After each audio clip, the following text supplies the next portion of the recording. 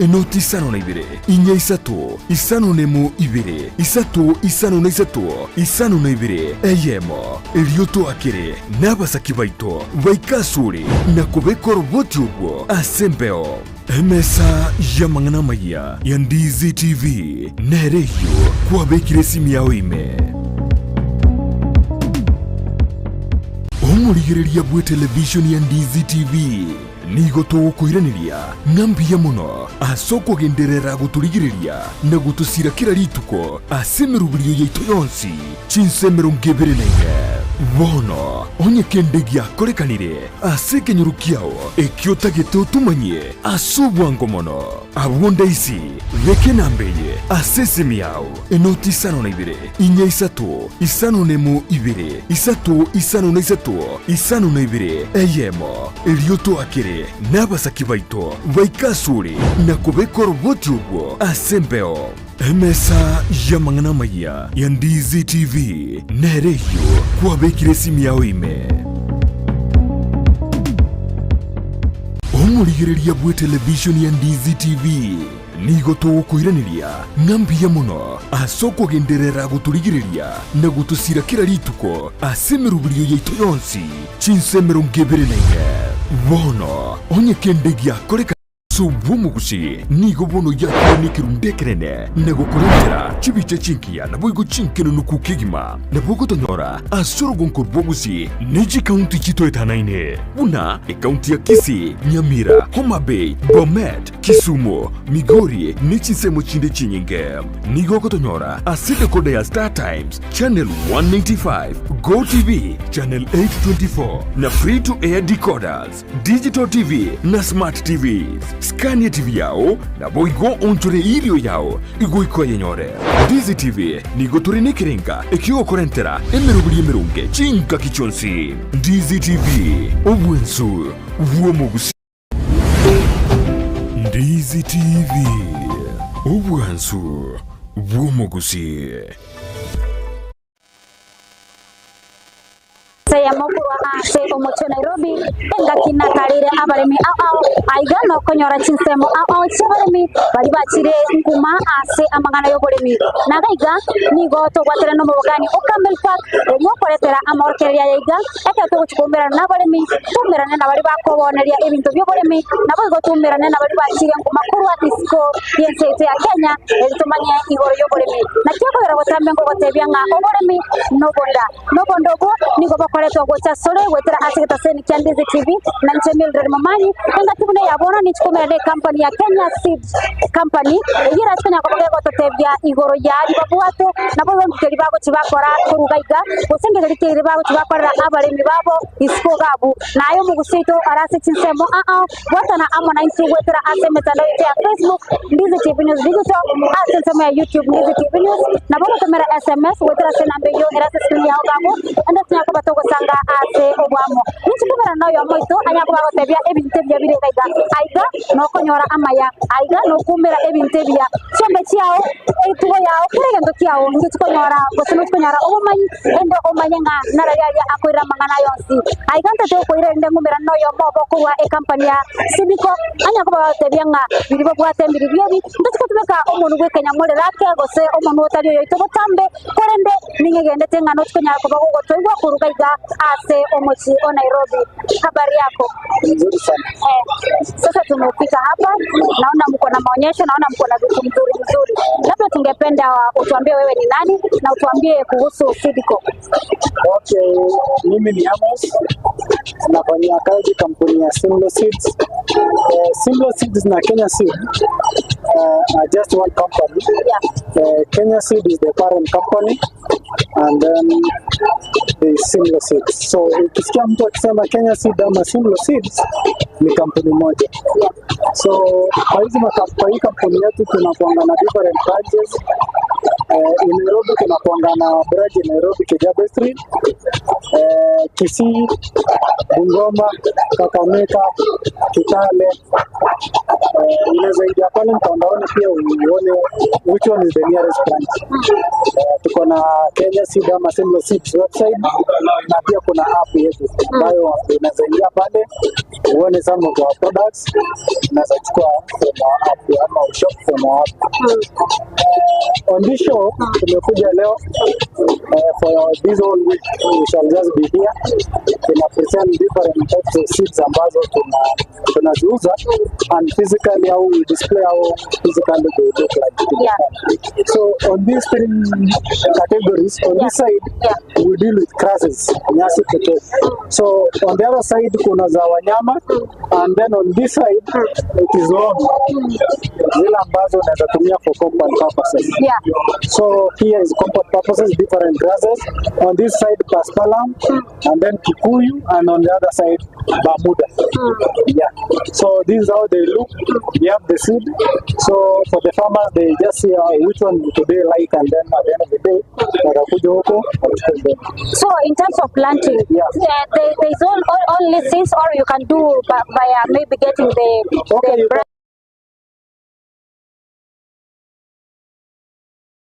So that's basically what we normally do. And there are ways you prepare the land very well, till it very well, and then now you just protect the seed. So can someone get the splits from you, from the company? No, for the splits, no. We just deal with the seed. The seeds. Maybe we can get to see the other type of grass here. Okay, from here to the other side, these are pasture grasses, mostly for the animals. And for the first time here, we are dealing with oats. Then Pracaria falls in the family of the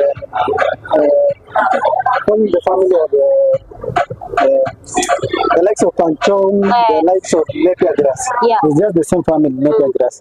Then we have Lucerne and then Desmodium. Lucerne and Desmodium are normally high in terms of protein content. Very good for dairy cows. And then we have Boma rods and Katambora rods. Boma and Katambora are similar. The difference is Katambora has more of it as compared to Boma rods, but they are just similar. In terms of yielding, probably there is a farmer out there who would like to know how is it beneficial to the livestock. What can you comment about that? Okay, for the livestock, you normally require certain nutrients. For example, protein, starch. So for the two are highly proteinous. And as you see on our display, we normally put the potential yield. And then the good thing about these grasses for the pastures, you can harvest them, leave them for another 3 months, harvest again. And that's why you can see also here, there is somewhere it says the yielding or the days of maturity, the spacing, everything is elaborated here. And the amount of and the benefits. I can see. The other side, I can see you have vegetables. Here, on this other side now, we are dealing with an example of a kitchen garden. And most of the here we are displaying indigenous vegetables. On this first, this here, this is the Jan Managu. There is Managu two types. There is the one that this one and this. So this one has some bitterness. This one doesn't have that bitterness.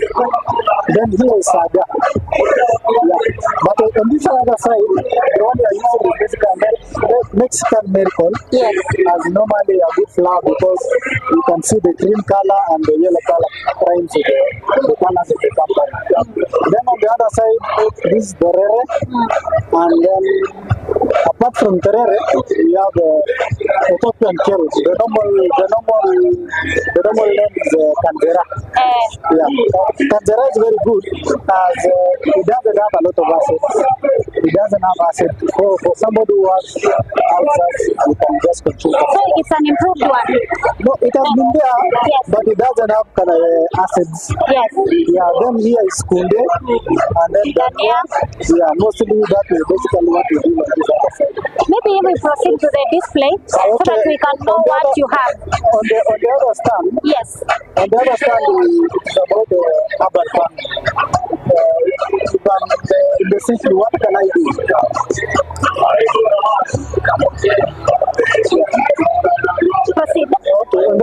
is the upper farming, and basically shows you what you can do. Yes. Yeah. So the other side I can see we have the Sukuma wiki. We have the Sukuma wiki, and also we have so many other types of farming. Maybe you can explain to us. I can see smart from there, Yes. the rounded one. Maybe you can explain to the farmer out there to understand what basically is entailed there. Okay, that is a story urban farming. Yes. But what you normally do, you try to utilize the space as much as possible, because now you can use the lower part to plant one row, the second part, and then the third as you go up. Yes. So it means we are using more space for more production. Yeah. Then also you can see some of them, Yes. they are using the polythene or the tires. Yes. For example, if I have a rented apartment, I have a compound, I can utilize all that space, and when I'm shifting, I can just put all those things into a vehicle and move to the next apartment that I'm shifting. So it's very convenient for somebody who's doing urban farming because of that movement and for convenience also. Can somebody plant cabbage there, an example, because so many farmers tend to use it for Sukuma wiki, for tomatoes, and maybe dania, those things that doesn't maybe say that aina hiyo nene kubwa kama cabbage. Mtu anaweza panda cabbage. Yeah, unaweza panda cabbage, you can do on vegetables. Another thing also you can do you can also do the herbs. Herbs are like coriander, dania, basil, dill. Yeah, those are like things you can use for your own purposes. Another thing maybe that can how do you manage maybe watering? Okay, for them, because they are in the some are in plastic, some of them are in unique, their maintenance is normally very low. Because now it doesn't need a lot of water. Yeah. So it becomes very easy for you to Yes. Now we can proceed here. I can see you have the okay, seeds. here, it's like a shop now for us. Yes. So on this other side, these are reception. Yes. Then now comes the seed. Yes. Mostly now, for the seeds, they normally two categories: open pollinated variety and the hybrids. Yes. So in this shelf, as you see here, we are displaying the hybrids. Yes. Yeah, these are the hybrids, different types of hybrids. There is watermelon, pumpkin. This Basically, you have all types of seeds that is supposed to be used in farming. You can't say you are occupied 100%, Yes. but you can say you are doing at least 85 to 90% of the seeds. Okay. Yeah. What is the difference between the hybrid and this other type? Okay, you find the hybrid, mostly it has the have one. That means the first generation of that seed.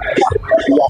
So we do some breeding, and then at the end of the day, we find a certain breed of the seed. Maybe for the assurity of our viewers out there, they would like to know. Some people tend to quote it as the GMO. The GMOs was when they hear about hybrid. Yeah. Maybe you can confirm to them that this is not purely hybrid. Yeah, they are not purely GMO. Okay, for the hybrids, we are not GMO. Yeah, what we normally do is take the best breed of the seed, we try to improve on that seed, and then at the end of the day, when we have that quality seed, that's the first generation of that seed that we plant. So that's normally what we call the hybrid. On the other side, this is the open pollinated seeds, and you can see the display of the open pollinated seeds. All varieties, the onions, the indigenous, and not the vegetables. Yeah. Please proceed there. Yeah. Okay. On this other side, apart from horticultural products, Yes. we have cereals. So on that side you see beans. These are still horticultural, are just a display, and also the samples. Because now it will tell us These are the end products. Whatever that you plant, what we plant, is the best this you is normal get. what we expect. As you For can example, this is one of the capsicum. Yes. The other side, the yellow capsicum, the red capsicum, and then this is the button. Yes. Yeah. So this is basically what you are expecting to produce at the end of the day. maybe to my viewer out there, maybe allow me use my language out there. Asa bantu abaligari begeta seni geto Kyandize TV nigo turi asa amawakerero imeyo mochi o Nairobi ekara tuachire kubasemia igoro y'uburemi na igani ngo ntumerane company ya Simlo Seeds e company ya Simlo Seeds nari kubaretera chinyake au ichimwa kigosimika inde manyora lige sadire igoro naga igani no mu manyobo uyuga ndete gutotalia ende torole ebintu biri bakorire gusubira basimekire gwetera ase chinyake cyo gosese sindotere cyo banyore ligesa igonto twora buna kwa ligere liga ego kokoro kunga hoho pilipili hoho ige yere yellow ntobwate ya red igo chiri type au na ntobwate ya green igo bono nigo nyande to wasemya ga igana ndo kuri na nege tungu kiabo nige kebegete buya kegima igo ntande gusanga mange twenda ko manya mange igo gendra go isaransa oike twenda go semya amange imeyo morogori bobori minobonda akero egeta sen Kyandize TV kyabwatele no mubogani o camel pack inyora nga camel pack no okonyore ndagire ngia ekero yarure mugondo no koyora ga iga na Kyandize TV twagotarra twakumanyinga ndagire yimbo tokerega iga igo bono ntande gusanga amange labda tukendea kuzungumza mengi tumetuambia you have seeds. Yeah, we have cereals. Yes, cereals, we have beans, yes. we have peas. Yes. Peas ni minji. And then tuko na pia kunde. Kuna kunde mara mbili. There is the kunde boga and kenkunde. Most kwa ile unaput kama mboga, alafu kuna ile unaziacha, you always the seeds. Okay. Then on this other side, also tuko na sunflower na tuko na mahindi. Yeah. So these are the sunflowers and the maize. Okay. So for maize, different breeds, different varieties, different regions. Yes. So kuna za highland kama hii PH inamaanisha Pony hybrid. Mostly inafanya in the sides of Mombasa. And then if you see H, that is the hybrid 513. Mostly zinafanya kwa medium altitude. Then we have 6 and 6213 for the highlands. I think in Kisii, we normally plant the 6213. This one 6213, yes. This is the best, actually, this is the best. There's other breeds you can do there on the other side. Yes. The likes of, I don't think we have it for now, but as you visit our shop, we just have more options. Okay. And then, Now, okay, here, this is the processing plant as a picture. Yeah. Yeah, generally from the entry of the seed into the processing plant, all through to the final product. Yeah, so this is just the factory, the outlook of the factory, from the start to the final stage. And also you have the samples at different stages. You see this one, these are samples at different stages. You take the seed, you find the seed, you do the cleaning, the treatment of the plant, the grading and all that thing happens in the factory. Some farmers tend to maybe to understand where do you get the seeds now for planting.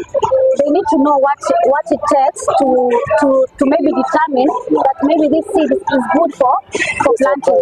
Maybe or certified, that is the right name. Yeah. Maybe can you elaborate more on what happens at the factory? Okay, first, you normally have a team for production. Yes. The production team work on the seeds. After selecting a seed, we normally contact some farmers, contract them, give them the contract, let's say to do for us a scale of, let's say, 10 acres of farm. But there is the requirement for that farmer to tell what we require so that we can contract him to use that farm. Yes.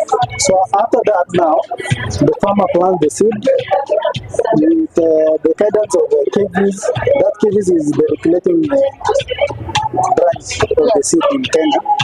So with KVs and our production team, that's now they normally work on the production of the seed.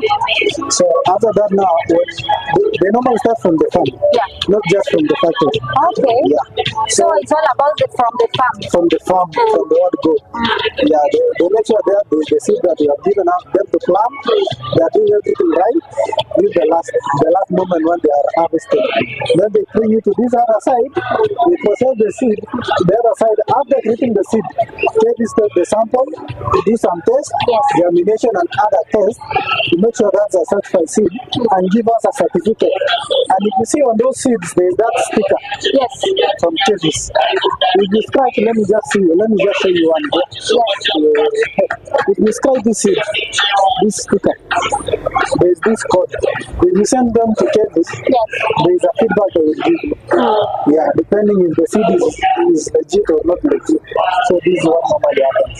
So igobono aso mwanchi omuriele weka seni geto kyandize TV unagenda eta gutwara niga tutebiringa omurimi niga kwegwa a contract amone company ya Sidiko banyara ko bagusumeka onyene kinyake onyene bituma basimeka nonyene kieka 10 kwabwatia ebitambukero biri biganeri ate ko bwatia ebitambukero biganeri bale tagaga se factory anyara ko bageko yego grade yani ya beka kere nyaka bunega neri ekore ya kodre eke mbapaki bale bitumebe ekore ba bakiri ekore nere ga sogotoma eriko ne kyange enyeke ya umbiyere eriko ne kyange bitume bimbiyabire no kwendete ko check endo kwanya ko bagukumanyanga na kimde bikoro kana ko sege tumeki neki ya ngega neri bosimeku na kigeko ba igo to kwa rwo bituma kuru ekiro bitabura ati ekode yo na ko batokora gali igo no tono yo mutana to kutumeka umuntu mwawi tukori rero omoro bino yo bari no konda ni go tore ga ase katesi ya kamelpa ekero twachire kumanyanga na rajya akwegerigu imega iga nandi na rajya ari omoro bino neri kumanya rero kora ore mu bwa asentira yo bo kera mikegima igo no to na yo moga iga oyo ngane kutumanya amange labda utuambie nimeona hapa kuna maragwe What on this section, in the factory there is normally quality assurance. So for quality assurance, when the seed is sampled and brought to the company, we normally take the sample of the seed. Yes. And then now we take them to the lab. There is some tests we do there, the germination test among other tests, cleaning test and the others. The percentage, what percentage of seed is clean and what percentage of seed is the germination percentage of that seed. Yeah. So we do the percentage. If the seed is good, then they proceed with processing the seed. If the seed fails, then you know that seed is not viable for processing, and it can't be processed. Okay. Yeah. So basically here is on about So testing. just testing the seed. Yeah. If you see that now this maybe we take 50 seeds here, we plant the 50 seeds, we count how many of the 50 seeds germinated, then we calculate the percentage of that. Okay. So if they happen to germinate 100%, Then the that seed best. is good. Yeah. Okay. But it should not come less than 85%. Okay. Okay. Maybe as we proceed to the other. So on the other side, now we are heading the other side. And on the other side, we have the vegetables, mostly spinach, skuma, and cabbages. Before we proceed there, maybe I would like to go for a break. When we come back, we'll come back for more. Okay. Igo bano omwacho muri weta seni geito Kyandize TV nigo togenda gusanga amange kuruga ase International Trade Fair iga naso mucho Nairobi eka twachire ko borokinga abaremi no boremi mbororo na ndo boremi nigo basomete kegima no boremi obiga ko banyora nigo gutara ukorigerera iga bwegeta seni Kyandize TV gwetere emitandao yote ya Facebook Ndize TV News Digital asensemo ya YouTube Ndize TV News asensemo ina bogotumera SMS na bogotumera SMS na boigo na bo okonyara ko bago gotobwachi agwetera ase website yetu na www.ndizitv.net una butambe ni gongo batebyanga oboremi nobonda nobondobo twalete rugwetera a company ya Kenya Seed Company na ndekero kuligera ligaiga aiga no amatundare na iga no obwansubore igaiga ekero kuligera nige tungu obunekeiga nige tungu ekiyekegima na kieko gere company ya Kenya Seed Company ya chira sori gokoretera obwansu no boiga ebimeri bisomete ekero kuligera karoti neke merige ikere kiyekegima igo bano naboko yetarira ndosi endo nyako bagokonyora obyabu no boiga gose ogwansu no boiga igaso mwacho muri bweta seni Kyandize TV tetera ndasoma tumukake igo ngo inatore Migori nichisemo chinde chinyinge nigo kotonyora asite kode ya Star Times channel 195 Go TV channel 824 na free to air decoders digital TV na smart TVs Scania TV yao na boigo onchore ilio yao igo ikoyenyore Ndize TV nigo turinikiringa ekio korentera emerunge chinka kichonsi Ndize TV obwensu vuomugusi Ndize TV obwensu bw'omugusi nigo bono yakonikerundekerene nego kurengera chibiche chinkia na boigo chinkeno nukukigima na bogo tonyora asoro gonko bwogusi neji county chito etanaine buna county ya Kisii Nyamira Homa Bay Bomet Kisumu Migori nichisemo chinde chinyinge nigo kotonyora asite kode ya Star Times channel 195 Go TV channel 824 na free to air decoders digital TV na Smart TVs. Scania TV yao na boigo onchore irio yao igoiko yenyore. Dizi TV nigo turine kirenga ekio korentera emerubiri merunge chinka kichonsi. Dizi TV obwensu vuomugusi. Omurigereria bwa television ya Ndizi TV vono na bukura ry'ubunchoria bwawo ase television ya Ndizi TV chinka kichindi chonsi elio wikere abarigereria kuruchi county sana na ibire echo kirasorogo nkorwa Nyanza na boigo Rift Valley akesimi ase namba enoti sana na ibire inya isano nemo ibire isano na ibire eyemo elio togwikere gose otutaharire ase chiabisi chito echo kirase nyumba ya Brighton Apartment ejire busyo bwekiro ya Embassy ekeroko gende nyakoe.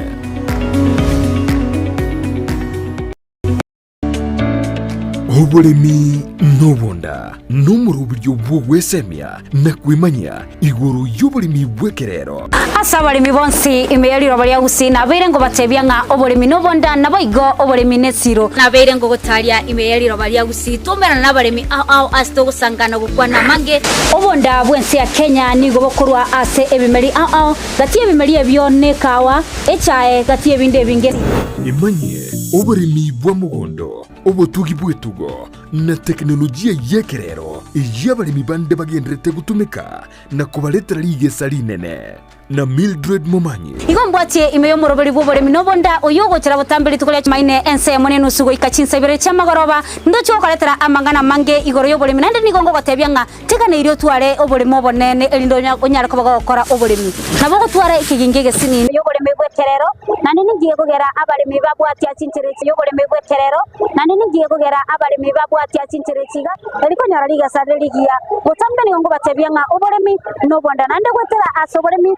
ngonyorore besa yao kwabeka mubuko igaso munginore gabu onde bwansi ole gabu ekingeni cyao nabwo simekega tichabune cikoroka nabyiga endo nyako bokonyore bese yo na nyako bokandalia ase obogima bwao igo omoroberi no yebo bole minobonda tugwate gwetera semetando ya Facebook Ndizi TV News Digital asense ya YouTube Ndizi TV News nabwo gotomera SMS gwetera sena mbiyo erase skill yao gabu nje gabu tugusanga ase obwamo inyora omoroberi gani gore twasore gugwatera nege sere gwatekana no mubugani Camel Park no bwansu bole bwendagera ekero yarule mugondo rene no tokonyora ku Camel Park tanya ko tukuragira twaragira bya ne mubugani Camel Park no lega asa morkererio ana mucho Nairobi asa na barobanda to torose chindagere cyo ko chiko rusimlo sianda mugondo na wochigo chaga bwase Camel Park basi ro sianza chatio ko bya ende nayo mugusito kwanya ko bakuragira anda se soro mugusito torigere tuwetara se metandao tarira omubugani o Camel Park onya ko bakuragira oigote na aya obe bujarende erende na kyo to tabangenda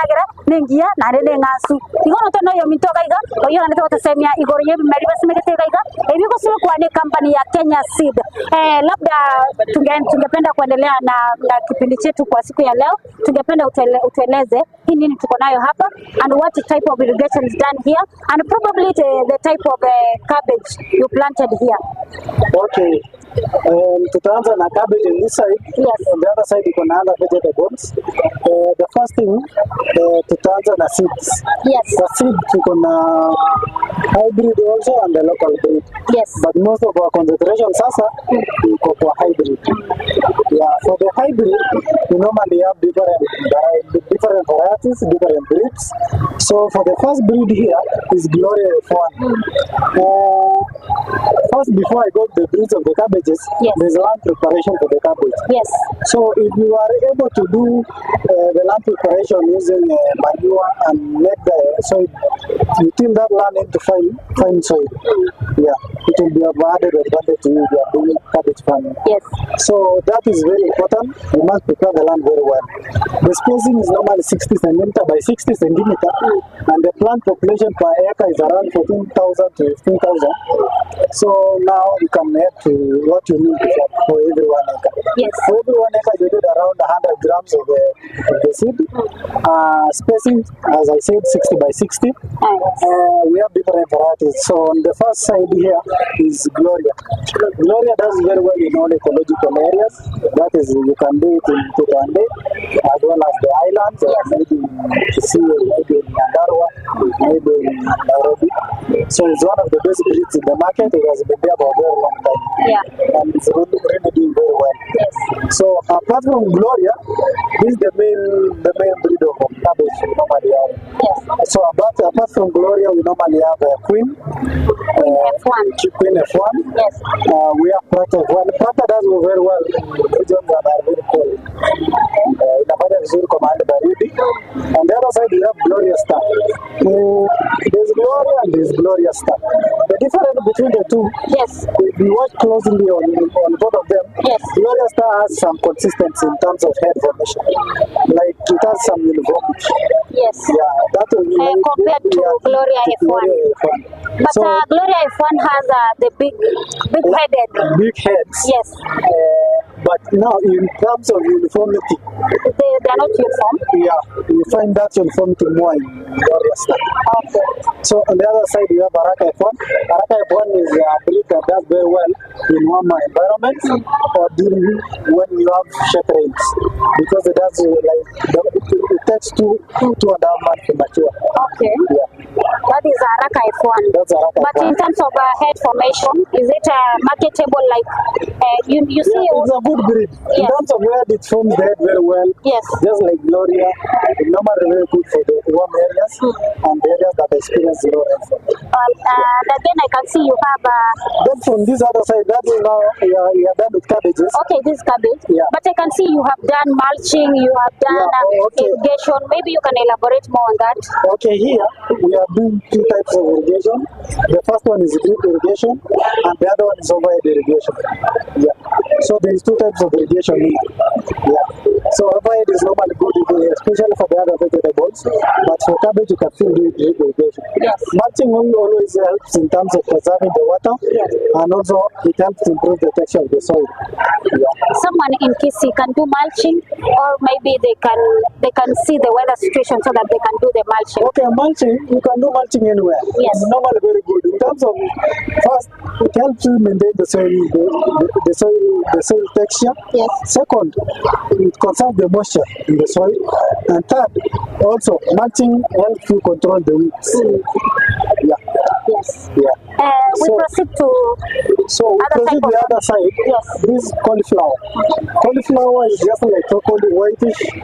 Yeah. So this land is just cauliflower. A breed of cauliflower. yes. Yeah. Then How is it? So many people don't understand or get the difference between the cauliflower and the one you have spoken about.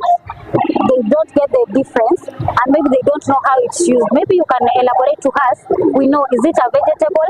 Is it maybe can you eat it raw, or maybe you cook it? okay. First, cauliflower is whitish. Yes. It looks like broccoli. Yes. Cauliflower and broccoli are similar. Yes. But broccoli is green. Cauliflower is white. Let's say they come from the same family. Yeah, they come Yes. from one family. Yeah. Then cabbage is different because you put the head, the normal cabbage. So it's somehow different. So you see this whitish, Yes. yeah, this is what we are consuming now. Not So- the leaves. Not the leaves. This What if whitish someone part here, consumes the cabbage. leaves? No, we don't use the leaves. The leaves are, if you tie them, they are very tough. Okay, I get it. Yeah. So it can be a good vegetable. Yes. So we normally just consume this one. Okay. We proceed here. So on this other side, we normally have two breeds of skuma. That's called Simlo Select, and the other one is Scale 1000 headed from Simlo Seed. All of them are just local breed, but they do very well. Yeah. As Hii you ni can see, skuma. this is skuma. Skuma ya for real hii ni Yeah, skuma. this Si is cabbage. skuma. Mbona matawi yake inakaa moja tu mtu anaweza shiba? Yeah, it's about just doing it right. Do you want to tell me someone Yeah. in Kisii can plant this type of skuma and it's maybe the product come out like this?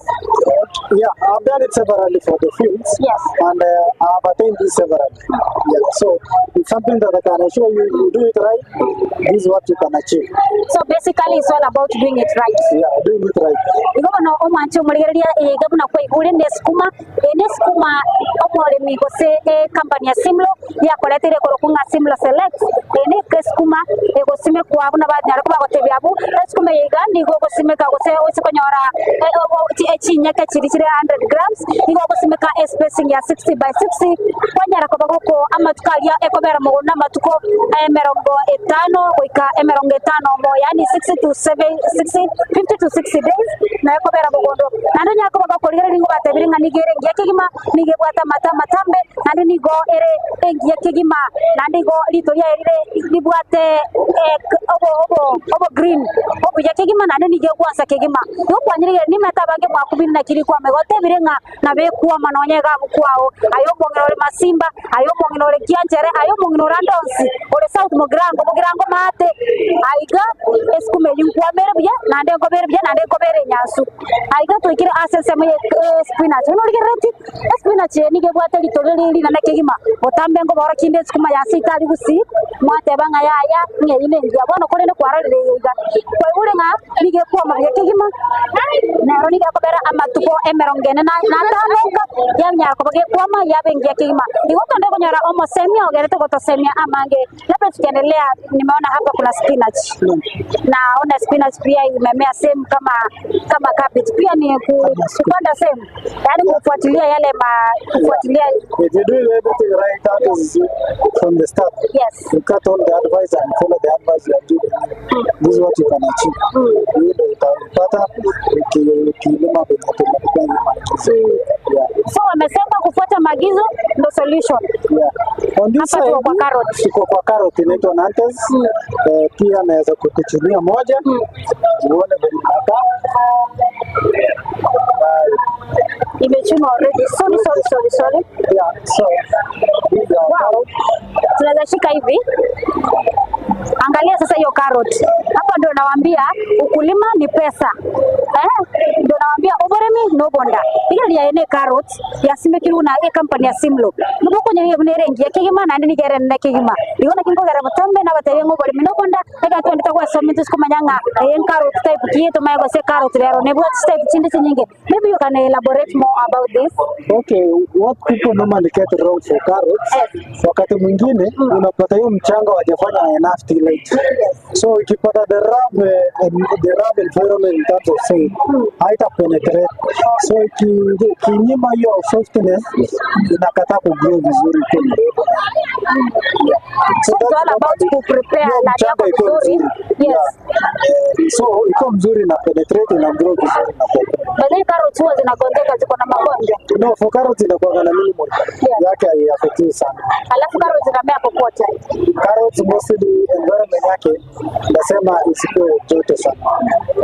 So Kisii inaweza kuwa vizuri.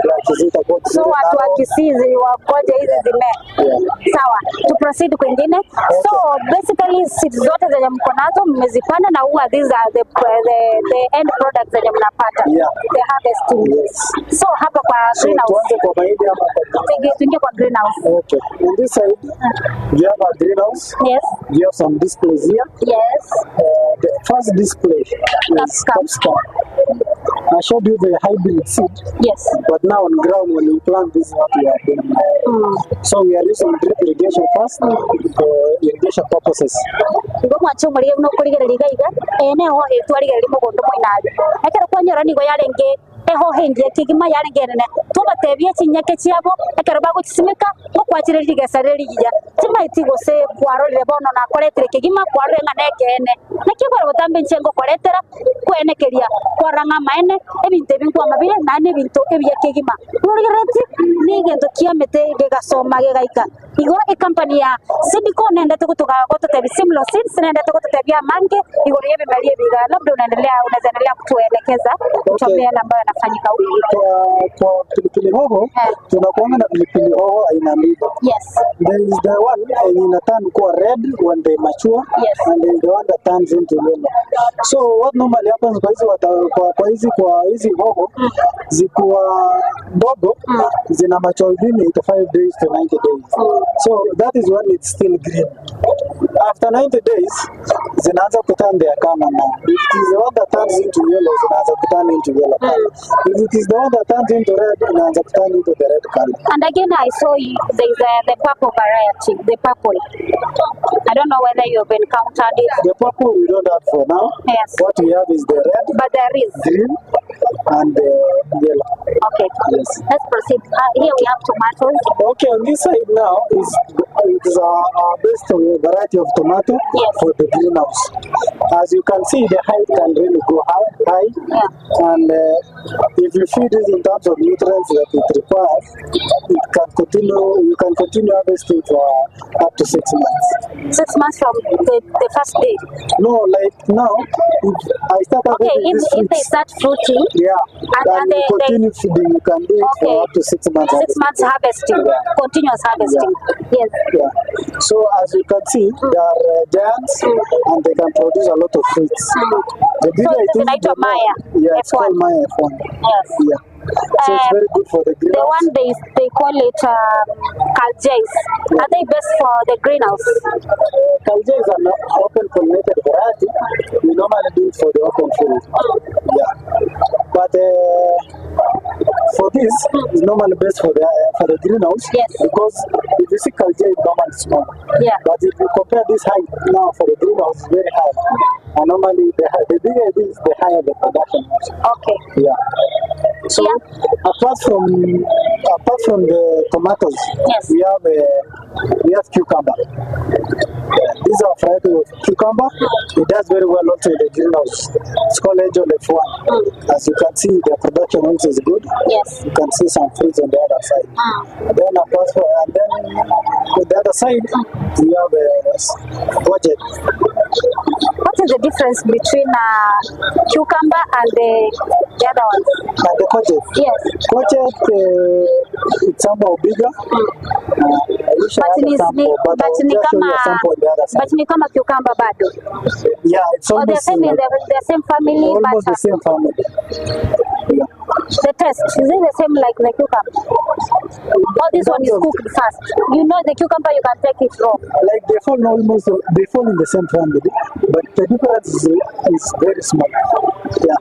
So you can eat it raw. In fact, some guys confuse cucumber and budget. Personally, I've never encountered this. If I have, I don't know about them. So that's why I I could like think you have encountered it some. I don't think.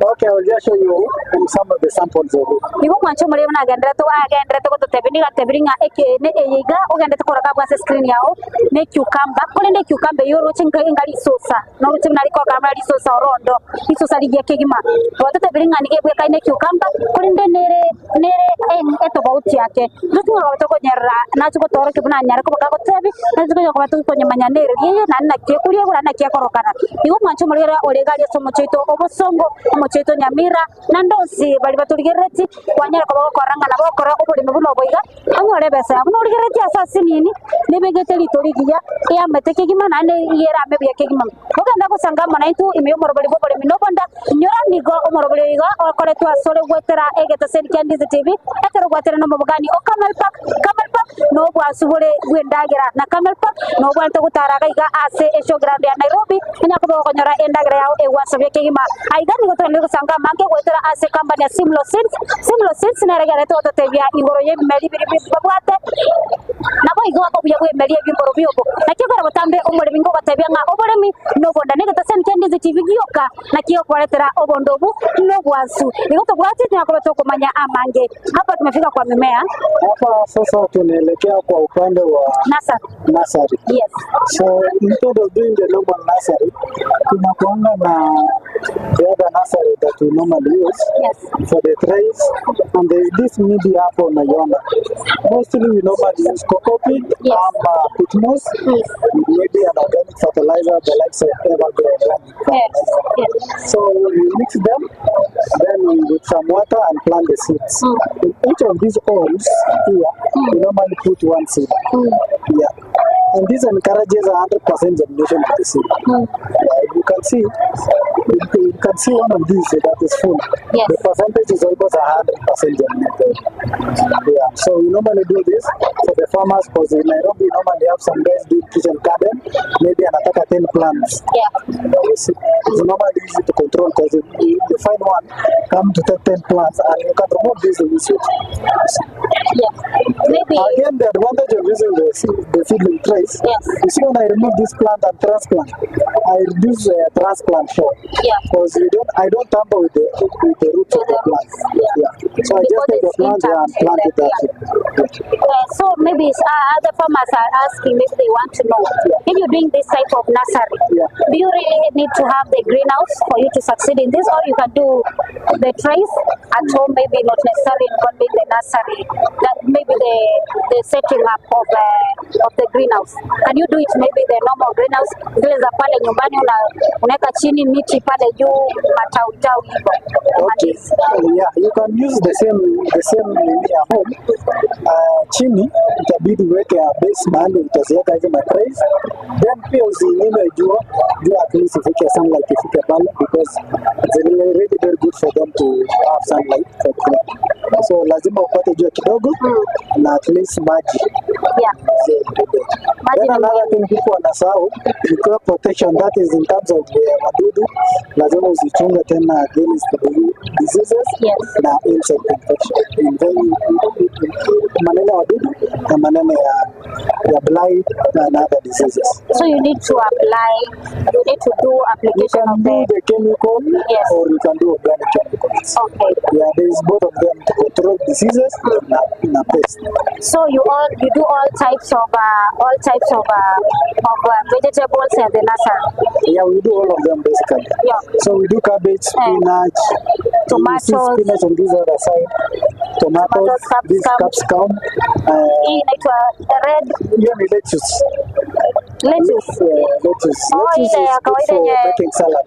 unajua inakula ikiwa fresh. Umesikia watu wakisema microgreens? Yes. That is one of the products they normally use. Okay. In fact, lettuce, unaona hiyo ikiwa ukiplant ikiwa kubwa inakaa kama hivyo bana. Oh. Inakuliwa raw, si ndio? Yeah, unaona? So that is lettuce. Naona hapo mko na Then this yes, you can proceed. okay, on this side is basically inakuanga hydroponics, inakuanga mzuri for urban farming. Yes. Yes. So generally this is what normally happens. You feed water using this other side, then all those plants will fit to use. Some other farmers out there, they don't understand what hydroponic is. Basically, if I can explain, hydroponic is when you plant your plants maybe using water, right? Yeah. Water is the necessary thing. Badala ya kutumia mchanga unatumia maji. Sijui kama niko right, unaweza explain Then waelewe. also inasaidia ku minimize space. Yes. Kama uko on the urban side ama kama uko mahali space ni kidogo, Yes. you can utilize that space. Yes. And you can still do some farming na utanunua mboga huko nje pia. Kuna wale wanapanda hii mimea wakitumia, tuseme, let's say the crates, instead of using the pipes like this, they use the crates. Mostly they use it to get the nini hizo za nini, chakula ya kuku, chakula ya ng'ombe hizo. Is it right to do that? Yeah. Wanaweka maji kidogo ndani, wanaweka hiyo Kuna mimea. na hydroponic trays also. Yes. Yeah, you don't have here, but there's hydroponic trays. Normally, either you can do it for microgreens. Yes. Hiyo unaweza kutumia for feeds ya chakula, feeds kama pia ya kuku, Yes. nguruwe, sana sana na other animals. So inakuanga pia still healthy. Yes. Yeah. Labda tukimalizia pale, ile ni cocoa beets mko nayo iko ready ama ni? On the other side, Yes.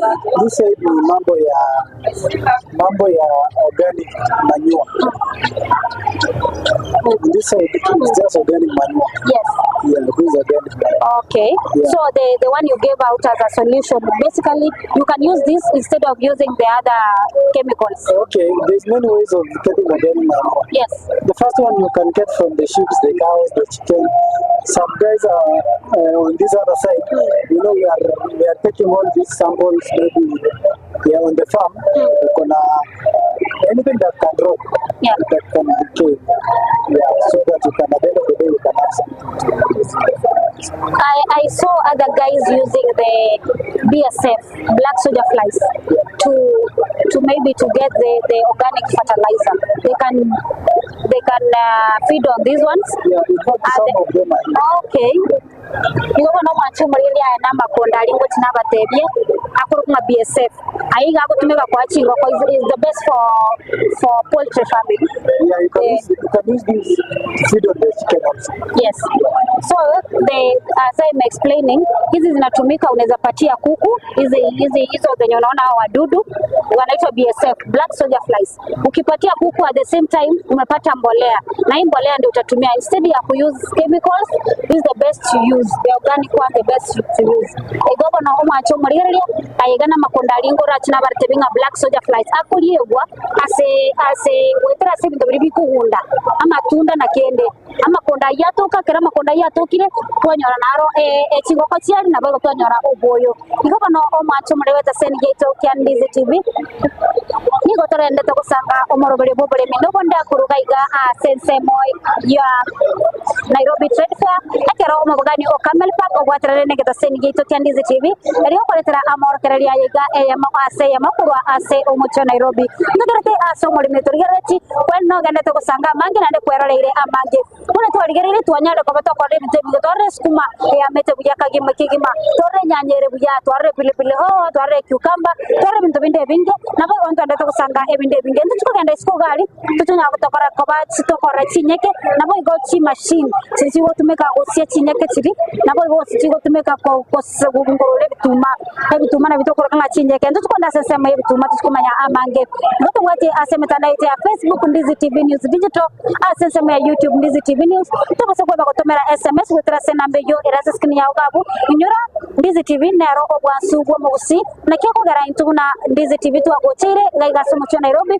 ko tebyanga oboremi nobondo bu ni gogocha gwetera ase endagera yo gosibe ku mugondo gwetera ase tugo yao yo gotuga ende likwenyora naye nibo yao yakira lituko bari mo gotebanga oboremi mbo kwatibesa amana mono asaba sai ninte tengo semi ngagendo ura chakire space ngeiga ora simeka ora ira nane skumeri ora beka orole gose obwati bitambukero mono yo mutana tebinga bitambukero na bibire ebyamana bitambukero ngere kieke obeko boyo obeka mache obeke space nyaga niro anya baba 60 by 60 beka 60 by 60 takora batanga abantu ameka 30 by 20 ya amache beka mambi magoroba cyangwa tebanga bona nimbeka limon ya wati bitambukero naligia kugera kwanyora ligasalira igoro nande ligasalira ligia igoto no asomole mionde bwansi wose asomole rero ndebo totolegereti tugenda ko tobwatia bwemanyi nande bwasemie amange tukwenda korokia yande tetora ndasoma tumukakigo ngwira tole tunguo kole para igo chigwerte nganyale boyekire chinsaga oboremi nobonda Jumanne chinsa ibere chabutuko no moiroroye ritukuria Jumatano chinsa isano ni mochia mugaso na Mildred Momanyi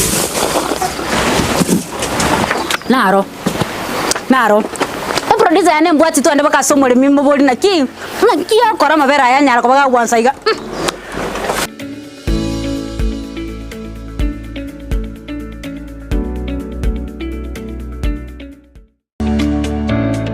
oboremi nobonda n'umurubiryo bw'ogwesemya nakwimanya iguru y'oboremi bwekerero asabalimi bonsi imeyaliro bali agusina beire ngo batebya nga oboremi nobonda nabo igo oboremi nesiro nabeire ngo gotalia imeyaliro bali agusitomera nabalemi ao asto gusangana gukwana mange obonda bwensi ya Kenya nigo bokorwa ase ebimeri ao gati ebimeri ebyone kawa echae gati ebinde binge imanye oboremi bwa mugondo obotugi bwetugo na teknolojia yekerero y'abalimi bande bagendrete gutumika na kubaletera ligesa linene na Mildred Momanyi igombwatie imeyo moroberi boboremi nobonda oyogochera botambiri tukolia maine ense monenu sugo ikachinsa ibere chamagoroba ndocho koletera amangana mange igoro yoboremi nande nigongo gotebyanga tekane irio tware oboremi obonene elindo onyara ko bagokora oboremi nabo gotware ikigingege sinini kurinde okoro oboremi bosomete nande nyugotete ndagere yetio kebuya elinde nayo igwe obote bwokoyeria endagere yo niganeti egetunguo kore para igochigwerte nganyare boyekire chinsaga oboremi nobonda Jumanne chinsa ibere chabutuko no moiroroye ritukuria Jumatano chinsa isano ni mochia mugaso na Mildred Momanyi naro producer yane mbwati twande bakasomore mimbo boli naki akora mabera yanyara kubaga gwansaiga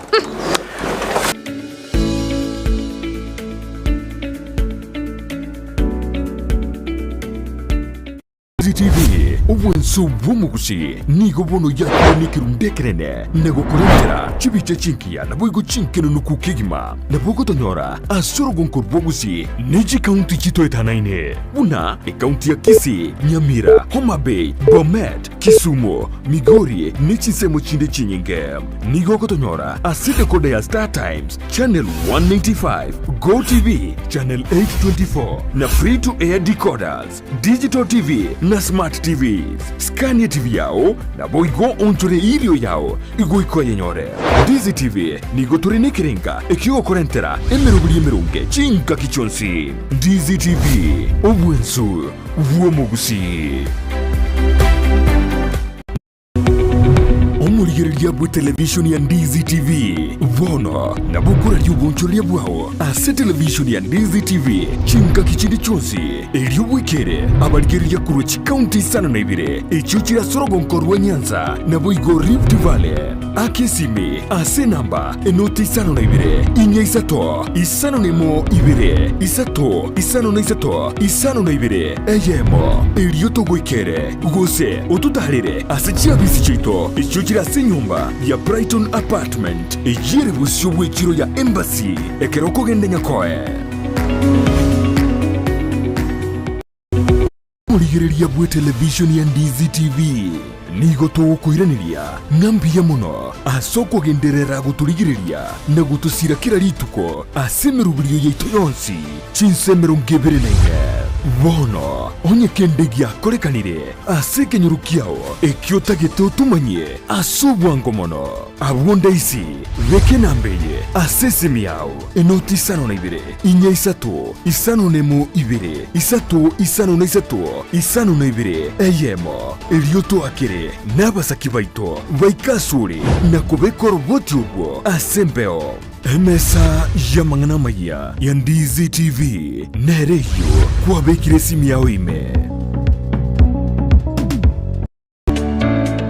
oboremi nobonda n'umuruburyo bwogwesemya na kwimanya iguru y'oboremi bwekerero asa abarimi bonsi imeyariro baria gusi nabeire ngo batebya nga oboremi nobonda naboigo oboremi nesiro nabeire ngo gotaria imeyariro baria gusi tumera nabaremi ao asto gusangana gukwana mange obonda bwensi ya Kenya nigo bokorwa ase ebimeri ao gati ebimeri ebyo nekawa echae gati ebinde binge imanye oboremi bwa mugondo obotugi bwetugo na teknolojia yekerero y'abarimi bande bagendrete gutumika na kubaletera ligesa rinene na Mildred Momanyi igombwatie imeyo moroberi bwoboremi nobonda oyogo chira botambiri tukolia maine ense mone nusugo ikachinsa ibere cha magoroba ndocho koletera amangana mange igoro yoboremi nande nigongo gotebya nga tekana irio tware oboremi obonene elindo onyara ko bagokora oboremi nabo gotwara ikigingege sinini kurinde okoro oboremi bosomete nando nyugotete ndagere yetio kebuya elinde linayo igwe obote bwokoyeria endagere yo niganeti egetunguo kore para igochigwerte nganyare boyekire chinsaga oboremi nobonda Jumanne chinsa ibere chabutuko no moiroroye ritukuria Jumatano chinsa isano ni mochia mugaso na Mildred Momanyi naro producer yane mbwati twande bakasomore mimbo boli naki akora mabera yanyara kubaga gwansaiga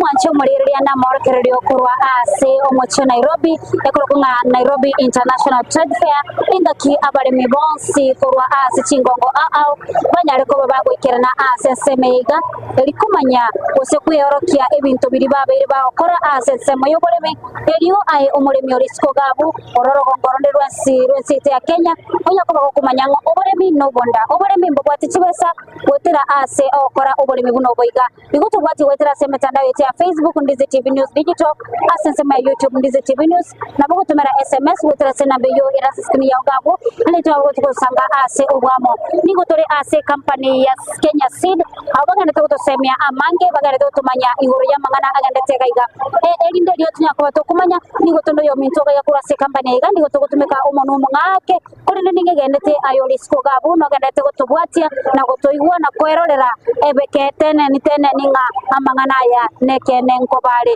gokora kindi yose kiamete buya ya utwaro bwaba nkobabire karibu labda uendelee kututaarifu yale ambayo yako hapa naona hapa kuna vitunguu haya sasa familia side tuko na vitunguu una side this is the basic breed of kitunguu tuko nayo on the other side tuko kule ulishika kitunguu so hapa shambani this what it does vitunguu iko na kazi mingi si kupanda tu na kutarajia kwa a lot of work na iko na different guidelines on what to do spacing also unaona kama hii spacing yake iko hapa seed rate ni 1 kilo mostly vitunguu zinafanya areas that dry warm haitaki mahali kwa mingi sana haitaki pia mahali baridi sana baridi sumbua vitunguu sana so in the warm areas maybe like Kitengela Kajiado Machakos Bazuo the other side Mandera vitunguu does very well. It means in Kisii these are like bulb onions they don't do well. But for the guys in Kisii you can do the ones inakuwa na matawi like from the spring punch so you can do the spring punch but this is the sugar kiasi.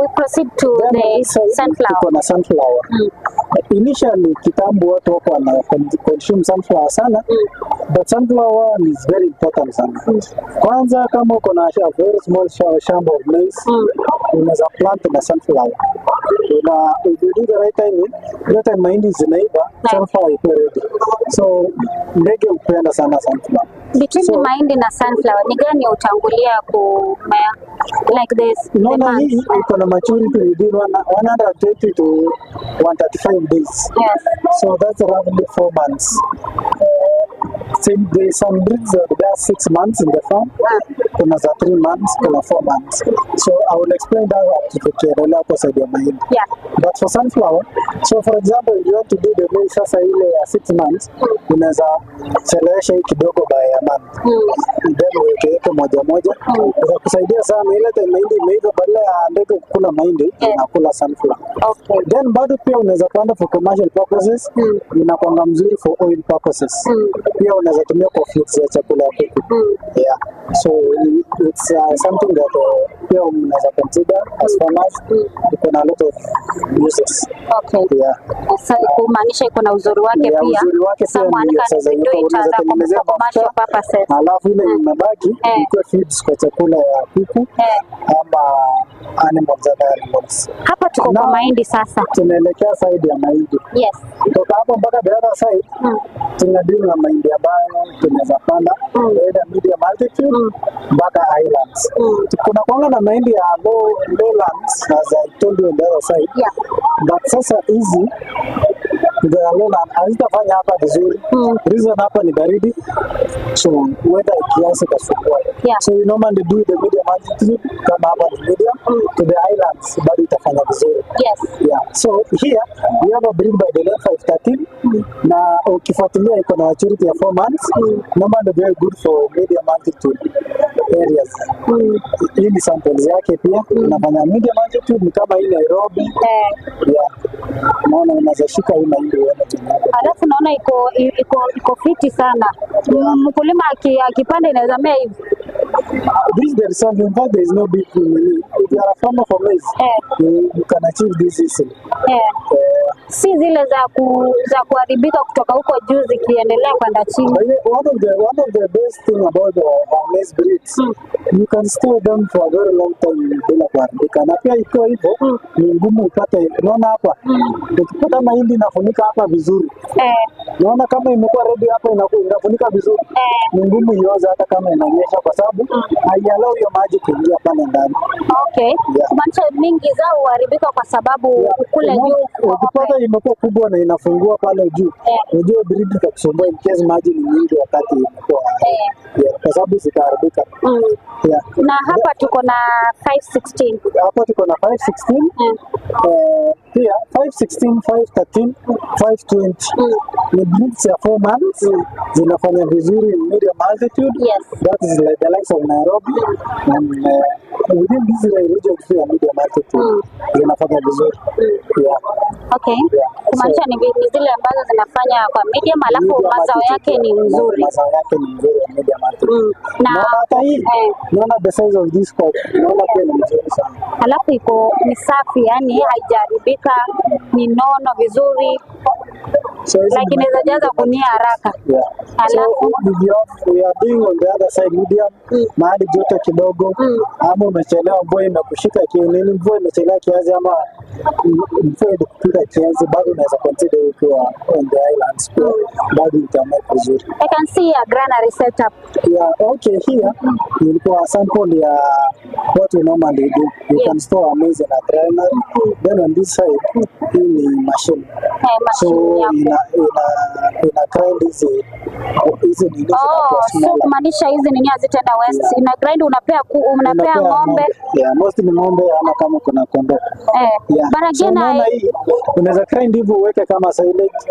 Unaweza grind hivyo upatie ikiwa fresh hivyo. So hii machine ni ya kufanya hiyo kazi, inaitwaje na huwa inawaka aje? Una grind, unaona on this side ni kama unaona vile tinga ufanya.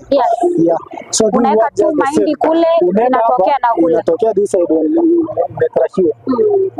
So ina run on generator. Generator iko on the other side. So kuna yenye inatumia stima pia. Kuna yenye inatumia stima, then kuna hii. Okay. Halafu huwa naona wakulima wengi they are advised like wanaacha hizi maize nini kwa shamba for ndio ziweke nutrients. Is it advisable or? Very advisable. Inasaidia sana ku maintain mchanga kwa vizuri. Proceed kwa mahindi. As we go this other side now, tunaenda mahindi ya highlands. Mostly I think this falls into your area, Kisii. Because you normally do mahindi ya miezi 6-7 to maturity. So the first breed and it has been there for a very long time. Only 614. It has been there for a very long time. Hata kuuliza mzee yote huko najua atakwambia kwa sababu inanga magonjwa sana. It has been there and imeperform vizuri sana for a long time. So mahindi inafanya huko kwetu Kisii. Apart from that now, apart from 614, we normally have a category of breeds that does very well on that side. So pia hii ni ya kwanza. I'll give you alternatives as much as possible. So apart from 614, there is normally 628. There is 629. There is 6213, 6218, and 9401. In terms of production, you can see this can give us a maximum of 38 bags.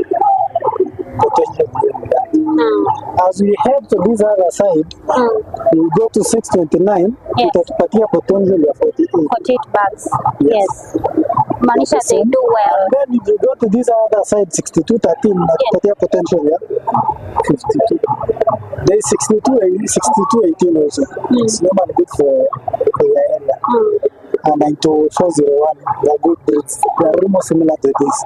Their yield is about 50 bags. So how can someone achieve the stacks hizo zote? Kama anaweza fanya aje ndio at least apate the same, anapanda moja mbili, lazima afanye hii mchanga. Naona nyinyi mmetengeneza vizuri, mweka mahindi moja, vitu kama hizo. Is it advisable mtu kama ako na 10 acres pia anafaa kufanya hivi ama? if you are doing large scale, Yes. there is the planter. The planter is calibrated. Yuko na nikisema eka moja inachukua 10 kilos, kwa planter inakuwa hiyo 10 kilos. Because every spacing in a drop one seed. That is the spacing to myself.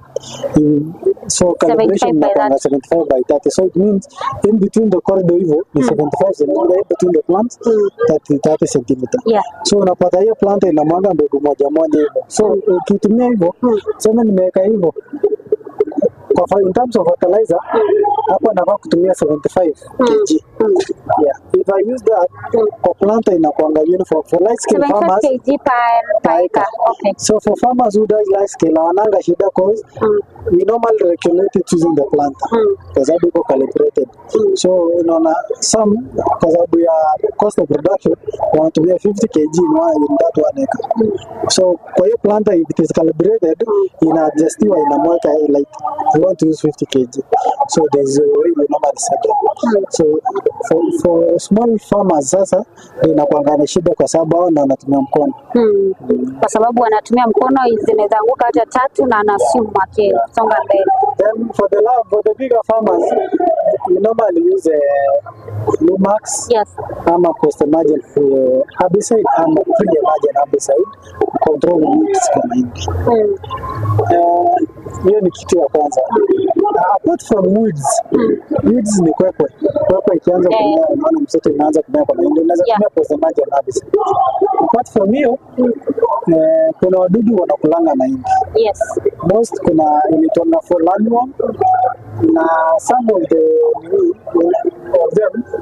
the farmers wanasema mbegu ndio mbaya, but hiyo nini zinakuanga zimekuja, some zinatoka kwa jirani zinakuja kwa shamba, so it's not about the seed, it's all about maybe so you just try to eliminate them. So kuna dawa ambazo unatumia the likes of MRO, maybe there is a lot. Utazenda mwingine kupea amicad, yeah, but that is something pia unafaa kuconsider pia. Ukiona because they do a lot of distraction. Yeah. Kuna wale wanakula matawi, kuna wale wanakula stems, wanakata the stem. So hiyo lazima ikontroliwe. Alafu naona hii breed ni refu sana. I'm just trying to imagine, I'm very short. Sasa ikiwa refu hivi hata mkulima ana harvest aje, ama hizi zile lazima ukate kwanza? Okay. What normally happens, especially for the maize, the bigger the maize, mostly production yake inakuanga mzuri. Ukienda kuchukua katumani, ukienda kuona katumani for example, katumani inakuanga fupi. And because like ukiona production yake inakuanga chini. So the more the bigger the maize, inakuwa inakuwa na nguvu ya kisasa.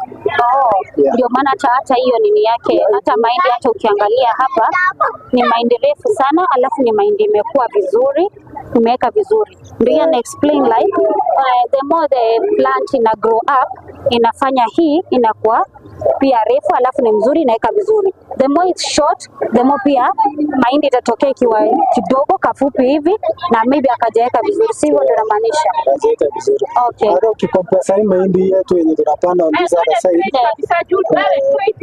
ukikompare tunapanda for example Highlands, na uone mahindi ambayo imepandwa tuseme Nairobi, ukiona height yao inakuanga kidogo, but if you compare performance in terms of production ama yield, utapata the ones for the Highlands iko juu. Okay. Yeah. Sasa maybe what other thing maybe you can advise farmers, mostly farmers in maybe from the Gusii region who like doing maize planting? Okay, for the farmers today, at least mko na hii a challenge. You can see everything is possible. So what I just tell them, first prepare your land, do the spacing very well, then make sure weeds zikusumbua kwa mahindi. You can either use your herbicides ama uandike vijana kwa kupalilia. Yeah, for now in the recent market, kama una intercrop kuna beans na mahindi, bado kuna herbicides ambayo bado naweza tumia. So if you want to do light scale, you can do light scale mix mahindi na maharagwe. and still use herbicides to control them, because now unapata labor inakuwa challenge to some of the farmers. Yeah. So herbicide ni best. So hata mtu kama sisi pale Kisii, due to maybe the scarcity of the land, they normally do intercropping. So it's the best they can use the intercropping ya beans na maize and still use some herbicides. Then, for now in the market you find an herbicide that you can use it where you have intercropped of them. Na unatumia kama zimemea. That is post emergent, like ikiwa hiyo stage inakuanga first 40 ama 3 stage. Okay. Kuna matawi 3 ama 4. Then on the final part tunakuanga na ngano. Yes. So these are different varieties of ngano. Yes. Hebu tuambie sasa watu wajue ngano. Nakuru. Specifically sides of Nakuru. Do you normally do Kisii? I don't see. They do, but not all the varieties. There's a specific variety that does well, but normally our farmers in Kisii don't prefer them. Sababu tuko na ndege wanakula sana. Wanazikula sana. So and you sababu land ni kidogo, ukipanda yote inaweza enda kuliwa na birds. Labda utuambie, can someone maybe plant them in large scale? Maybe in Kisii they do, yes, but can they be done in Kisii again? Wanakuanga na magonjwa vitu kama hizo. Okay, for this there is a lot of factors you consider before you do any crop. First, the market of that crop. Two, accessibility of the market. And 3, cost of production. Is it viable for me to do it? And that's why you see most farmers do it in Nakuru, because everything there. Even in Narok by the way. Because now you see that environment, you can do it large scale and still assess the budget easily. And harvesting inakuanga through machines, so inakuwa easy. Kila kitu inakuwa rahisi ku control. So hapa ndio tumemalizia mambo ya Simlo. Mambo ya Kenya Seed and Simlo Seeds. Karibuni. Unaweza enda kwa website yetu ya Kenya Seed ama Simlo Seeds. Uone our products, their pricing. Here in case of any information unataka kujua kuhusu our seed, there is our contacts there. Wanaweza tupigia simu.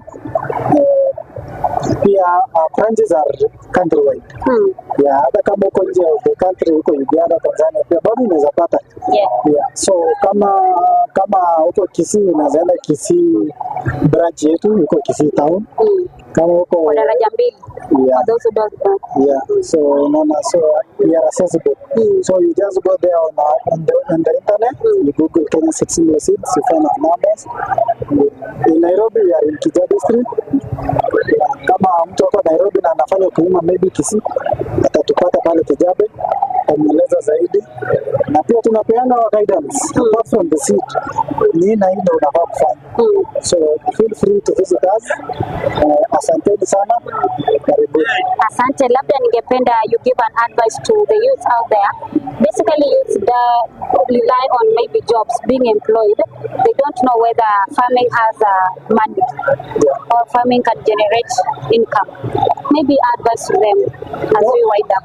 For some time now I've been working with the company, and when I was in the counter, I normally encounter most of our customers are adults, not the youth. And now I see smaller percentage of the youth farm. So my advice for youth pia mwingie hapo, kuna pesa, just assemble all the knowledge you require. And sasa hata kuna a lot of information kwa website. Do some research, enda huko, kama huko Nairobi, hizi tuko inaitwanga nini, soko ya seeds ya mbegu hapa Nairobi. Enda huko, naona what those guys wanauza. Nini tutakula hapa Nairobi, chakula zinatoka wapi? Naona their prices, naona probabilities, just a business idea like the other businesses. And if you venture into farming, pia inaweza kuwa very big investment ambayo itaweza kusaidia sana.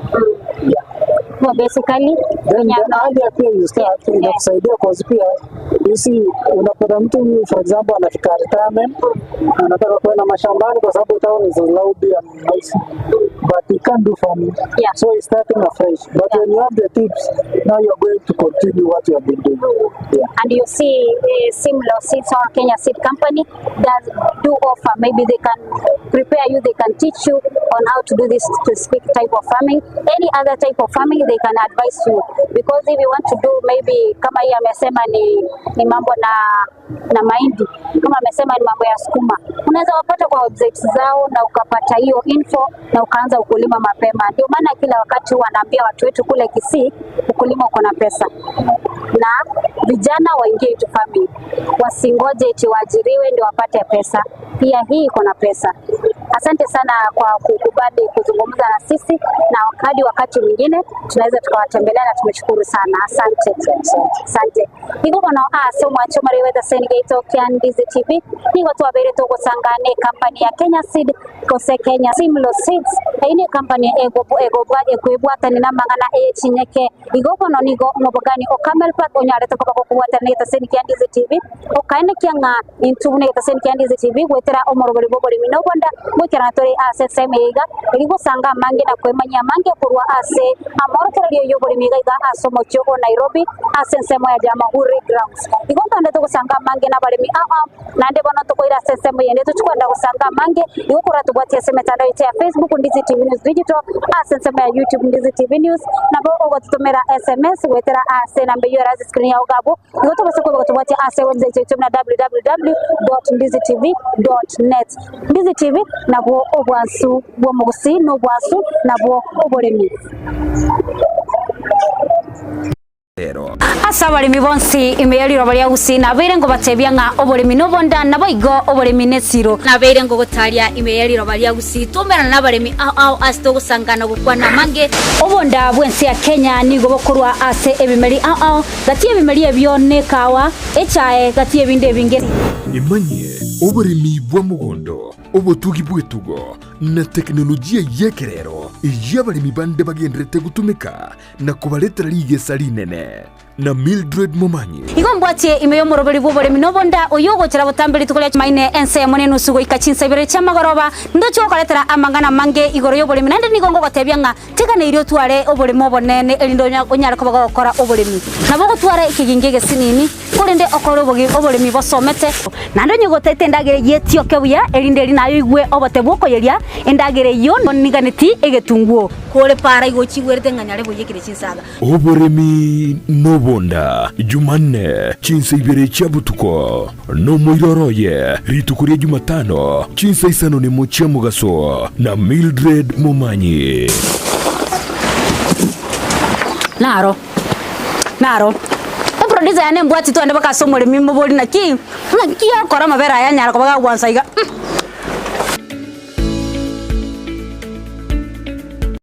TV obwenso bw'omugusi nigo bono yakonikerundekerene negokorentera chibiche chinkia naboigo chinkeno nukukigima nabogotonyora asorogonkor bwogusi neji kaunti chito etanaine buna ekaunti ya Kisii, Nyamira, Homa Bay, Bomet, Kisumu, Migori nechinsemo chinde chinyinge nigo gotonyora asite kode ya Star Times Channel 1 824 na free to air decoders, digital TV na smart TVs. Scania TV yao na boigo ontore ilio yao igo iko yenyore. Dizi TV nigo turine kirenga ekio korentera emerubuli emerunge chinka kichonsi. Dizi TV obwensu vuomogusi. Dizi TV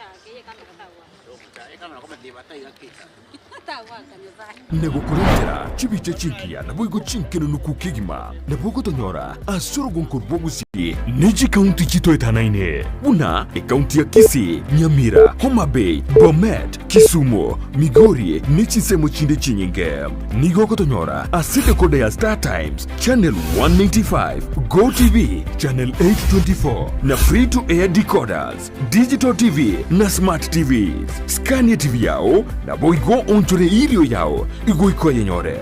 Dizi TV nigo turine kirenga ekio korentera emerubuli emerunge chinka kichonsi.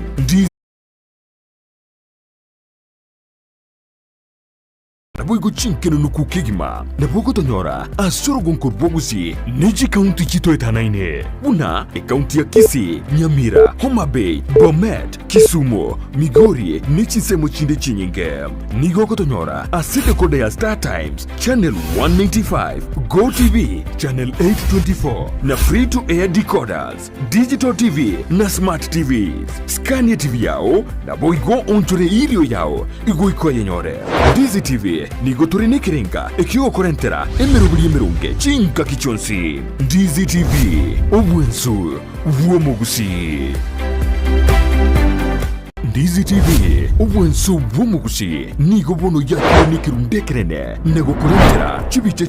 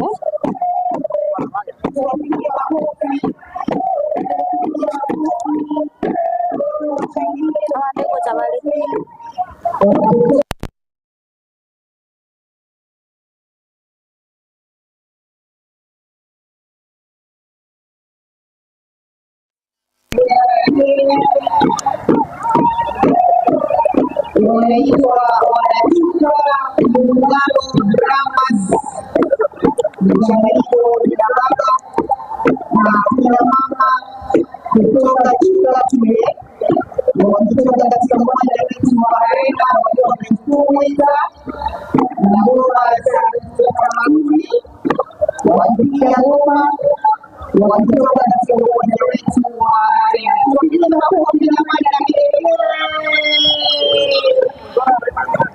Wabibu ya Tuna Mbandras. Asante sana. Asanteni sana basi na bwana. Wanafunzi mlioko hapa, wageni rasmi walioalikwa katika hafla hii yetu ya ufunguzi rasmi wa maonyesho ya kilimo biashara ya vimelea vya Kitepe ya mwaka huu 2025. 2024. Kama kawaida tunakuuliza tunakurudisha katika uwajibikaji wetu wa arena ukiwa ni uzinduzi rasmi wa za maonyesho ya Pepea yatafunguliwa rasmi na naibu wa rais wa Jamhuri ya Kenya Rigathi Gachagua. Basi sasa hivi tuwaalika Wanairobi MCA Company Kwaya, Nairobi MCA Company Kwaya waweze kukurudisha katika uandaji wa arena. Ndio hao Nairobi Water Steward Company Kwaya wakiwa wamevalia mavazi yao yakiashiria maji hai. Basi bono omwanchi yani mukofale kani amocha ase amora kiraliyo bulabi haiga ase Nairobi ake bono amora kiraliyo agirete igo mokonyi bomora ikwense omoske Rigathi Gachagua akagire guchikora bene omuriga ngaki bono abaremi gose bari baguchikora umuremi bagirete kugena ase egetieke gageja mu grounds omwanchi omurega yakomanyake ningo igasikanira TV kawatrale no mabagani o Camel Park ikone kyabuna itiseni kyandize TV vugo kiratore eyemo ase eyemo kuno ase sebega nurigera tiga bonigo aba ose abantu abagenda kwego kyagwetera ase entertainment abo nurigera ti abuna ba Nairobi Water and Sewerage Company banyare ko babagwekerana ase etekega ero ko yorokia aya bakwata basabotera botera ase entertainment ero bagenda kumugera omukonyi bo morai bwense iwo macho muri yankumanyeni gotore ase etekega ngaki togendete ko boseni goto expected omukonyi bo morai bwense wekerana etekende osibonega nagaga ni gotore ase etekega muri grounds ngaki bono amorokere ayandrete ase okorokia gose entertain bali banyare ko bawekerana ase egetekega ngomanye ase egetekega kyamorokere nigo tokonyora chi company okorwa isiku like yero wa Kenya ngaki tokorumera company chirichi okora amangana y'uburemi n'uburemi bwatamangana mange wetera sobole kumenya tora mariogo yechime yebimeri wetera se oburemi konyora tolena mache nabo igongonyora tuli ayanda mange igobono omwancho muri yankumanye nigo togendrete ko rugorigeria ayo onsi nande kutura kule engaki omukonye bomorai wense arachikonyara kobaga gukwana ka gosiga korwa speech yaye igoro ya marokereria yega ndochikukwera ni bene ase emegondo ndochikukwera ni bene ase etugo nabo igo tokoira ni bene ase chikampani chirichigo konya omuremi gukora igobono omwancho murigeria bosio yao norigerere tiga bwa ase screen yao abuna abana Nairobi Water and Sewerage Company abanyara ko bagwikirana ase getiekega elyo guchikonyara ko bakorwa ogotera gose entertain bali baikirande ase getiekega elyo gucha gotegerera gose korora amorokererio y'uburemi ko bumwako yoiga o 2024 amangana yo amorokererio kukomanya nigo egetaseni kyandize TV kyabwatira no mabogani o Camel Park elyo kwene kyabuna konyora tole gose ngo ikirantora sesemeiga ilikorra tiango tigere abaiga bagendere gokogokia ogotera kwa bokuya onyara kubo kwegokia nabo kumanya amange kurugaiga asomochi o Nairobi.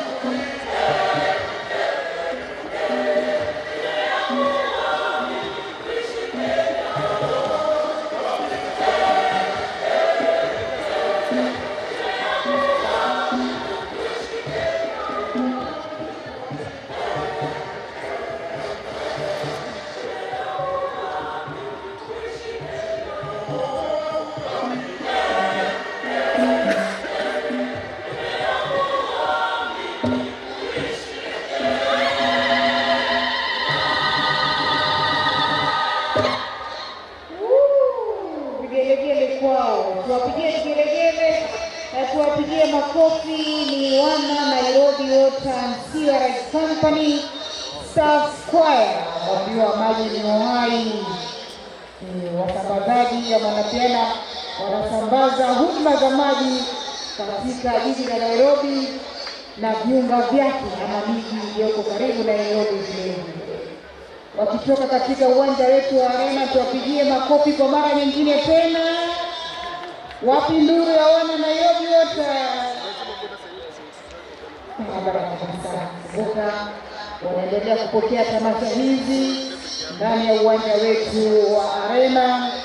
Kama kawaida, ndani ya Arena tunakuandalia tamasha za burudani, tunakuandalia bendi kutoka katika vikosi vyetu, vikosi vile vya ulinzi na vikosi vya usalama, muziki, vile vile densi za kizazi kipya, densi pia vile vile za kitamaduni kwa namna moja au nyingine, ili tu ama mradi uweze kuburudika na uweze pia kunufaika kwa namna moja au nyingine.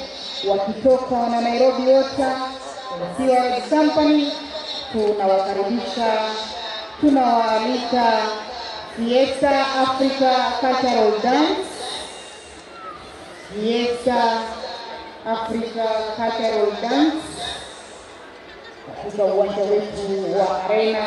Fiesta Africa Cultural Dance watuletee zile densi za tamaduni ya Afrika yetu. Fiesta Africa Cultural Dance tunawapatia fursa katika uwanja wetu wa Arena muweze kutuonyesha maonyesho ya asili yetu ya Kiafrika kupitia densi. Hao wana Fiesta wakiingia na mbwembwe ndani ya uwanja wetu wa Arena. Wana Fiesta wakiingia na mbwembwe, vijana kabisa, wakiwa ni vijana huashiria taifa. Wana Fiesta Africa Cultural Dance wakiwa wamejiandaa katika uwanja wetu wa Arena tayari kuturudisha ngoma za kiasili katika bara letu la Afrika. Fiesta Africa Cultural Dance. Karibuni.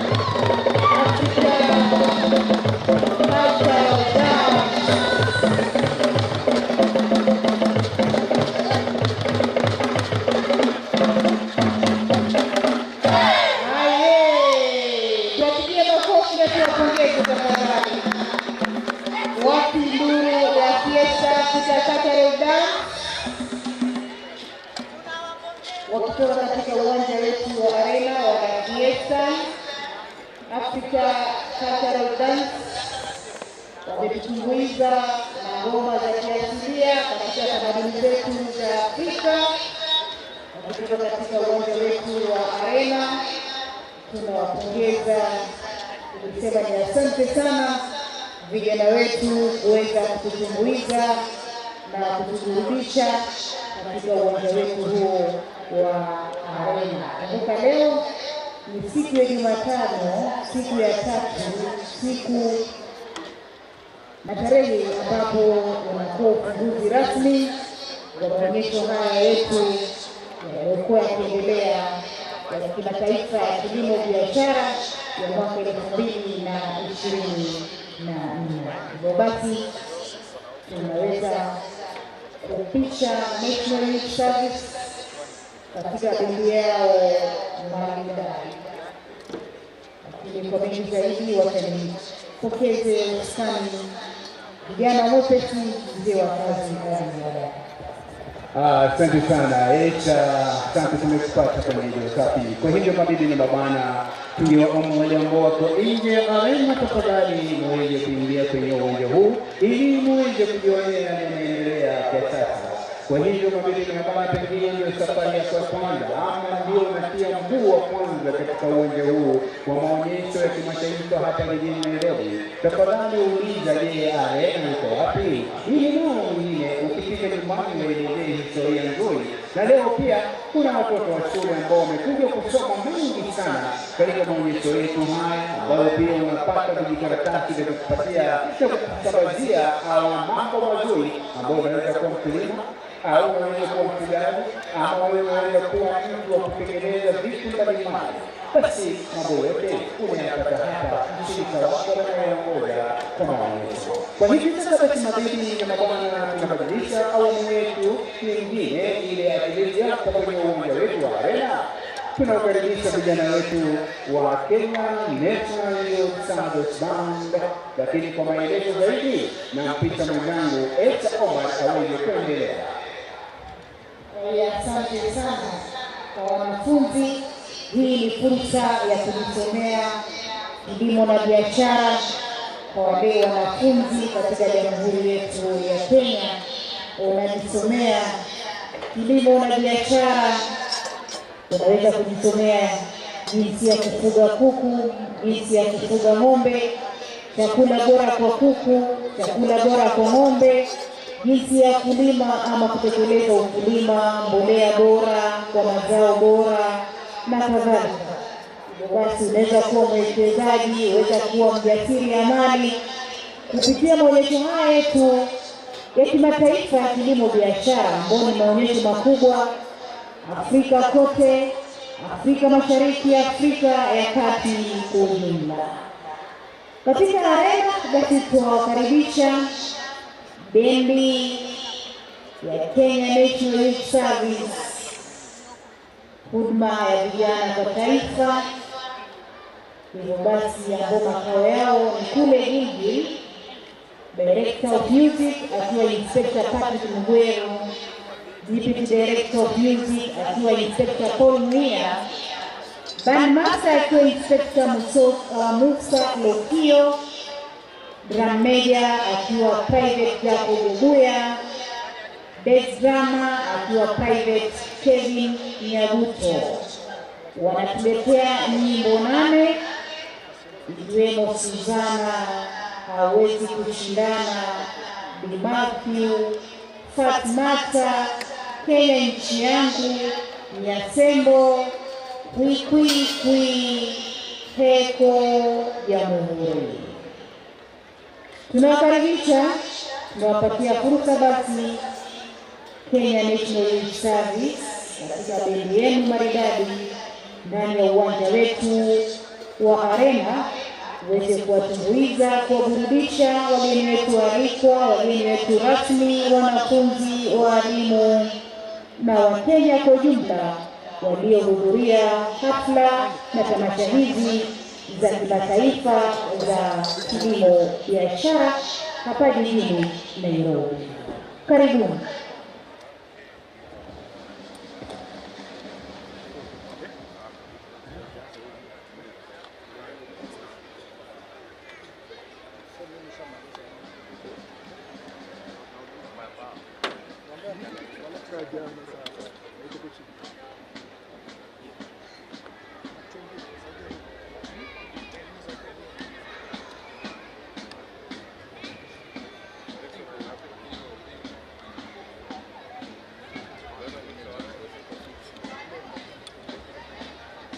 Wimbo wa kwanza ukiwa Suzana.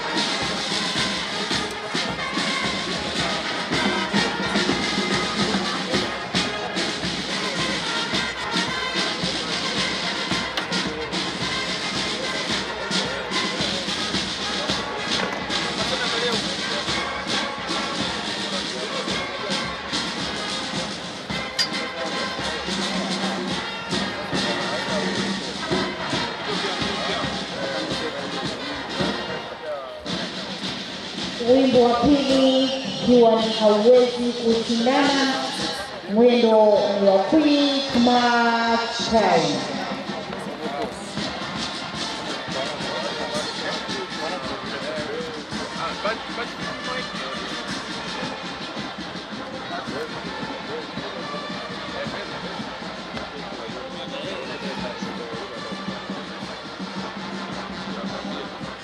Uniambie nikusumbie lofu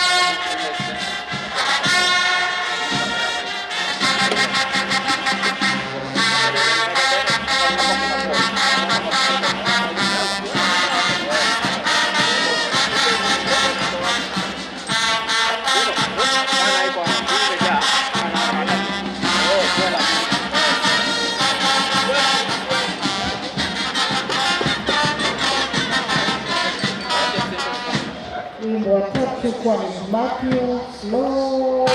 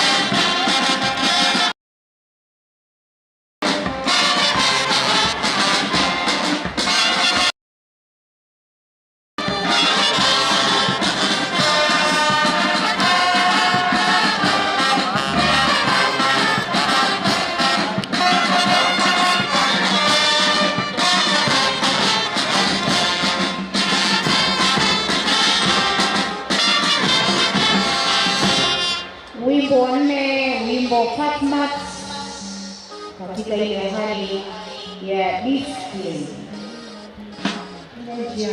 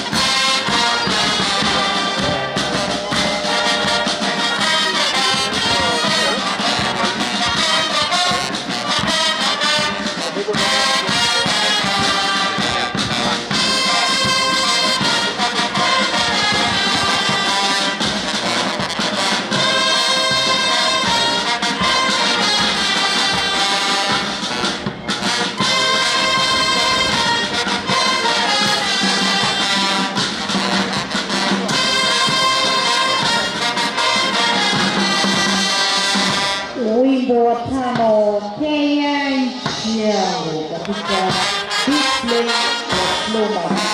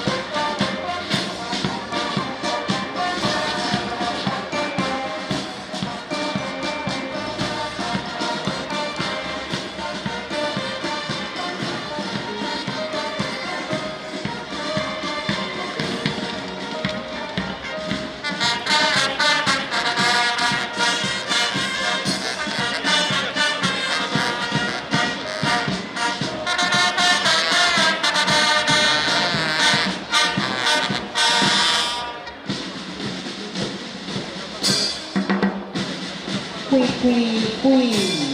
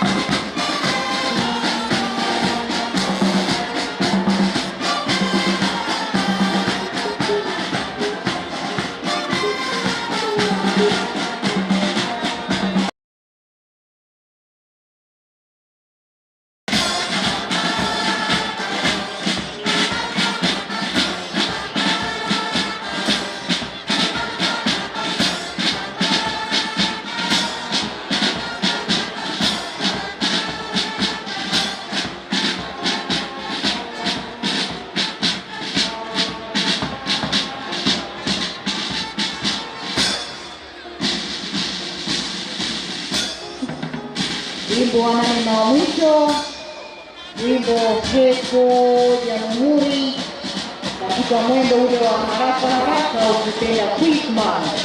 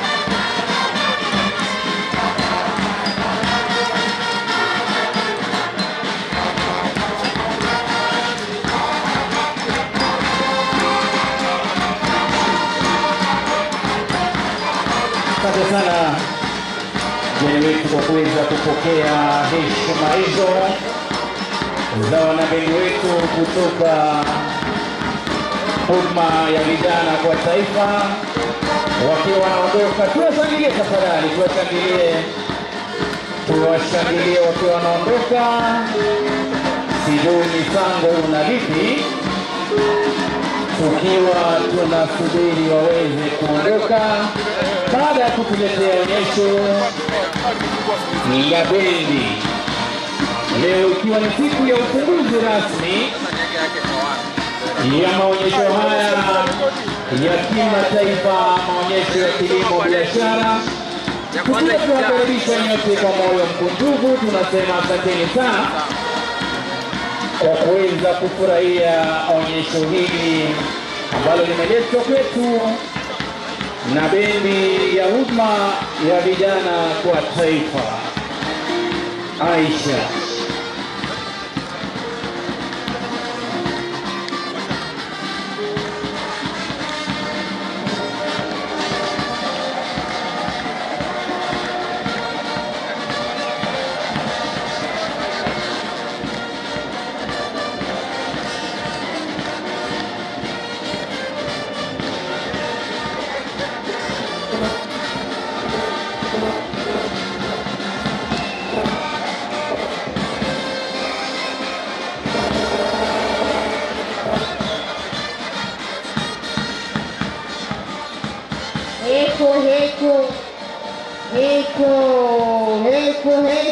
Heko Jamhuri ndio nyimbo ambayo wanatoka nayo, si wengine bali ni wana Kenya National Youth Service Band chini ya mkurugenzi Director of Music Inspector Patrick Mungweru.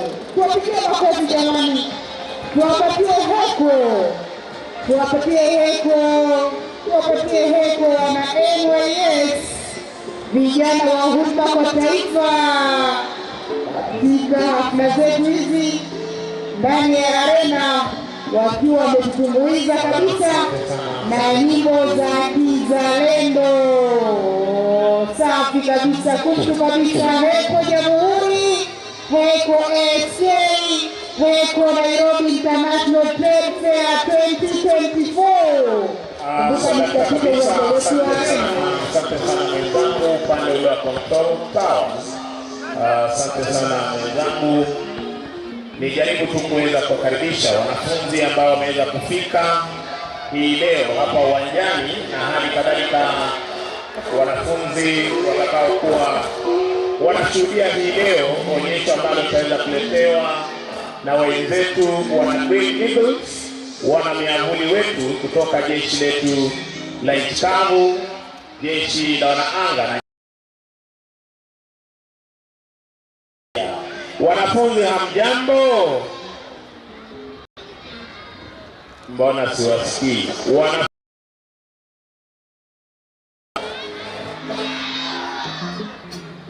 Wanafunzi hamjambo? Haya, tuongeze sauti kidogo, sauti.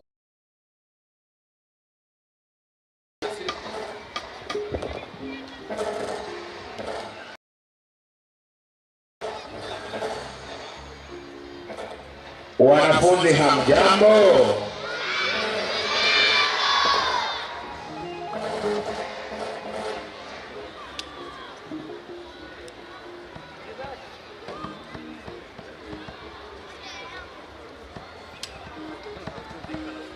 Asante sana mwenzetu upande ule Sergeant Misango Mbae. Tukija upande huu watu wa control tower, wanafunzi wakiwa wamejiajaa katika uwanja wetu wa arena, wageni rasmi, wageni waalikwa katika ratiba yetu. Wanaofuata sasa hivi ni Crossroad Junior Academy. Crossroad Junior. Tunaomba usubiri.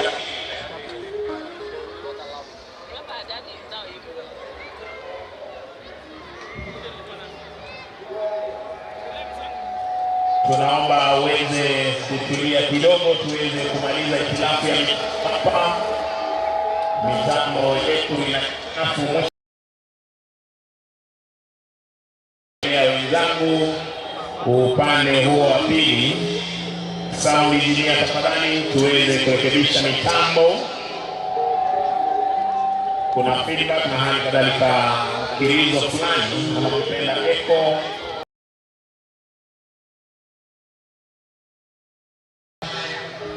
Hello. Microphone testing, ukaguzi wa mitambo 1 2 3. Mitambo yetu tayari. Ukaguzi rasmi wa maonyesho ya kilimo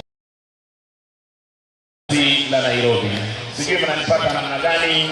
Upande ule wa pili mzee wa kazi Ali Mwadama. Mnanipata kwa njia iliyo sawa? Mzee wa kazi kwa kupata. Basi bila shaka wapo mnanipata kwa njia iliyo mufti. Tafadhali karibuni ni wana Crossroad Junior Academy wakituletea mashairi. Wana Crossroad Junior Academy wapo katika uwanja wetu wa Arena tayari kuwakariria mashairi. Karibuni. Palban pia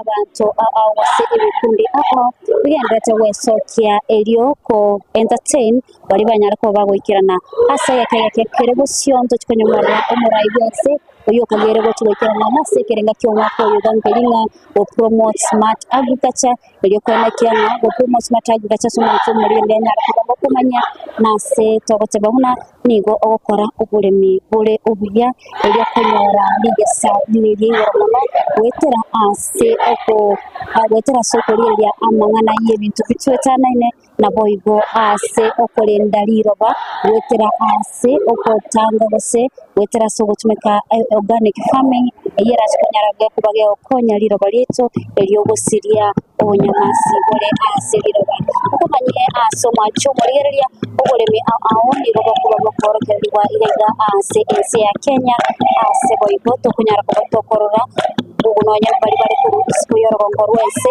bakunyara kuba bagukirana ase mega elyokwene kyabona abali kunyara muri mokonyora ibintu bose kunyora ubumanyi buri boisaine ase semo yo nubwo rimbo kwati sector aho tubate sector yendemero abo tubate sector yetu ya ebona tubutwa na abantu nakiyo yaranga ndato kumanya buna aina rage ndate kurwa ase mega nandi bunanga ndra buna bangote bakurumo cyakano niko umukonyi umurai wense akagere boika etekele kurbonaiga nabuno kurigera ligaika niko tole ase umuche wa Nairobi ase Jamhuri Grounds aigana moro keryo bene yobuli kumanye umulimi uri skogali niko nabere mote bya buna ubuli no bunda na wetera sobuli no ebintu bire tutakire kumanya nga ayombu no mulimi ogutuko cyakubuli nikiuga na ile onya na seke maliki yao ke maliki go takere gusumeka to watch type au nabo igwayo muri mwenye goteto nyora liga salide igoro na kiora ro ko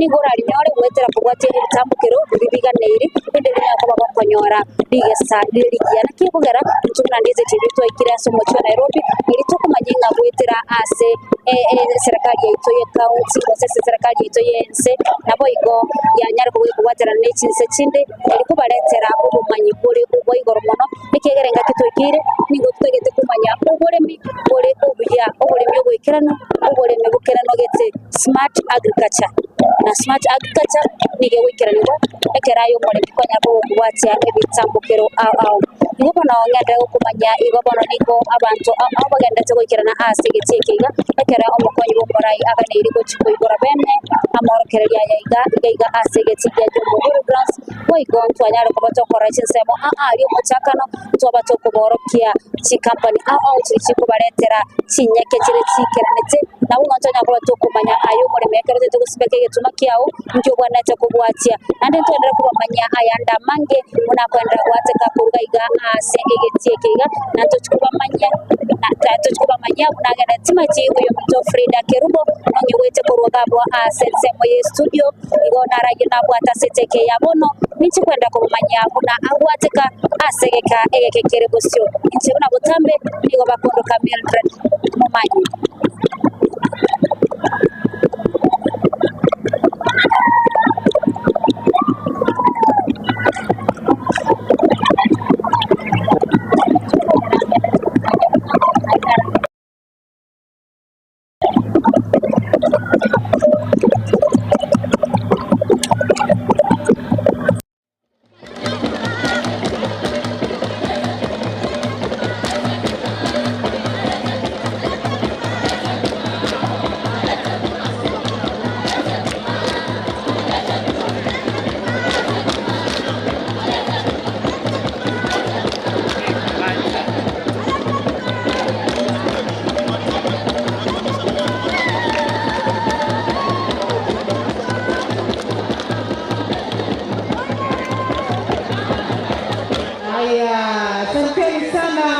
wana Crossroad Junior Academy kwa ngoma yenu hiyo ya kiasili. Tuwapigie makofi wanapotoka katika uwanja wetu wa Arena.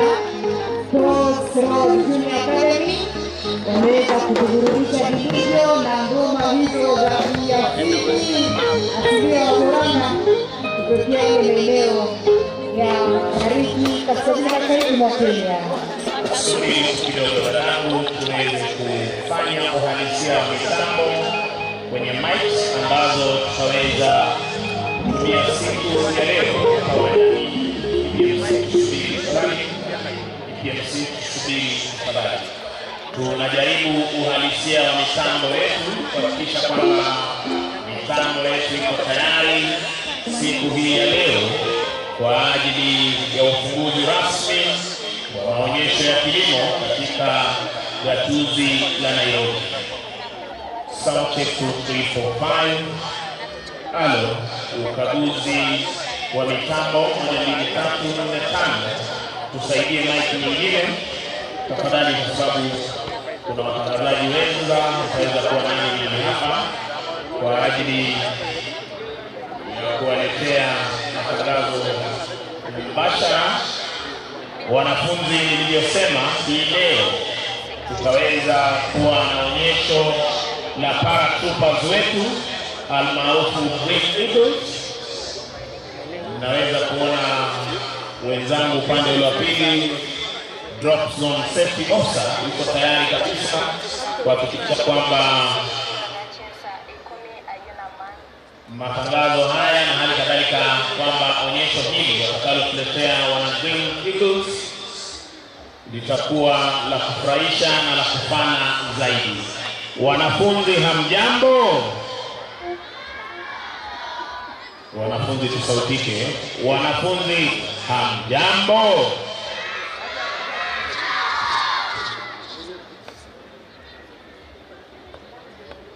Basi mwenzangu Glenn Arula, Sergeant Glenn Arula, jaribu mitambo ndiposa tuweze kuendelea. Na asante sana mwenzangu Sajenti Misango Mbae. Tunajaribu mitambo 1 2 5 na kuendelea. 1 2 3. Majaribio ya mitambo. Watoto mambo, siwasikii jamani. Watoto mambo, muko poa? Watoto wangu, mimi baba yenu sina nguvu tena ya kuwa simba. Asanteni sana watoto wapo, natumai kina bibi na kina bwana, wageni waalikwa na wageni wote ambao tumeweza kufika kwenye maonyesho haya, mumeweza kufurahia maonyesho ya kilimo, ikiwa ni maonyesho ya kimataifa, maonyesho ambayo bila shaka ni ya tawi la Nairobi, maonyesho ya kilimo biashara,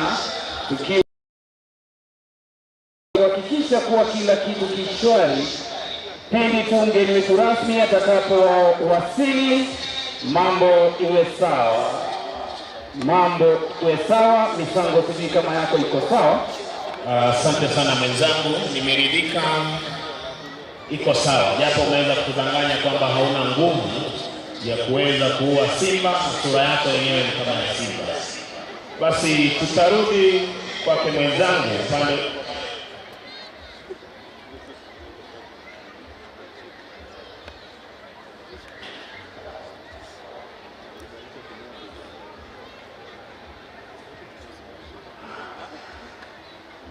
Kutoka Control Tower, bwana, ikiwa leo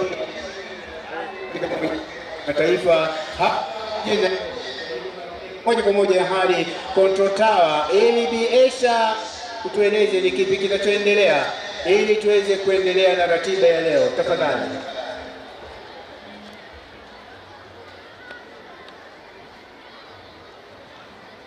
Asante sana Ali Mwadama, tuweze kuendelea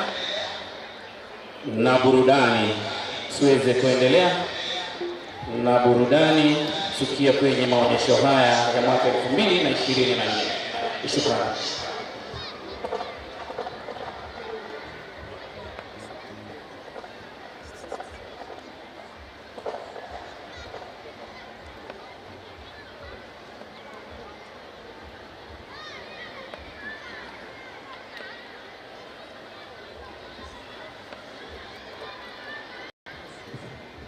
Control Tower, tafadhali.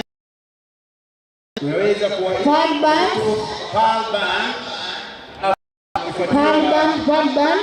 na geto waweze kuingia. Tafadhali. Palban waweze kuingia. Palban.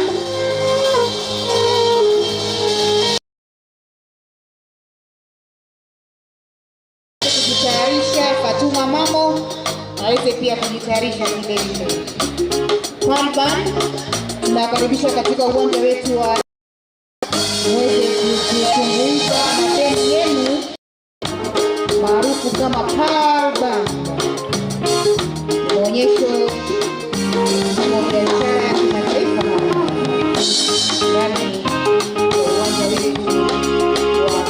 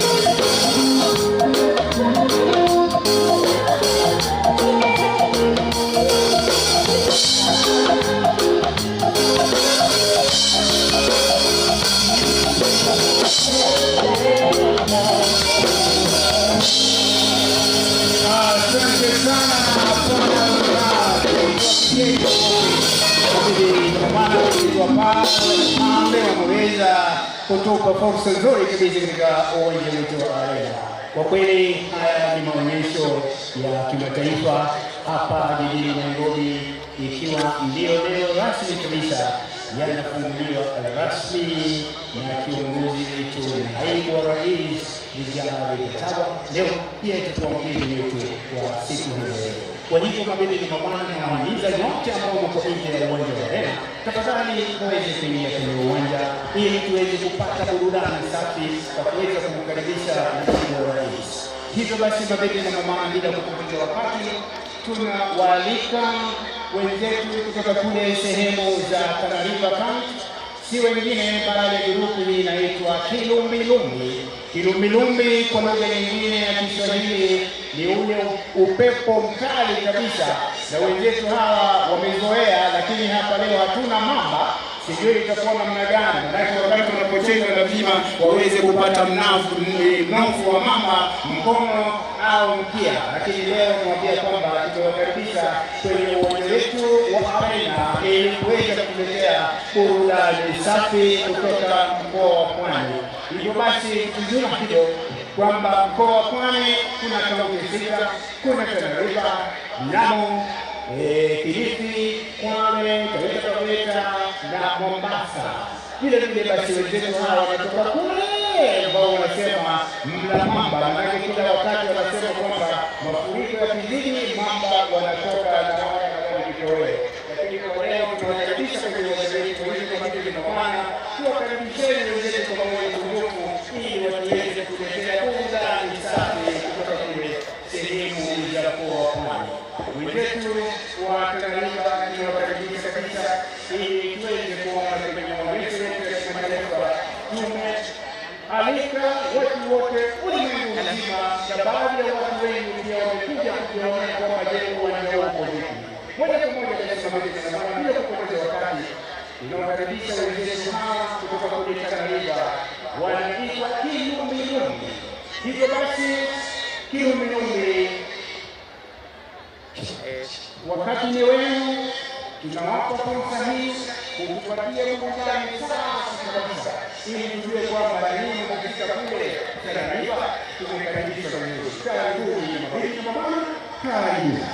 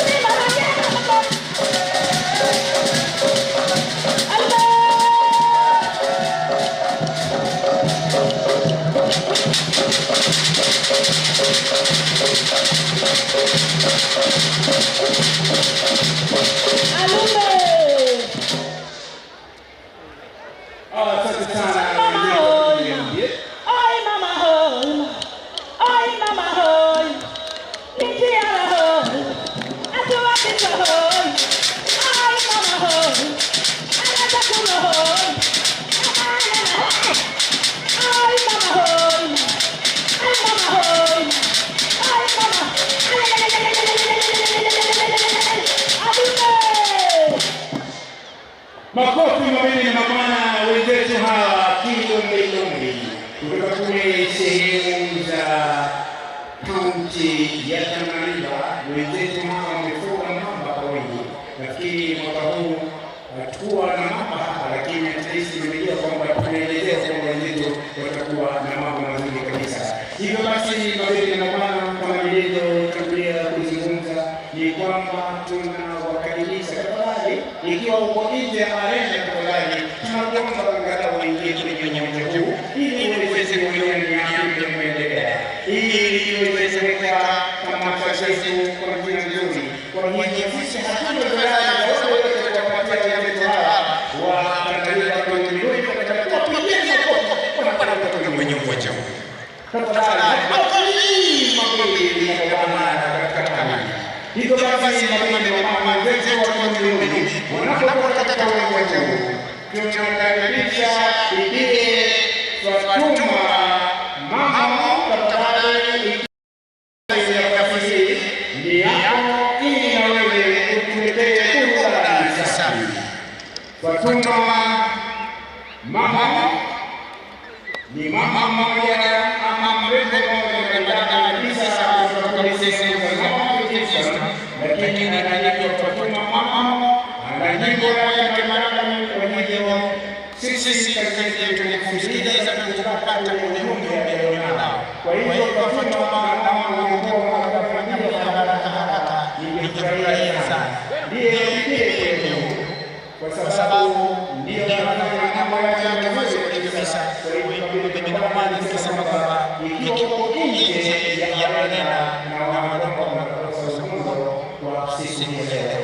Kwa hivyo bibi mama ni mama kwa nje. Na vile vile ndio watakatifu ambao wenyeji wote ambao watapata zawadi leo. Ili wao sasa tafadhali niweze kukaa katika position jeshi la maridadi na pamoja na wenzetu wa sambamba na wale wengine ambao watapata makombe ambao watapata nafasi za zawadi ya tafadhali muweze kukaa kwa taratibu ili tuweze kuendelea. Kwa hivyo kwa mambo haya tunawapeleka moja kwa moja hadi kwenye uwanja wetu kukaribisha kwa mama Good afternoon everyone. Wakenyako ngoma inaitwa Kenya nchi yangu. Kila mtu pale hapo aseme Kenya ni mama. Jamani sisi mseme Kenya ni mama. Kenya ni mama na Kenya ni baba. DJ twende kazi.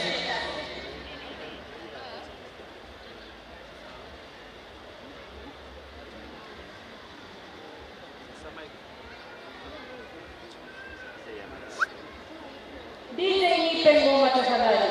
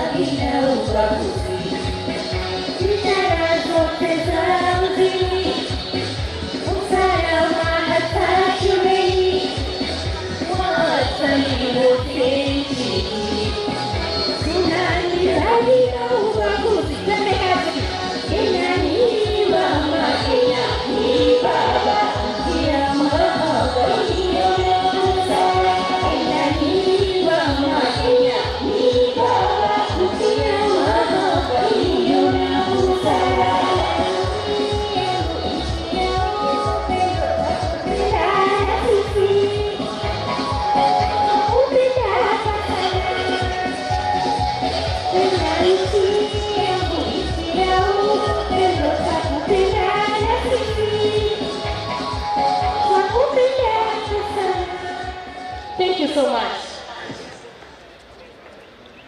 Tupigie makofi jamani. Huyo anafahamika kama Popo Fatma, akiwa ni drone pilot kutoka ofisi ya TFL, akiwa ametetea wimbo wa uzalendo. Tupigie makofi jamani.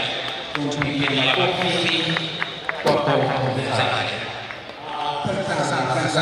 Basi kwa maadili ya kutazamaji hivi sasa basi tutamwalika kijana huyu mama wetu anaitwa Mimi Omanyasa aweze kuingia kwenye uwanja wa Arena na nyimbo zake za kumtukuza Mwenyezi Mungu. Hivyo basi ndio mama wetu kwenye uwanja wetu rejea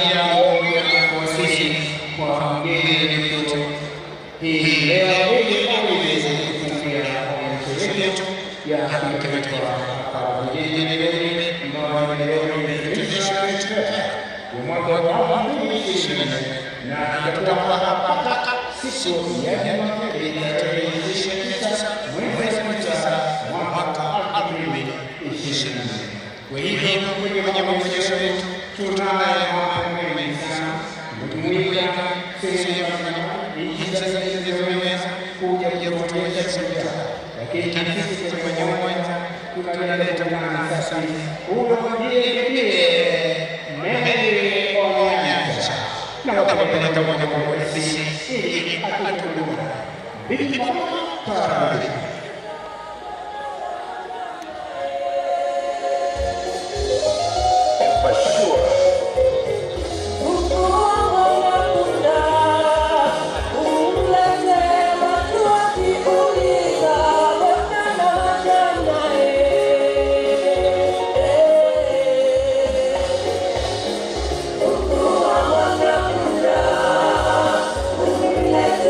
Watu wakiuliza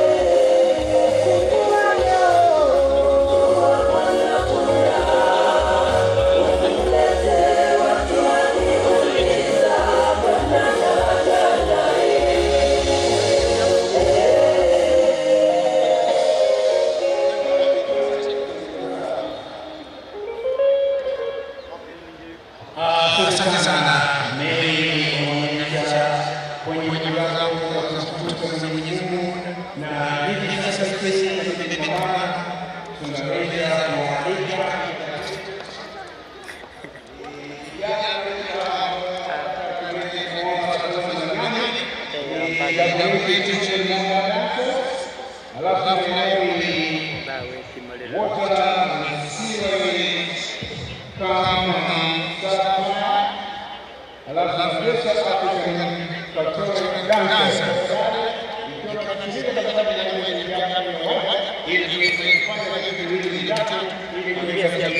kualika na wale wenzetu ambao watapata zawadi ama kutoa vikombe, wale ambao watapewa long service award ya LCA. Kwa hivyo tuweze kukaa pamoja ili wakati utakapofika ili tuweze kuweka sawa na utaratibu wetu ambao tutakuambia kwenye wetu. Kwa hivyo tafadhali tuweze kukaa makini, wale viongozi wetu ambao tunafanya nao pia vile waweze kukaa ili tuwafanye kazi ya haraka. Basi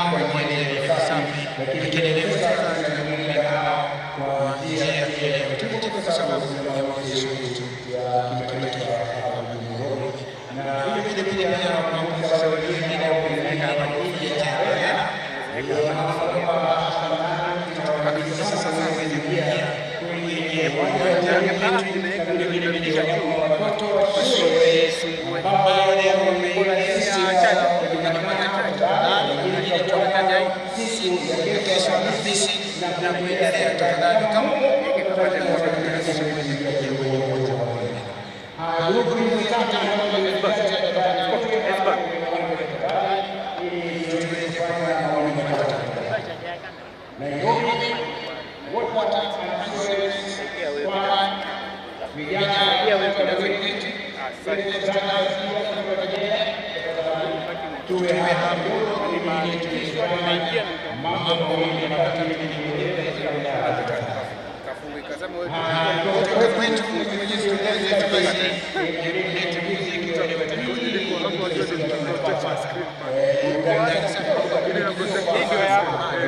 karibu tupita, lakini pia huyu jamaa kwa hapa hapa sisi mtakuwa unaweza reduce maybe stand yako kidogo, lakini pia hii kamba ndio sitaki kuuza. Sasa unajua pia mimi najaribu ku avoid nikae upande moja wapi?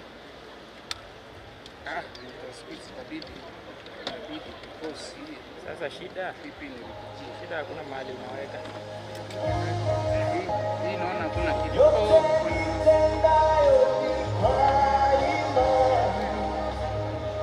ya kila mahali. Leta weka wapi? Hii ndio imetoa huko. Hii ni wapi? Hii ni hapo. Hii ndio inachacha. Hiyo ni achacha.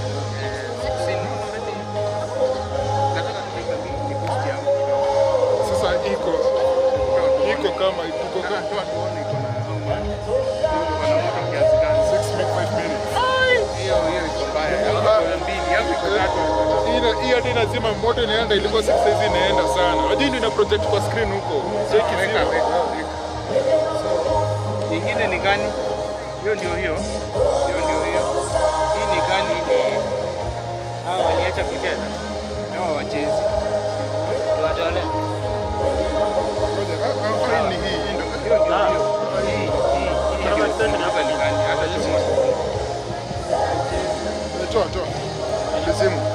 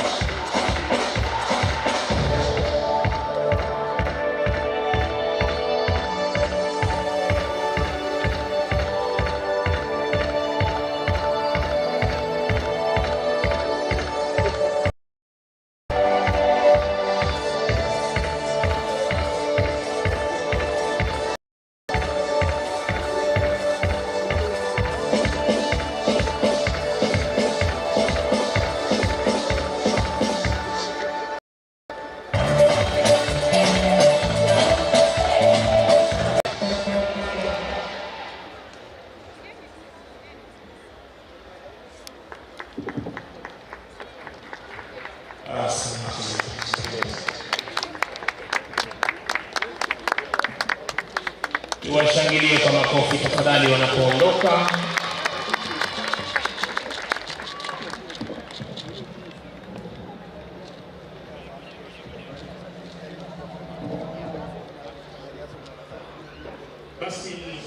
Administration Police Band, tuharakishe tafadhali. Wenzetu tutawapa muda wa kuweza kuendelea. Administration Police Band, tafadhali. Administration Police Band, njooni tafadhali, tutaweza kuwapa muda wa kuweza kulete burudani.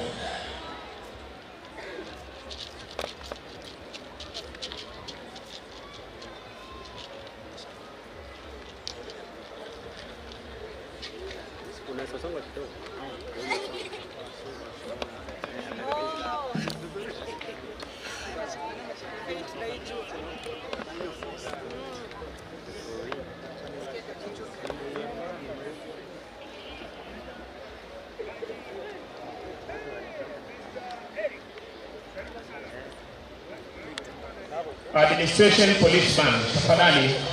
Mkurugenzi wa muziki, Principal Director Defense Forces Band, tafadhali waambie waje tafadhali kwa heshima.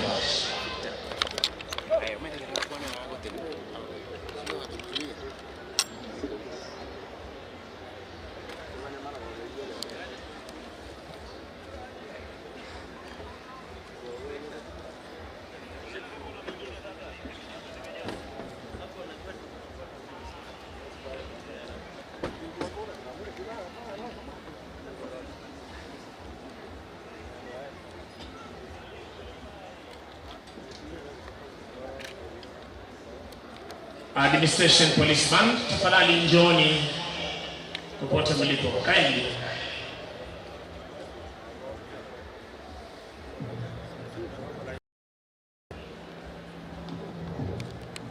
Administration Police Band for the National His Excellency the Deputy President is going to make his way here any minute from now.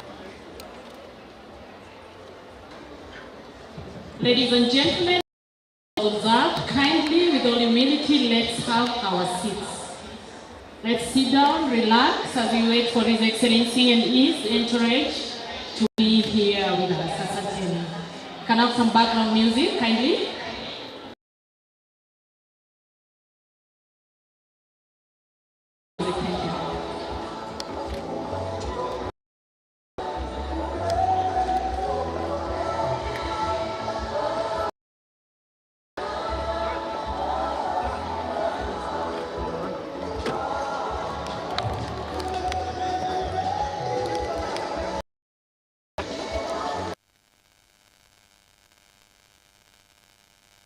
TV ni gotole ase amor kralio yobolemi imeyombochi o Nairobi okumanya bunanigo amor kralio mwako yega akukerenga kiaekere wo promote climate change ase okwene kianga obolemo boito ngonyora bole ngosengo skabole bosio ase okonyora ligesa geriya ase insi taika erebono ase taika nigo mukoyo morai wensarach ko bagagwikirana ase tikega bili bachukana ko bagotote byogose achukuni ngo bagotorera alia bayaliganetse barobone serikali na elio korene kyanga obolemo ngoskabole bosiko kumanya buna oboleme nabo esiro imense ya Kenya na kige kogera ayonsi intuni taseni Kandiza TV tonya ko togochira emo asemo kuika asomo cho Nairobi elio tonya ko togotebya ngana rali abalimi babikirwe ensem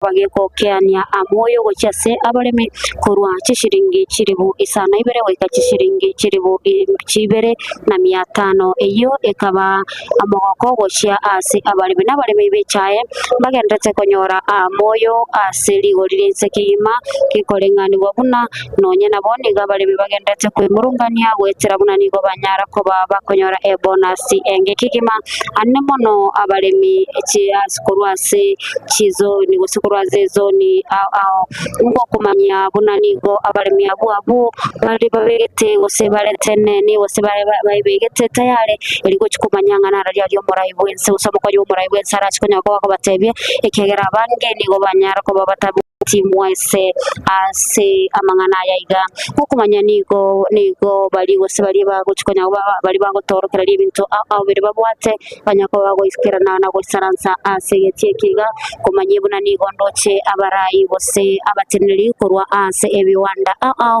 banyako bagoikira nalia nimero che umuteli kurwa ase keganja kya Yusufa si oikiranire ase yekiga nabo igo kumanye gati abanda bange kirana igo mwanchu buri mnoroche gabo abuna barai abanyako bagoikirana bari batendete ebiwanda ime yense ya Kenya nabo igo kumanye nigo ebande enyako to bagyo gotenna ekuganyerete omukonyo morai website asegekiga nigo bale yandi batabanga nigo bale wako tayari kabisa kumkaribisha omorai wense osomukonyo omorai wense asegekiga eliko yugura bene amahoro kereri yo mwaka yiga bwekiri bubere na 2024 bose yo mwaka yiga mwacho muriria tigango manye buna nigo amakirenga kyo mwaka yiga kerenga kyo mwaka yiga nigo gere yago tusebyanga nigo tubante ko promote agriculture erikwana kyanga obulemi ngosuka bole busyo ngono mwacho muriria genda gutubwatia tubasa gusuka tubasa korosa obulemi na bwesiro ngo kubanyanga obulemi na bwesiro nesire yo oika omulemi onyako okumba okubangena station yetu ya Ndizi TV narako bakumanyanga naralialia abali babeke tayari kumanyanga kirenga kyumako yo nigo gatabanga promoting climate smart agriculture and trade initiative for sustainable economic growth igo bano omwachu kuliria asomono yibe Kenyamole ronga geretse no nyarto ko bagoko yiwo alia ase omwako yiga nenda to kumanya nigo ngotebya nganigo abantu bose abateneri aho bali tayari kigima umuteli wisho ya Nairobi SK muteli wisho ya Nairobi nere nigo aikalme ase egetie kiga nigo bano omwachu muliria naraito genda to kumanya kurwa ase egetie kiga ya Muguru grounds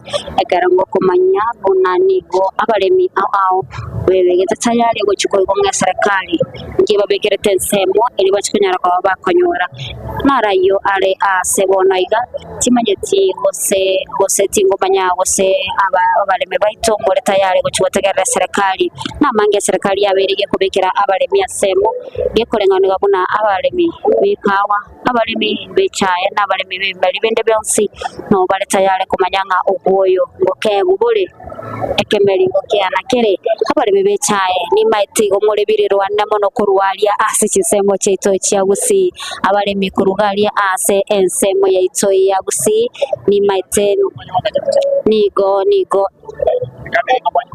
abalemi baito ni manyete nigo mole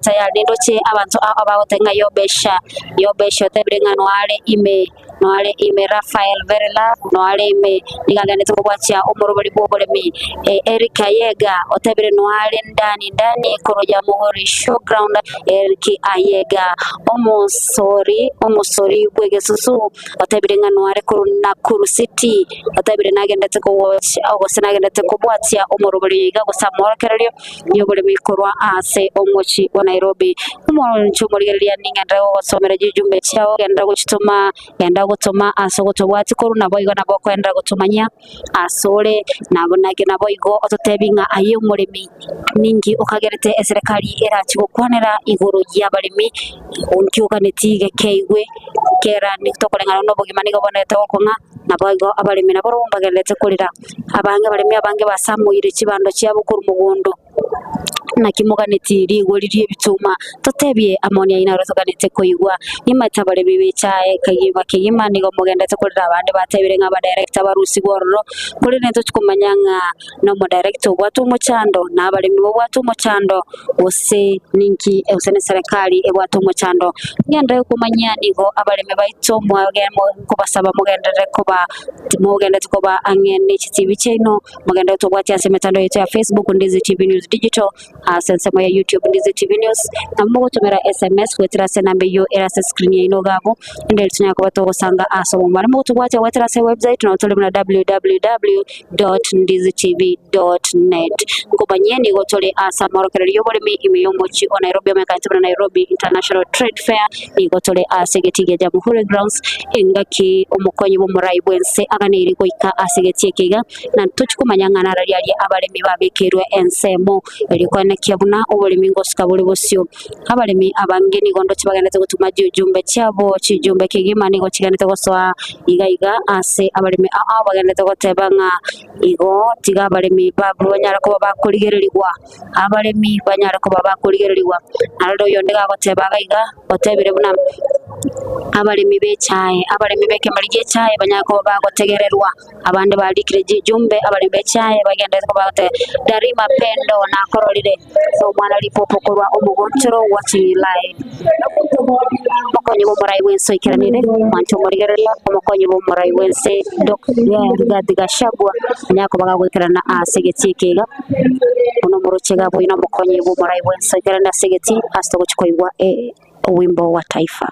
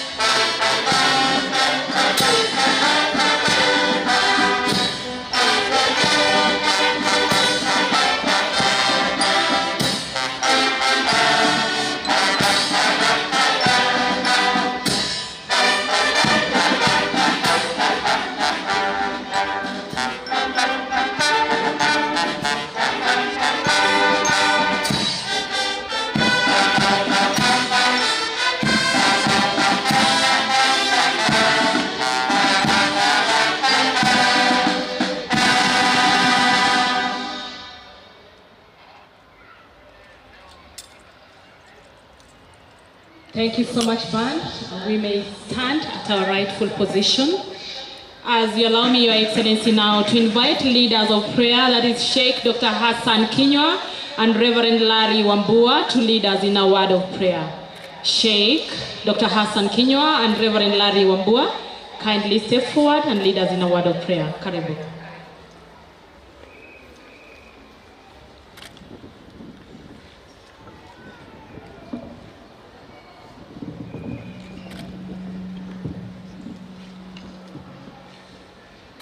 May we pray together. Reverend Larry Orago from Baptist Convention of Kenya, National Administrator and Vice Chairman of Arena Subcommittee. Let's pray together.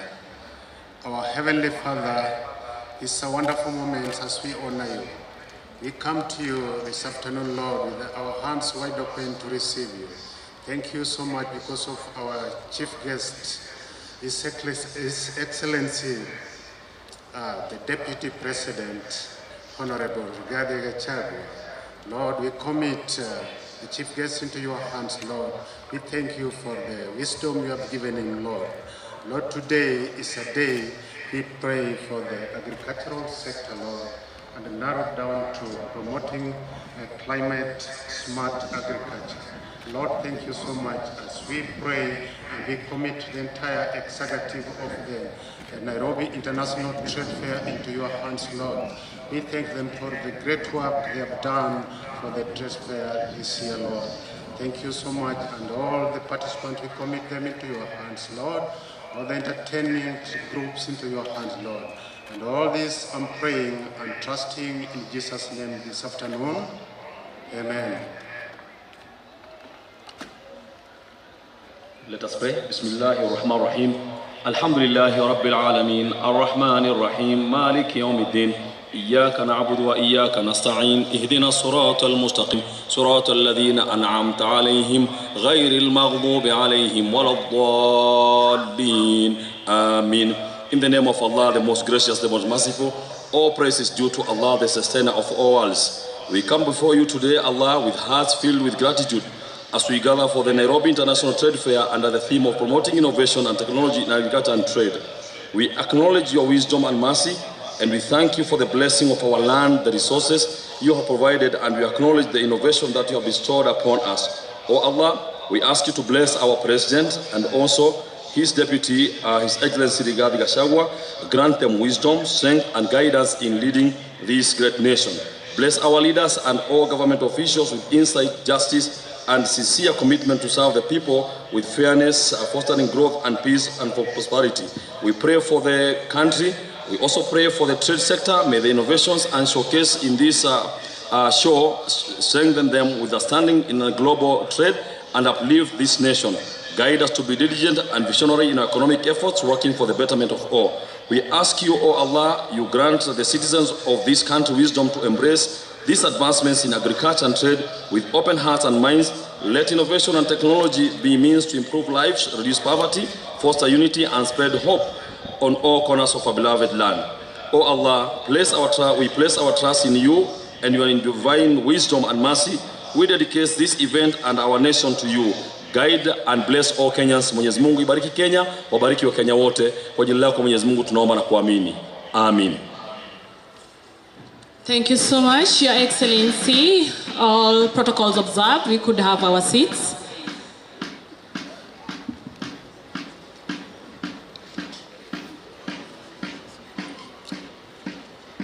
Your Excellency, allow me, with your permission, to invite you to the very, very front first. And we are fast-tracking this event in terms of entertainment because of timings. So that I invite my colleague, Mr. Mitsango, to take us through the first entertainment that we're going to have here today. The paratroopers, better known as the Green Eagle. Mr. Mitsango. Asante sana mwenzangu kwa kuweza kuendesha kipindi hicho kilichokamilika. Mgeni wetu rasmi, naibu wa rais wa Jamhuri ya Kenya, Mheshimiwa Rigathi Gachagua, litapata hivi sasa onyesho la wana miavuli wetu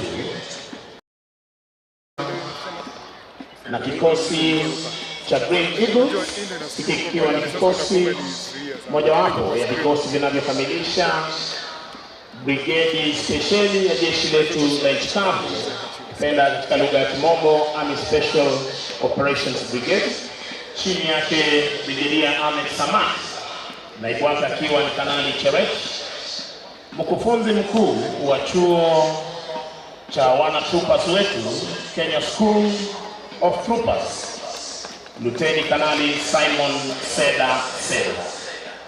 Katikati mwa uwanja wenzetu wakiweza kuhakikisha kwamba wanaweka ile alama ambayo inajulikana kama desired point of impact, ambapo wenzetu wataweza kutua mahali hapa, na mawasiliano yangu na mwenzangu upande ule wa pili, drop zone safety officer, afisa mteule daraja la pili, wakati wowote tutaweza kupokea ndege hii. Mgeni wetu rasmi angani, naiona ndege aina ya Cyprus ikiweza kuwa kule angani tayari kuweza kuachilia wanamiavuli hawa mmoja baada ya mwingine, na nikuombe kwa heshima uweze kujongea walio kwenye waweze kushuhudia. Mgeni wetu rasmi, ukitazama kushoto kulia mwa uwanja, mmoja baada ya mwingine kutoka ndani ya ndege ile wakiweza kusoma upepo ili waweze hapa, na katikati mwa uwanja pia wenzetu wanaweza kuwapa ishara ili waweze kusoma mahali wataweza kutua alasiri ya leo. Tutakao kwa wanaweza kutarajiwa siku ya leo, yuko Senior Sergeant John Njoroge, yeye akiwa ni jump master.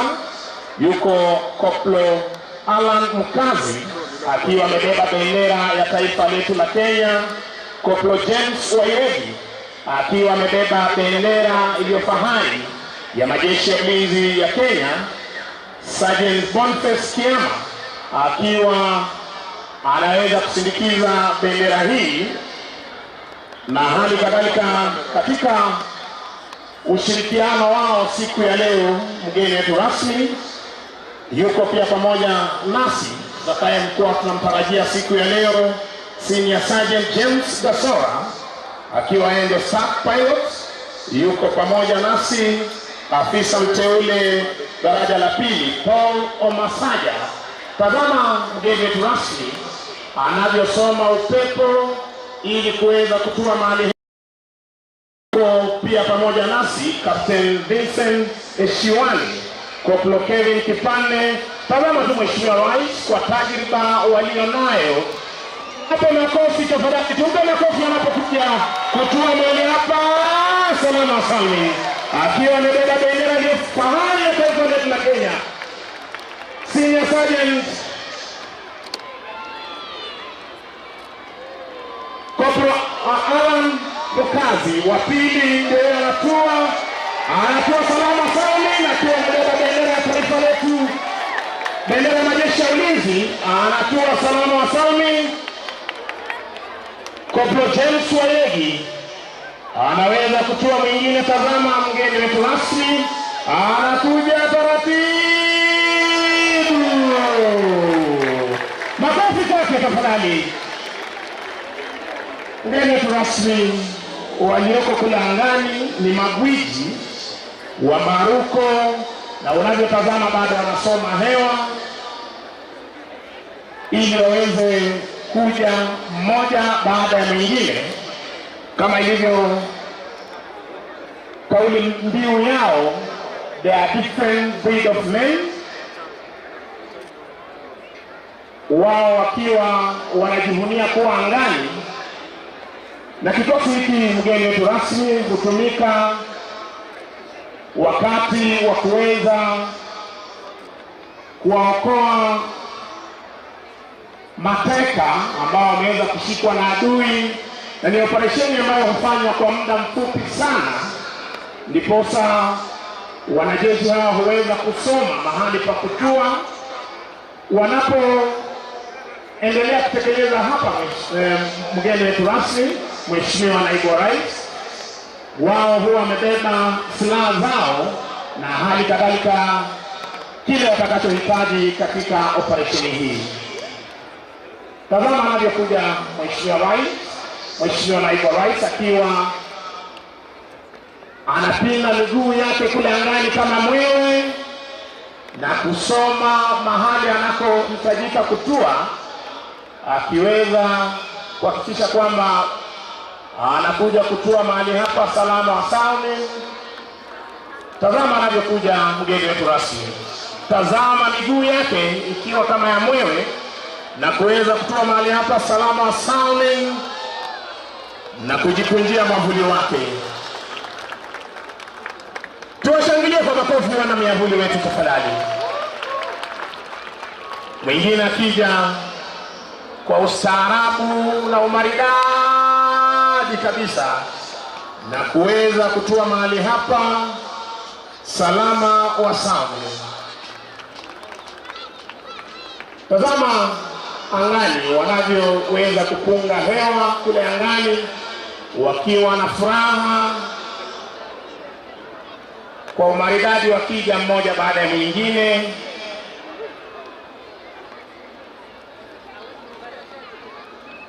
Hii ndio hiyo fahari ama mojawapo ya fahari ya majeshi ya ulinzi. Tazama Captain Vincent Eshiwani akiweza kutua mahali hapa. Tuwashangilie kwa makofi tafadhali wanapotua mahali hapa.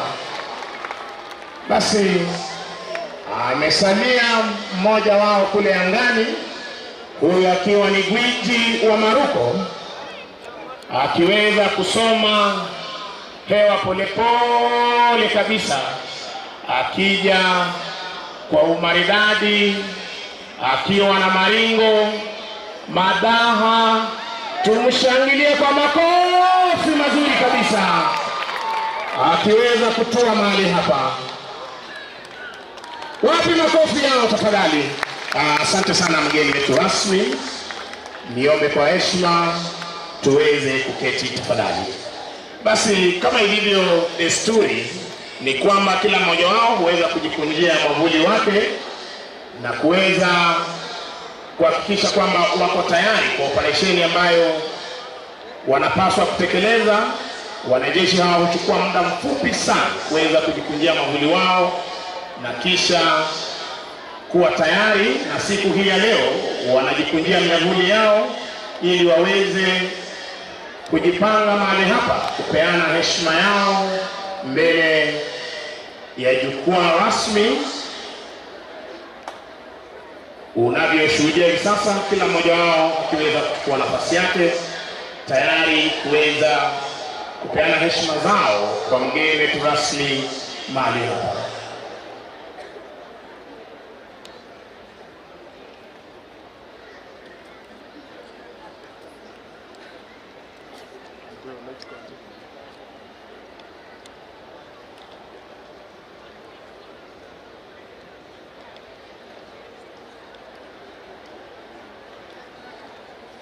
Wataweza kuondoka wakishapewa amri.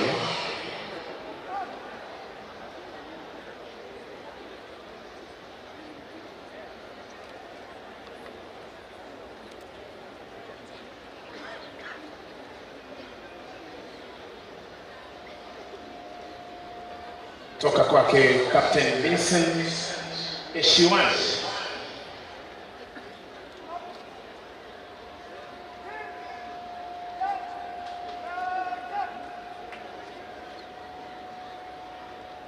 Akiwa yeye ndiye kiongozi wa kikundi hiki siku hii ya leo.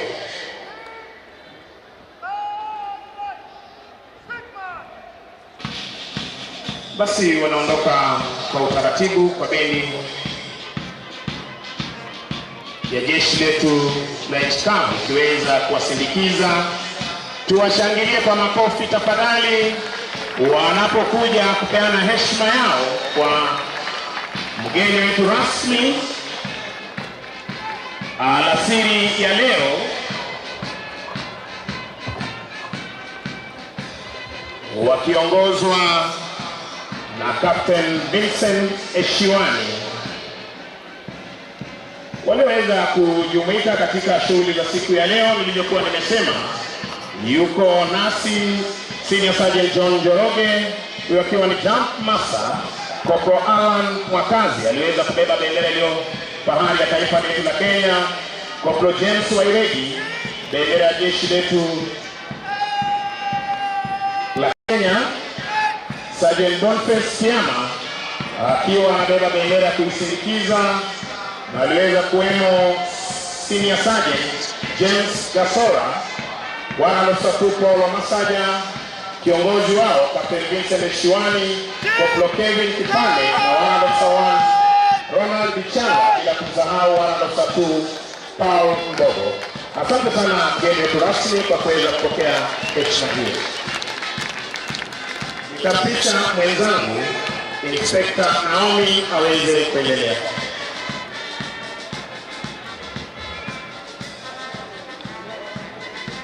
Thank you so much, Alvin. And the main team of Green Eagles Solar Craft Entertainment.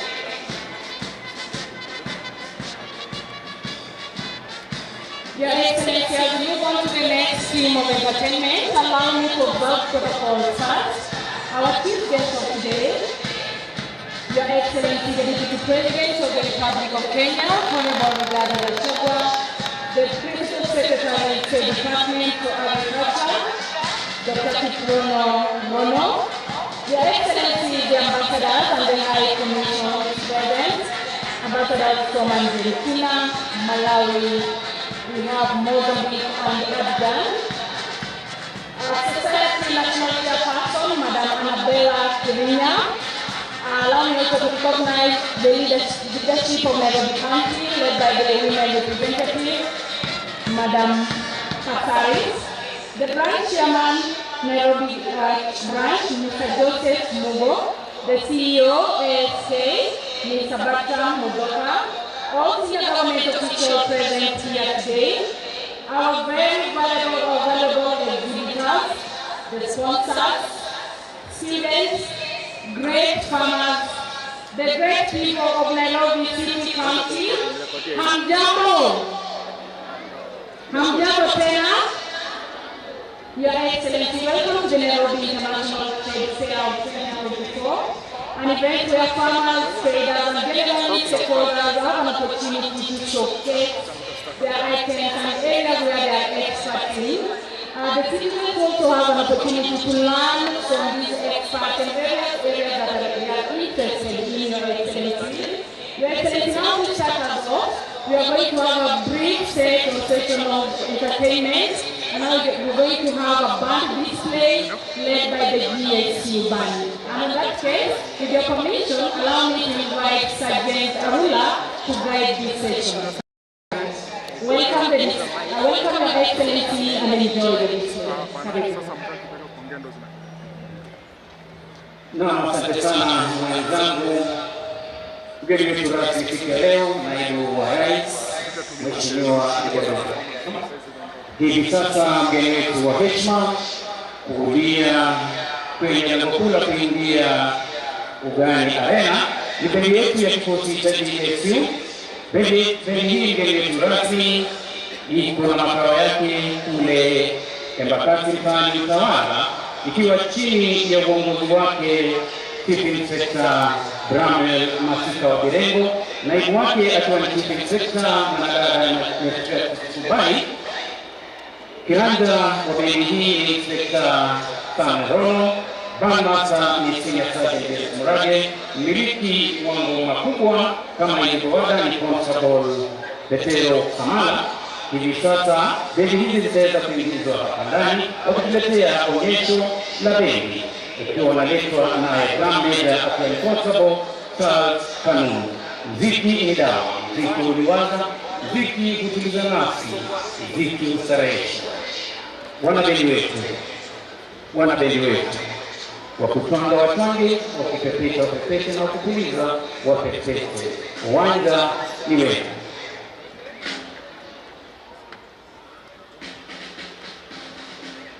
Wimbo wa kwanza ameiweka huru.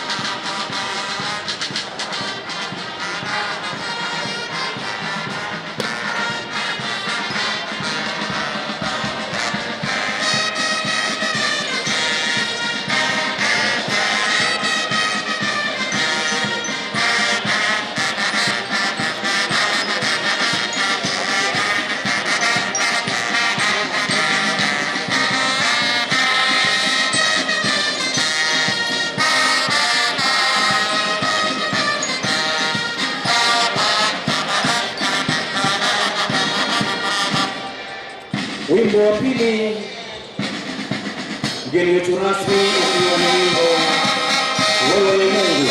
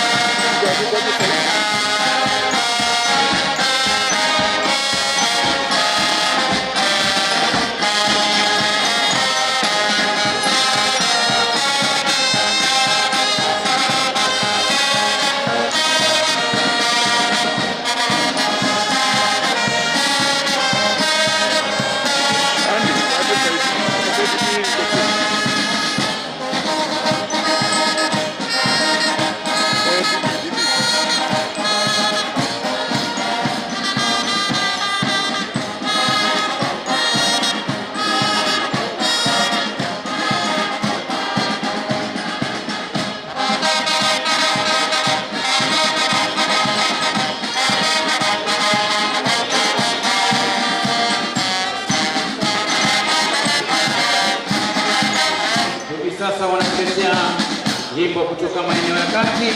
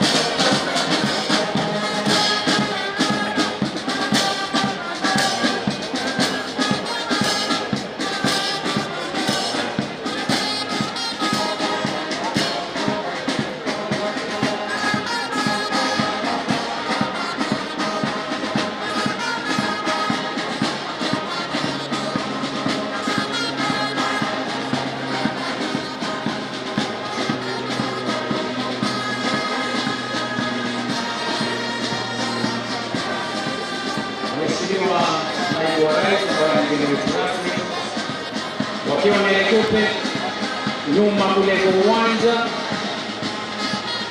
wakiwa wanatuchezea muziki za ala. Miongoni mwao Mheshimiwa Rais hivi sasa wako taifa la Haiti wakijaribu kudumisha amani, kando na wao kutuletea burudani ya muziki kwenye maonyesho haya.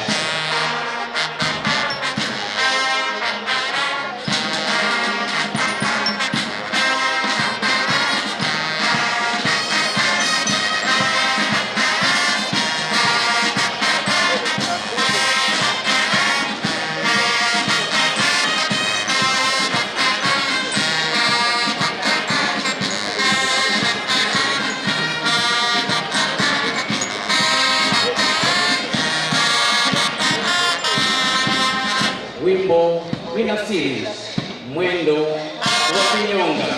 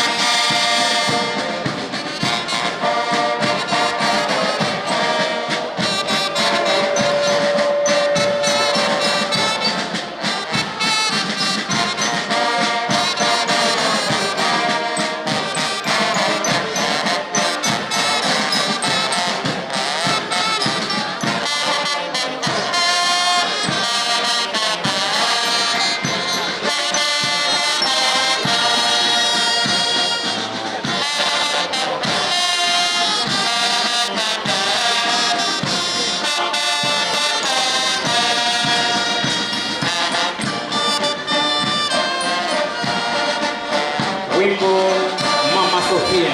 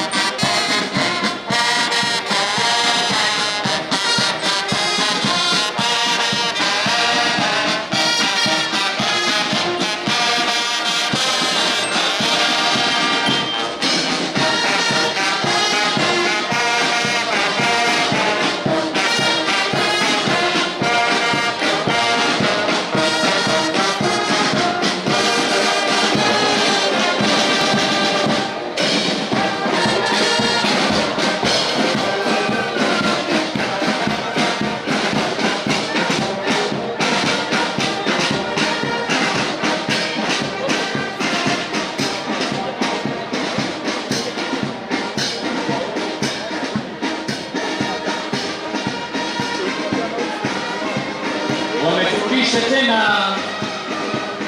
maeneo ya kati wakiwa wanajitayarisha kuweza kuondoka.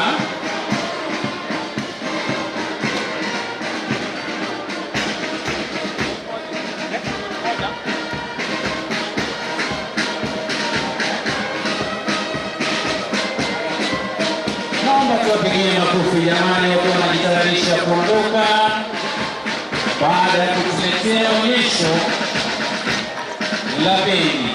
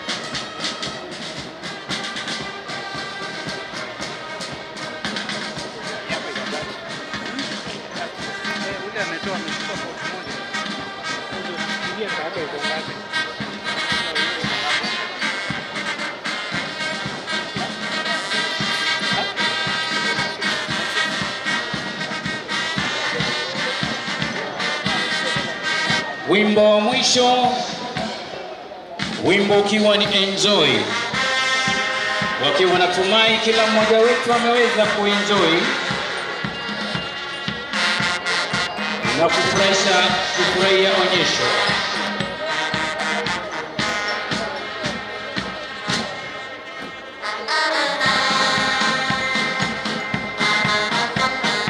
Kwa heshima na taadhima kuu, mgeni wetu rasmi, naibu rais, tunakuomba kwa heshima uweze kupokea heshima zao wakiwa hivi sasa wanaondoka.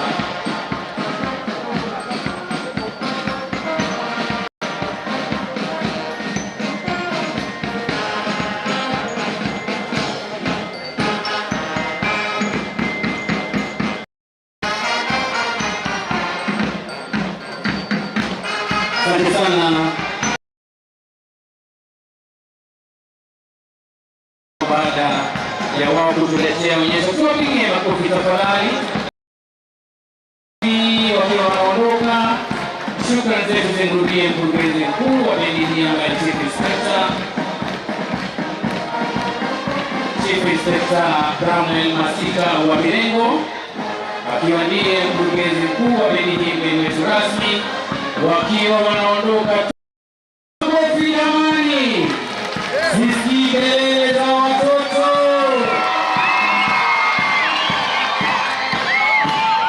Usiwasikie watoto wakiwa wanaondoka.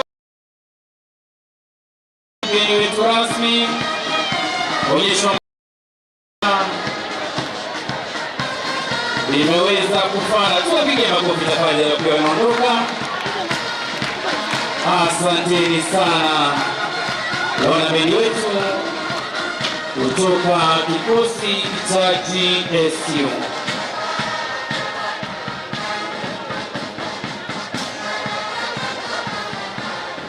Hivi sasa mgeni wetu rasmi, baada ya kuletea onyesho hilo, matangazo ya onyesho hilo la bendi, nichukue fursa hii kuweza kumkaribisha Ali Mwadama aweze kuendelea na ratiba ambayo imesalia. Kwa bahati nzuri mimi nafahamika kama Sergeant Glenn wa Arula. Shukran Ali.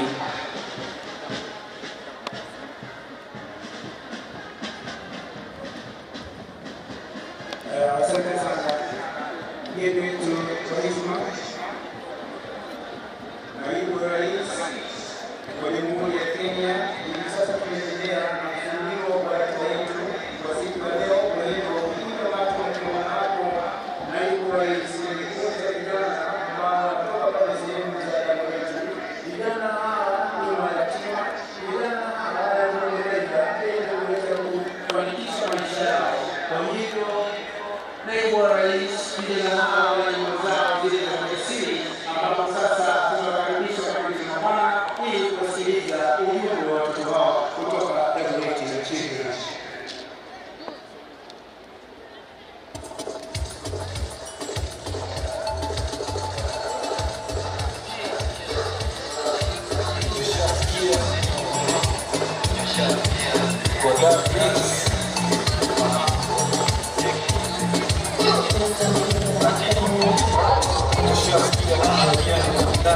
Kukunga patu na tukiwa matatu anguka nao ikambati kufuna na vibe anguka nao kuko single for now jimdati ziketa patikana hapa tiklesa skita ndo tangi wai kikupini location napofana na hii tukate call niko chumba ya G mina chumba utakuwa ilizo release acha ni kushow kwanza form ya dog nishesha pakua na twende chini kwa chini akiwa hadi na mimi seto kiza shititi tunapingi teka video na post kwenye NGC jina ni Kante Collapse ni talent anguka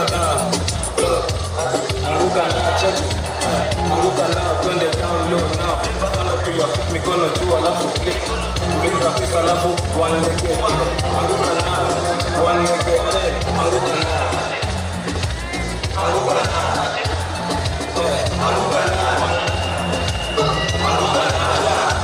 Unamwangalia kama mwenye anafanyanga zako, yuko siku lakini kwa makini yako. take a load of girl, put your mask on. Like when they take a melon, it's a katembe. Anapenda lollipop, analamba kapele mende. Lazima kwe mukamba, jini ya pili ni mwende. Nasema demo kamba wanakama cheka. Magari bomba, kaka mamara. Yaka mshotu nenga London, bakumeni oba. Yaka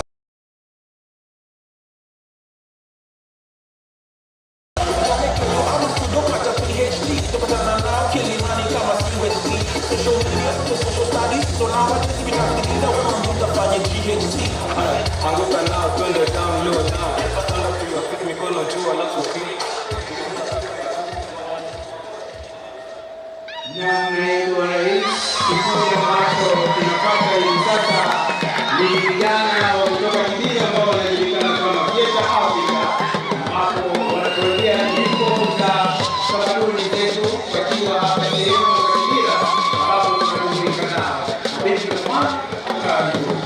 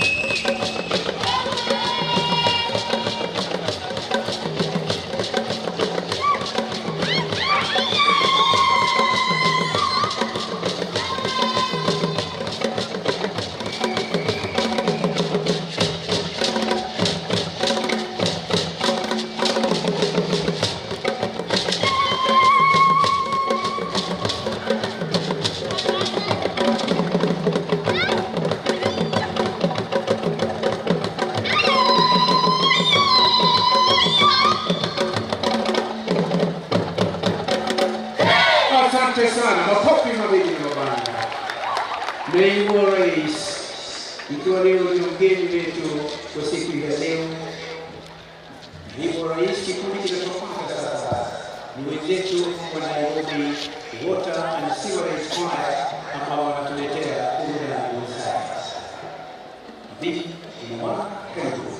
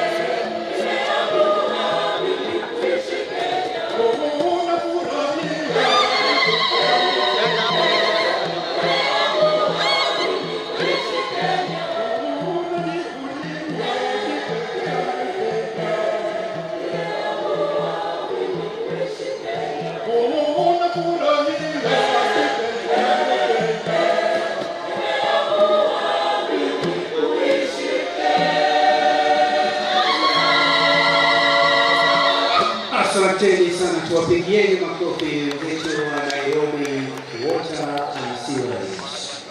Asante sana rais kuweza. Thank you so much. Tuwapigieni makofi mazuri. Let's appreciate everyone who had the opportunity to entertain the chief guest and all that had the opportunity to be here today with us. Your Excellency, that marks the end of the entertainment bit. Segment that is also very important and also an objective of the trade fair, Your Excellency. And now, Your Excellency, moving to the next bit of today's ceremony, we are going to have our speeches, and with your permission now, Your Excellency, to start us off, allow me with all humility to now invite Nairobi Branch Chairman, Mr. Joseph Mugo, to unpack and give his remark, and thereafter invite the National Chair. Karibu sana. Tupigeni makofi mazuri anapokuja. Thank you sir.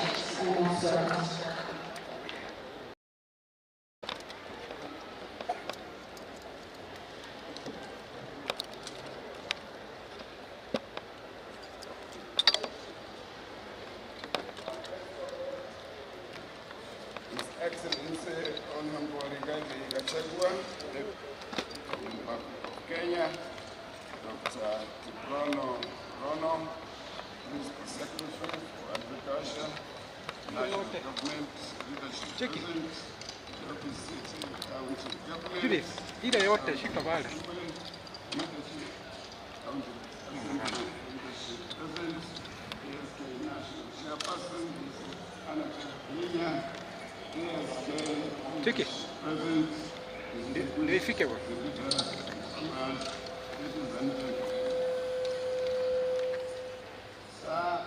It is our great pleasure to welcome you to the 2024. Thank you for honoring the invitation.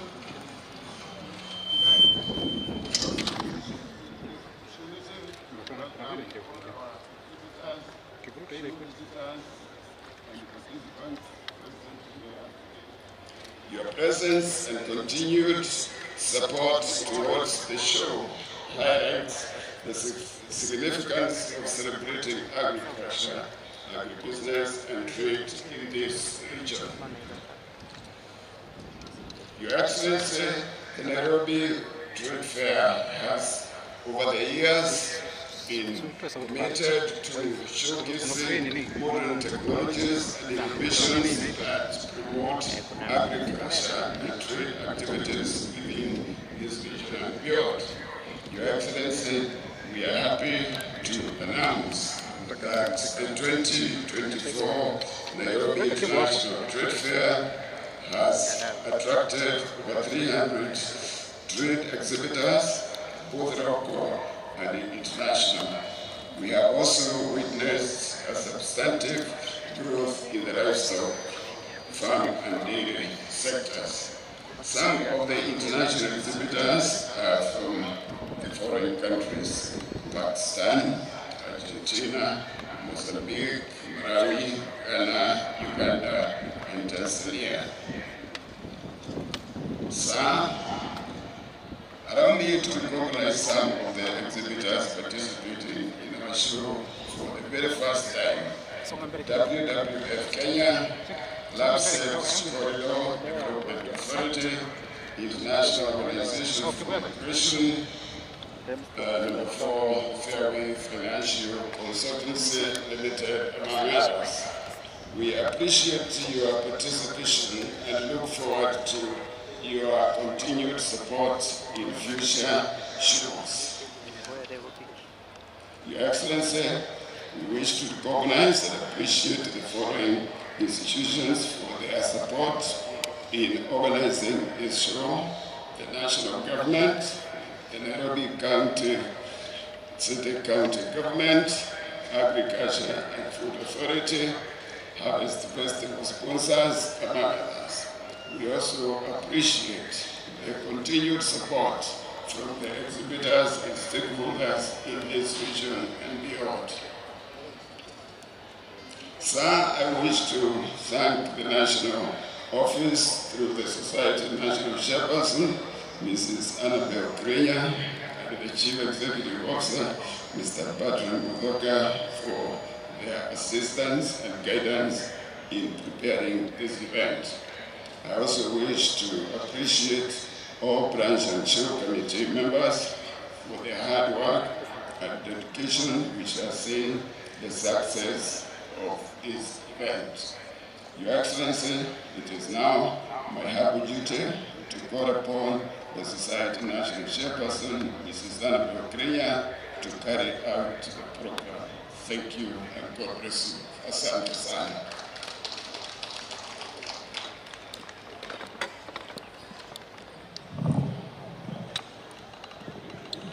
Thank you, Chair.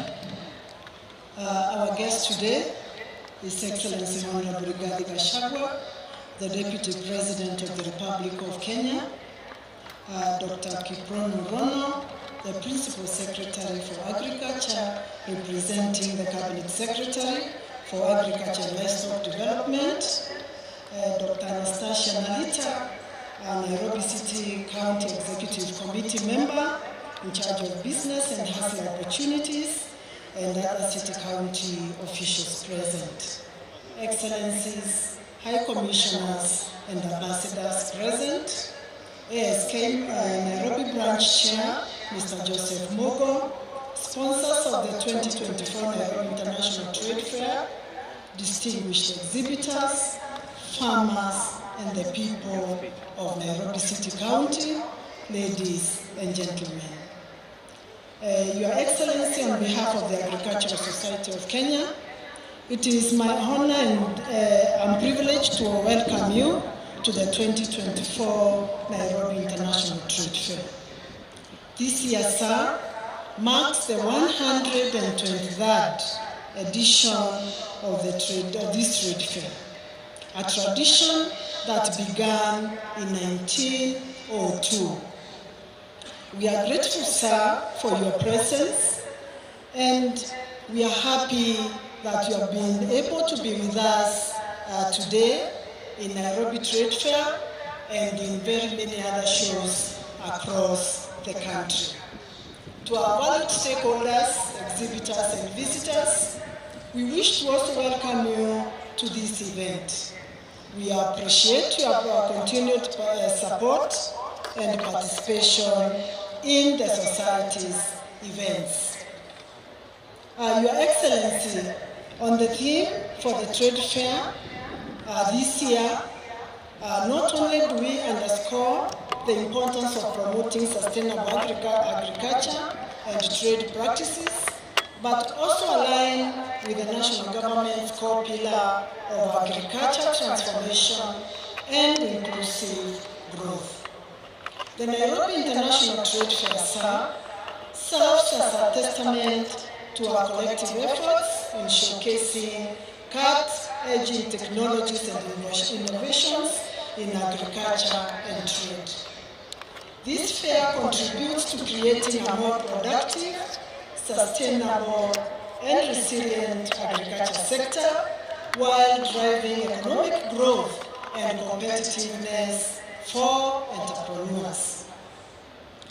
We wish to invite and encourage all attendees, including farmers, entrepreneurs, and the general public, to engage with the exhibitors and exchange innovative ideas for all of us to carry home. Your Excellency, the Jamhuri Park Exposition and Conferencing Center remains a preferred venue for meetings, incentive conferencing, and exhibitions. It has provided a robust platform for exhibitors during this trade fair, as you witnessed during your tour today. We invite our stakeholders to utilize the convention center for corporate events. The center, sir, boasts of an open clear span area of 3,456 square meters, equipped with auxiliary facilities to support the maize industry. The Society's master plan is strategically designed to ensure that our showgrounds remain accessible and operational all the year round. We have adopted a public-private partnership model in the implementation of the mixed land use developments to maximize asset utilization. The Agricultural Society of Kenya is committed to aligning with the national government's core pillars in agriculture and trade, and we actively promote sustainable innovations, technologies, and information exchange within the agriculture and agribusiness sectors.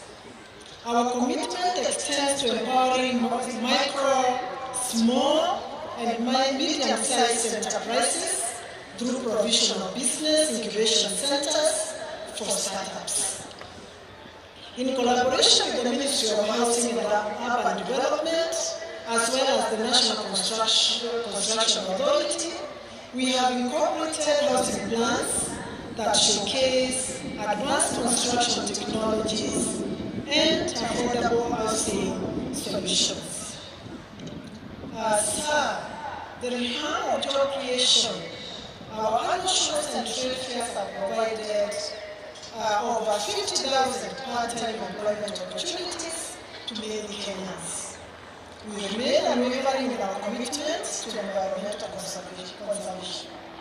Through the Young Farmers Clubs of Kenya and the 4K Clubs, we engage in activities that conserve the environment and promote sustainable practices. In line with our strategic plan, sir, we recently partnered with the Kenya Marine and Fisheries Research Institute to introduce over 200 tilapia fingerlings into the newly cleaned up Jamhuri Park Dam. Your Excellency, I'm pleased to report that the Society has completed the development of the Jamhuri Park Showground Integrated Mixed Land Use Master Plan. We are now in phase 2 of the development plan, which envisages investment opportunities in commercial and retail centers, sporting hubs, and light and offensive industries, among many others. We invite investors from both the public and private sectors to explore the significant opportunities as envisaged in the development plan. And now, sir, allow me to conclude and also invite the Principal Secretary for Agriculture, Dr. Rono, to proceed with the program and later invite you to make your remarks. Thank you, sir.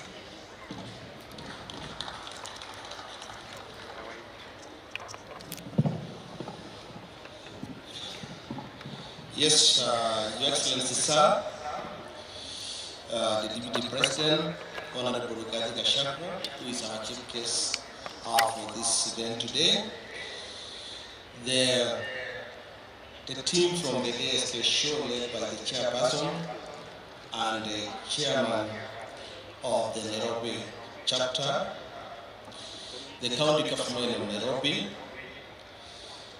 the exhibitors, our farmers, our senior government officials from the different government, the county and the national government. Distinguished guests, ladies and gentlemen, good afternoon. You will allow me, Your Excellency, before I make my remarks, to welcome the host county, the county government of Nairobi, represented here by the Women Rep, Honorable Esther Passaris, to welcome us to this county and make her remarks. With your permission, sir. Mheshimiwa. Your Excellency, the Deputy President, you know, we're so used to calling you Rigiji because you're so close to the people, and I thank you for that. Allow me to stand on all protocols. I'm here as a Nairobi leader, and I am very proud of all the exhibitors, all the partners, the ASK, for putting this together every year. And every year it's improving. There's so much that you can learn while you visit the stalls. There's so much that you can do for business. So I encourage everybody to take advantage of this show. It is a show that is meant to help you connect with each other, connect with business, get some good business ideas. So take some time, come, wear some flat shoes, walk around. It's a good place also to bring children so that they can understand that from education, then you go into business. And I'm very proud of the work that has been put in to put this show together. P.S. Thank you very much for giving me this opportunity. Your Excellency, you are doing well for us, and I really want to thank you for the space that you occupy and the work that you do. Please send my regards and my love to your wife.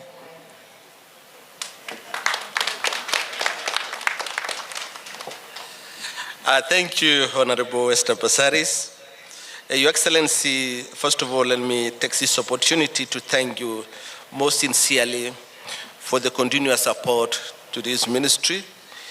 I know this is almost the third show you are officiating after Mombasa, Nyeri, and now we are in this international show of Nairobi. We thank you for that because you are really given us a step ahead in terms of promoting food security in this country, because this is the key events which we celebrate as a ministry, where we meet with farmers, we meet with exhibitors, we meet with our key partners, and also our innovators to showcase what exists in the space of agriculture, so that as a ministry we can step up the innovation which are existing in various spaces. Your Excellency, I take this opportunity to welcome you and everyone gathered here for the much anticipated 2024 Nairobi International Trade Fair. I would like to take this early opportunity to extend my heartfelt thanks to everyone who contributed to the preparation of this great event. Your Excellency, sir, the ASK shows and trade fairs are an important platform for innovation and also exchange of ideas for our farmers and also our business community. This ASK show, the theme of this show is focusing on promoting climate-smart agriculture and trade initiatives for sustainable economic growth. It is in line with the government commitments to promoting innovation and technology for the growth of the agriculture sector as stipulated in the Kenya Vision 2030. And as a ministry, we are committed to promoting innovation and technologies in agriculture and livestock development in line with the bottom-up economic transformation agenda, the so-called PERA.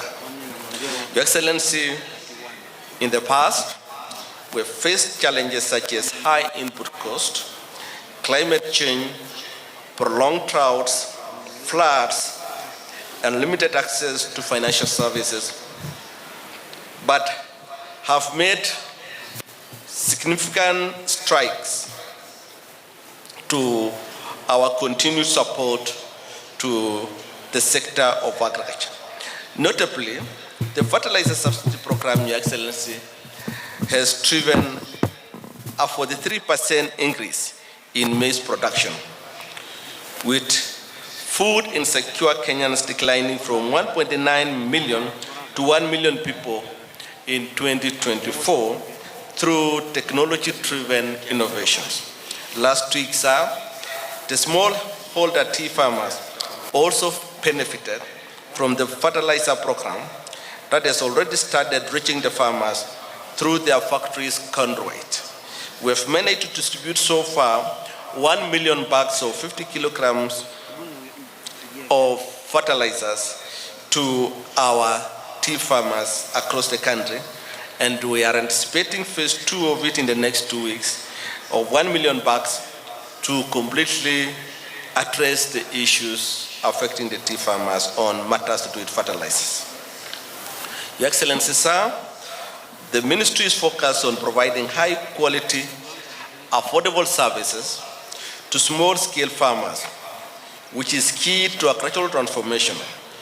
To enhance service delivery, a digital farmer registration platform has been launched, and we have registered so far close to 6.45 million farmers, up from 1.3 million in the year 2022. This database supports access to subsidized inputs like fertilizers. Under the PETA plan, the ministry has prioritized value chains such as edible oils, rice, cotton, tea, coffee, beef, leather, and dairy. The notable achievements which the Ministry of Agriculture can articulate are the fertilizer distribution, which is worth Kenya shilling 32 billion, which has reached close to 6 million farmers. There is also expansion in rice production, aiming for self-sufficient by 2030. There is also tea export volume growth, which has grown by 16% in 2023 earnings, and also it has also boosted earnings from Kenya shilling 180 billion to now Kenya shilling close to 200 billion TCR. The coffee reforms are enhancing productivity, are targeting the increased productivity from 2 kilograms by tree or by bush to 10 kilos per bush by 2027. We have also planned to roll out the edible oil promotion projects targeting to reduce the importation of edible oil from the current close to over 160 billion by year to less than 80 billion by year by 2027, which is half in our target. The sugar industry, Your Excellency, we are happy to report a lot of progress. And as we talk, Your Excellency, we have managed to pay our sugar farmers their arrears, which was close to 1.7 billion. And now we are in the process of paying the arrears for the employees, and a program to roll out 27 new cane varieties with high yielding so that our sugar farmers can benefit from this new variety, which can also assist farmers in addressing issues to do with challenges to do with climate change, as well as give them high production. In the cotton industry, the cotton acreage has increased from the 8,500 acres, and this is with the support of the government. and we are aiming to produce close to 100,000 pails by 2027. There's also the push in the leather industry, with the government aims to increase incomes and job creation and footwear production through initiatives like the current Kenya Leather Industrial Park, which is ongoing. In the dairy sector, Your Excellency, efforts are focused on increasing milk production and processed milk exports, while in red meat, export volumes have seen significant growth. The government is also implementing breed improvement and vaccination programs and putting up legislative reforms to modernize the livestock sector, as supported by the training institutions and the livestock. And this initiative, Your Excellency, will enhance productivity, will also create jobs and support our economy in terms of growth, which agriculture plays the pillar and the foundation for our economy. Your Excellency, sir, as you are aware, the national government, in collaboration with the county governments, is establishing commodity aggregation and industrial parks in each of the 47 counties, and the programs are ongoing. And we anticipate that by the year 2027, this industrial park will be ready, and the sector of agriculture will benefit a lot when it comes to collection of farmers' produce for purposes of storage, value addition, and also exports. These centers will provide a common user facility to all our farmers and also enable farmers to receive better prices for their goods, while also reducing the post-harvest losses in this country, which has been standing at 30% over several years. But with the current rollout of programs like 100 trials, which we have distributed across the country to support the farmers producing cereal crops, an additional 235,000 small trials, we intend to reduce this percentage loss of post-harvest from 30% to 10% by the year 2027. The Ministry appreciates the government efforts to operationalize the National Food Reserve at the National Cereals and Produce Board, which aims to caution the country against future food shortage and ensure affordable access to food for all Kenyans.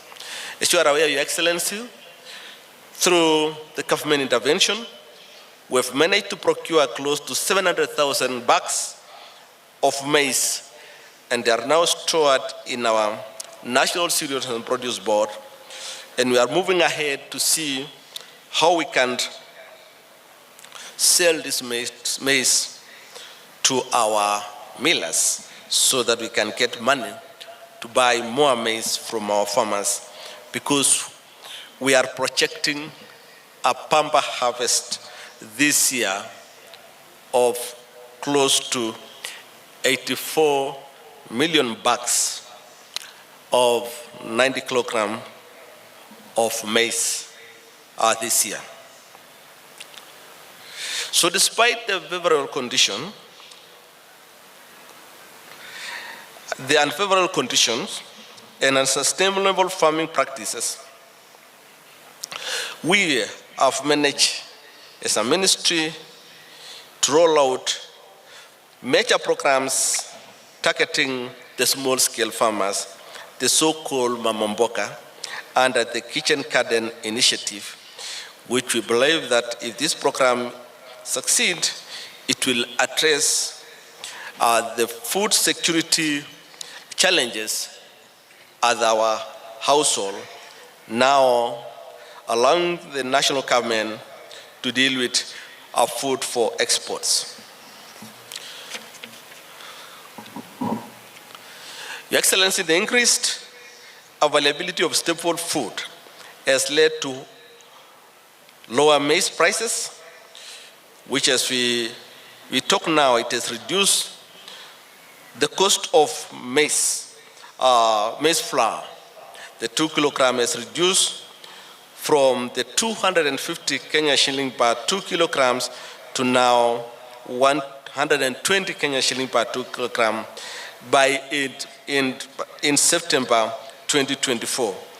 This drastic decrease, which has also improved the cost of living, enhanced the cost of living, is attributed to the fertilizer subsidy, better rain, and also good practice by our farmers.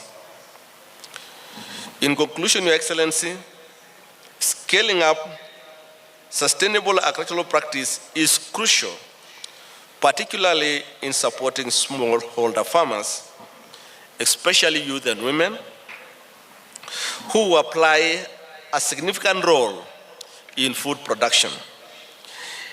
Engaging youth in agriculture is also important in terms of employment at the same time, ensuring that this strong and extra energy is channeled to the right use.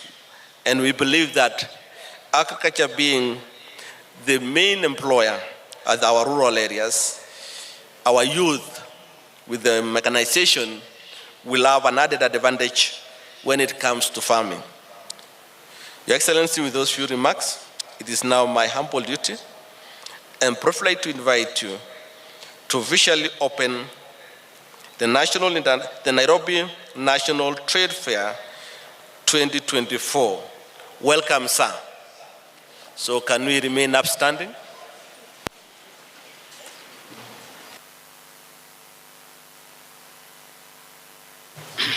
Thank you very much. Please be seated.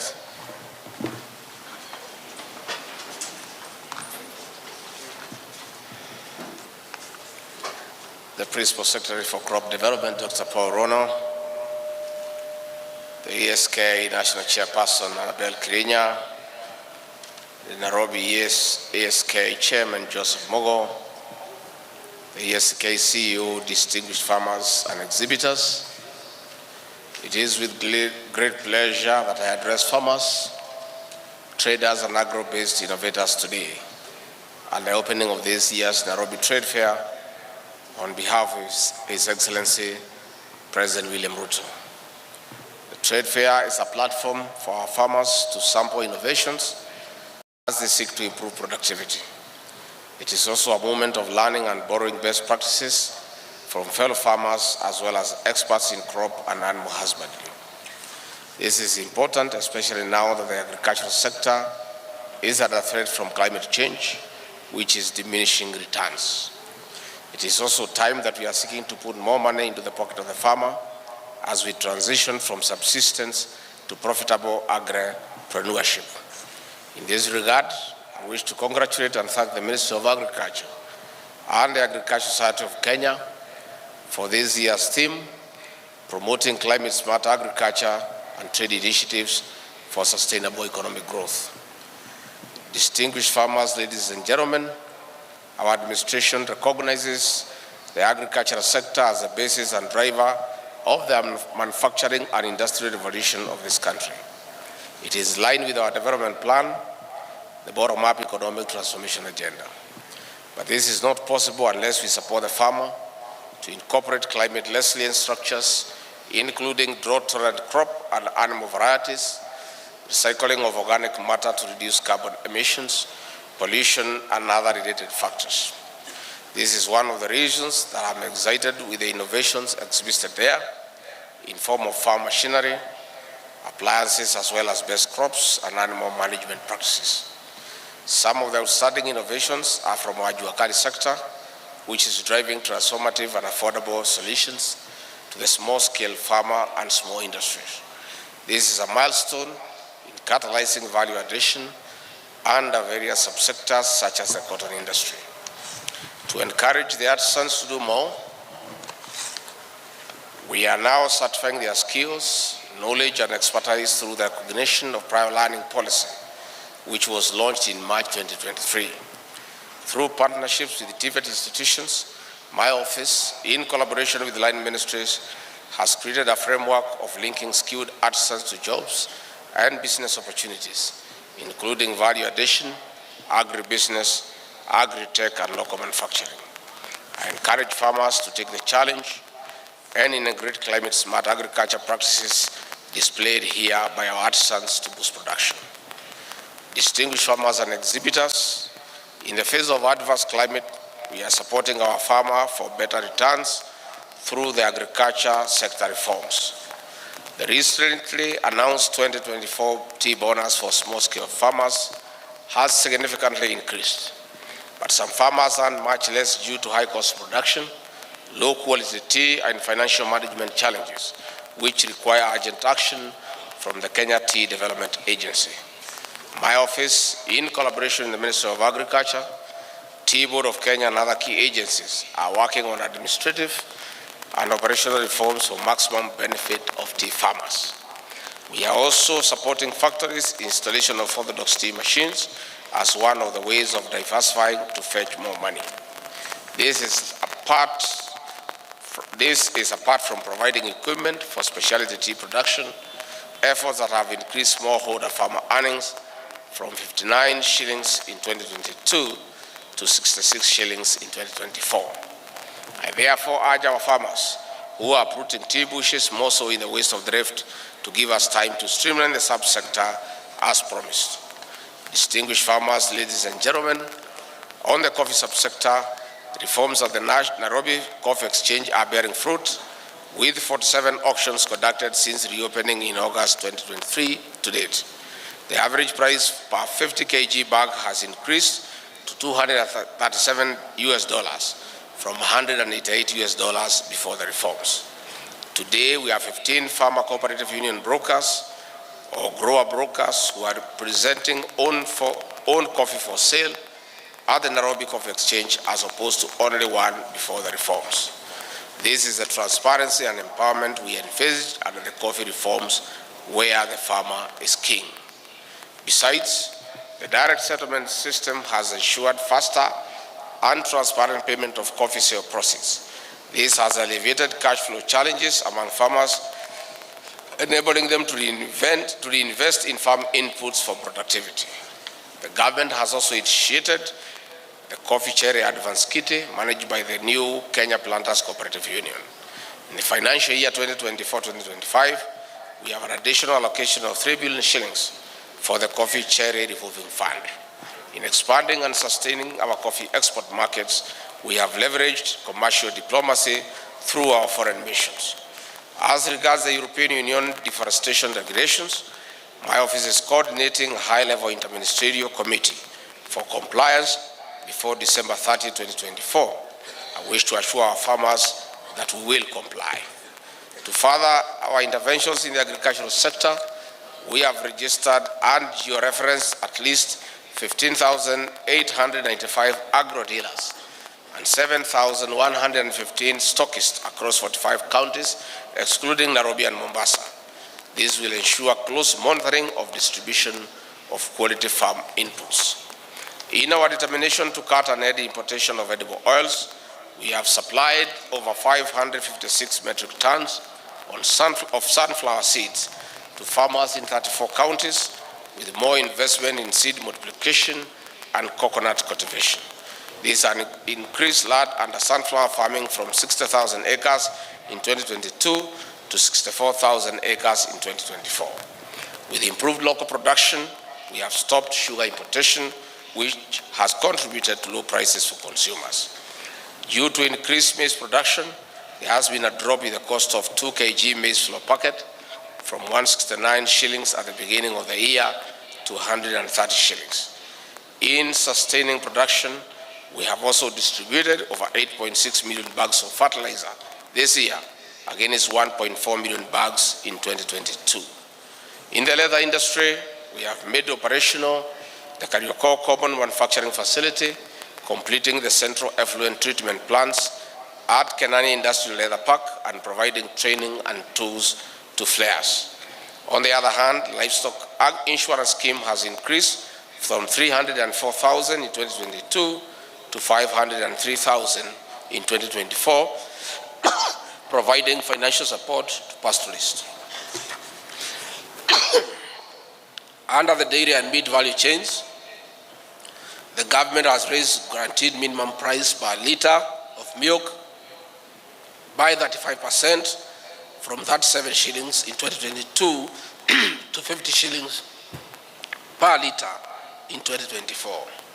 Milk production has also increased from 4.6 billion litres in 2022 to 5.2 billion litres in 2024.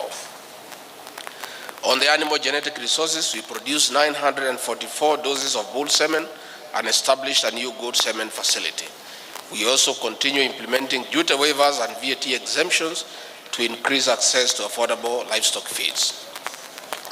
Under the avocado subsector, we are implementing reforms as we eye more exports to traditional markets and roping new consumers in Japan, Malaysia, India, USA, among others. The reforms and other structural interventions will continue until we put more money into the pocket of the farmer. Distinguished farmers and exhibitors, on this note, I wish to thank the Minister of Agriculture, the Agricultural Society of Kenya, traders, partners, farmers and exhibitors for organizing and participating in this trade fair. It is now my pleasure to declare the Nairobi International Trade Fair officially open. Asanteni sana.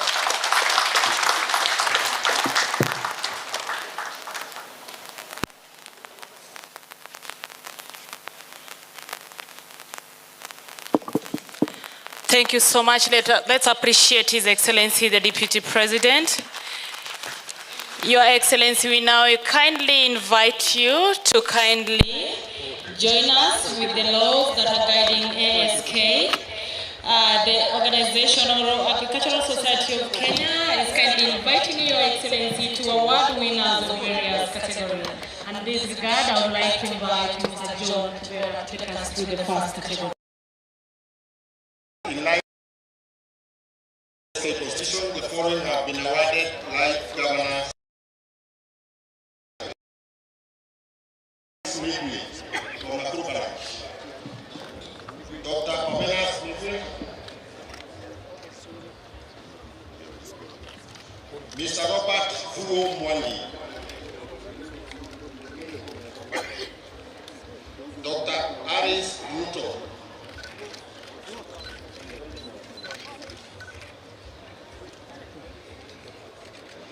Benson P.A. Nyawanda,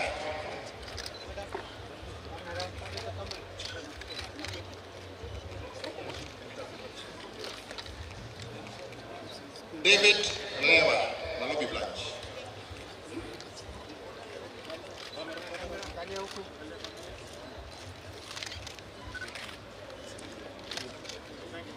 David Lewa. Special category, Captain William Eboy Ruto.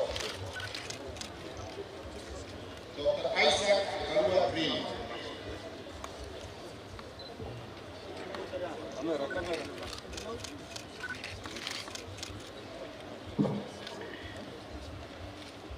Sami Chepsilo, Kenya Seed Company. Sami Chepsilo.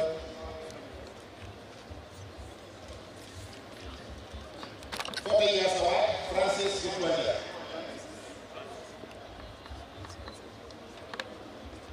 Joyce Wamai.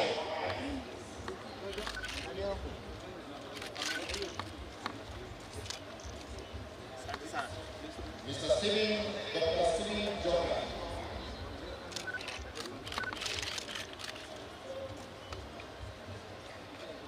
Years award, Verena Mavina.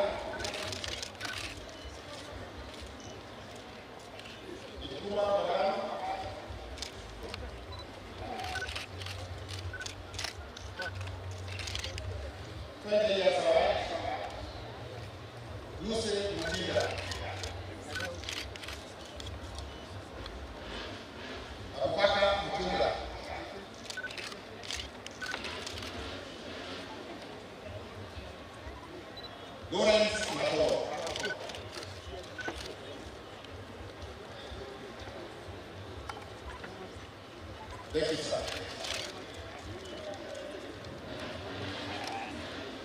Your Excellency, the following are winners of Tribunal Awards. Minister of Defense, Best National Government Minister Stand, Best Stand Display in the future service. The next one is then the best stand and the best stand exhibiting blue economy innovation.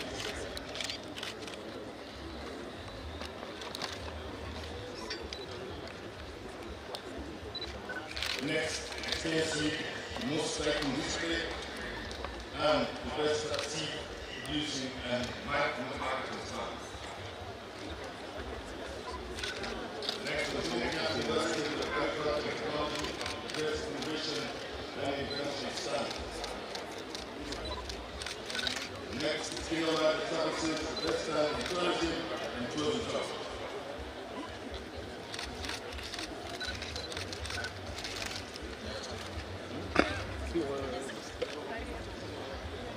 University, best education and education stand.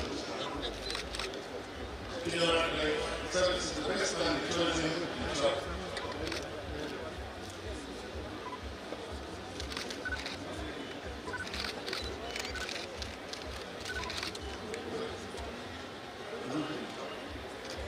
National Irrigation Authority, the best agri-processing stand.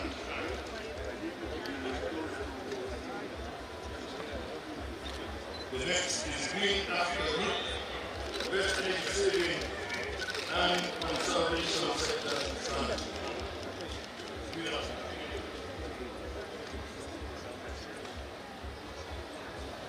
The next is Kenya servicing the best stand in the British Council of Team.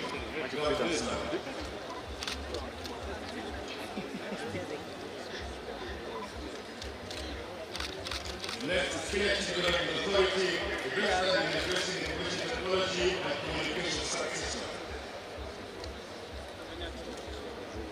Next is Agriculture and Food Authority, the best stand in strategies and international trade exports. Next is Kenya Bureau of Standards, the best regulatory authority and preparation stand. The next is University of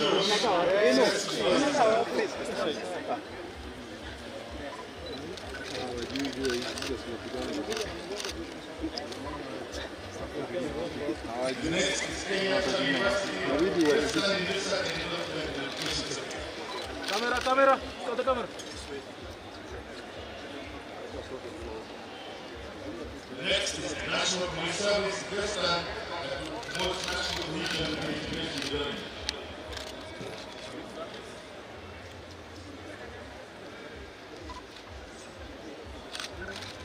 Next is Agricultural Food Authority, the best local stand in strategies and international trade and exports. Next is Agricultural Works, best stand in water and waste.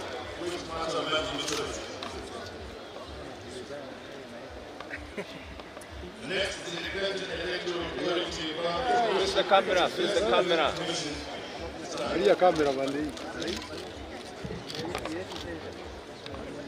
Next is Cooperative Bank, the best bank stand.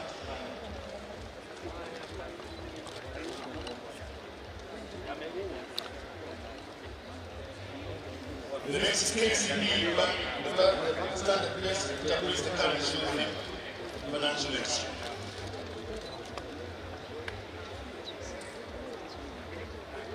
The next is financial institution standards.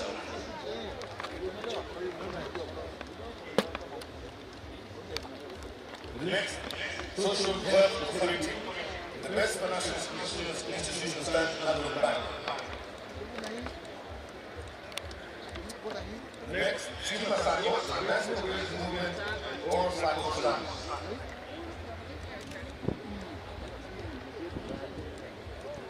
Next, Agricultural and Agricultural Research Organization, the best stand in society and development and education.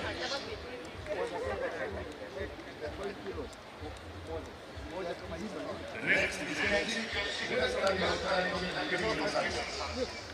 The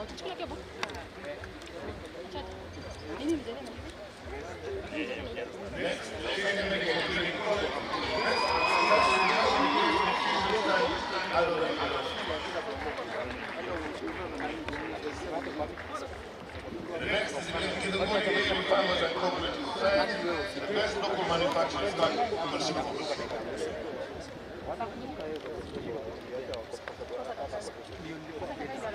Next, Canco Improvements Kenya Limited, the standing exhibiting agriculture and agri-moving equipment.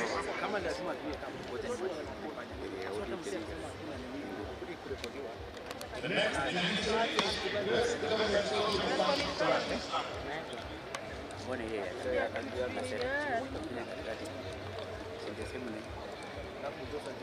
The next is Kenya Forestry Research Institute, the best standing in demonstrating the application of environmental and quality standards. Next is Kenya Plant Health Inspection Inspectorate, the standing best interface artificial in agricultural waste.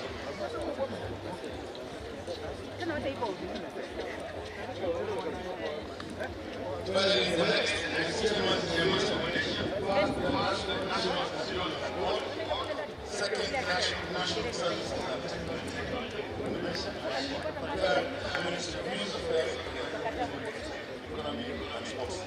Second, National Commission for Science and Technology.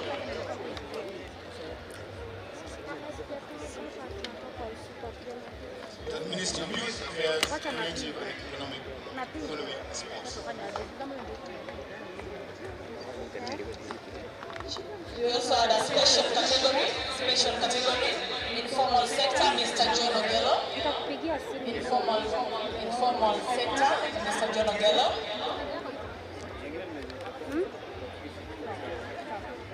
Mr. John Ogello has been very innovative in metal fabrication under Juakali Association. Secretary General Kamukunji Juakali Association. Thank you so much, Your Excellency, for accepting to award this great thing that I've done. Well, Your Excellency, now we ask you for the rest of the parade. And to take us through, you're going to be Mr. Leopas, who is going to commentate on this segment.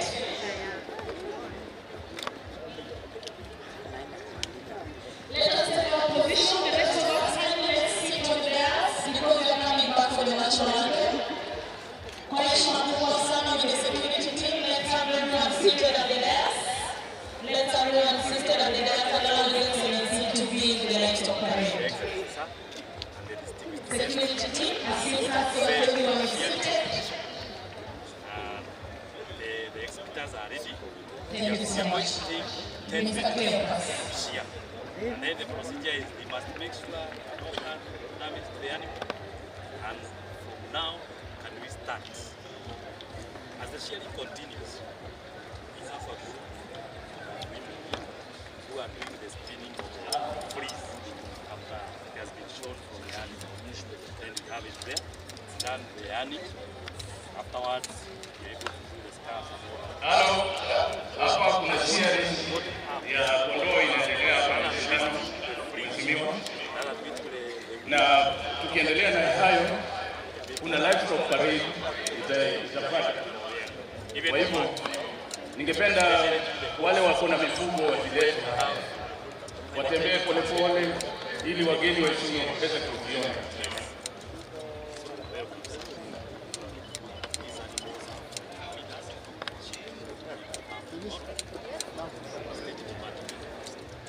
Kwa hivyo zikuje mifugo tafadhali.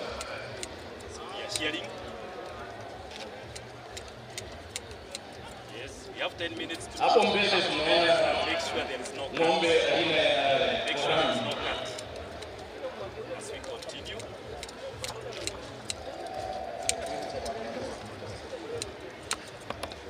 Timekeeper, Pierrat. We have 10 minutes. And you see that these are sources of employment. Shearing one goes for 50 shillings. So you can imagine if you had about a flock of 100, how much that person is making. From experience, we have realized the young men are doing it 80 per day. 80 per day. Yes, that's a lot of money.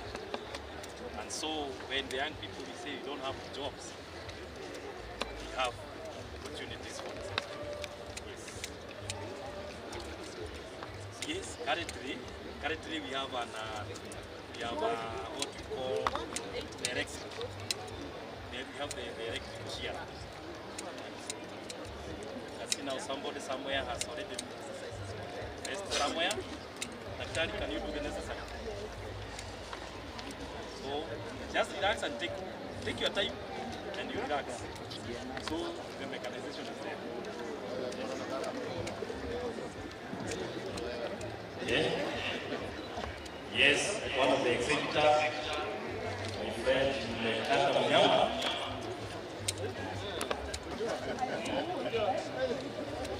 Yeah.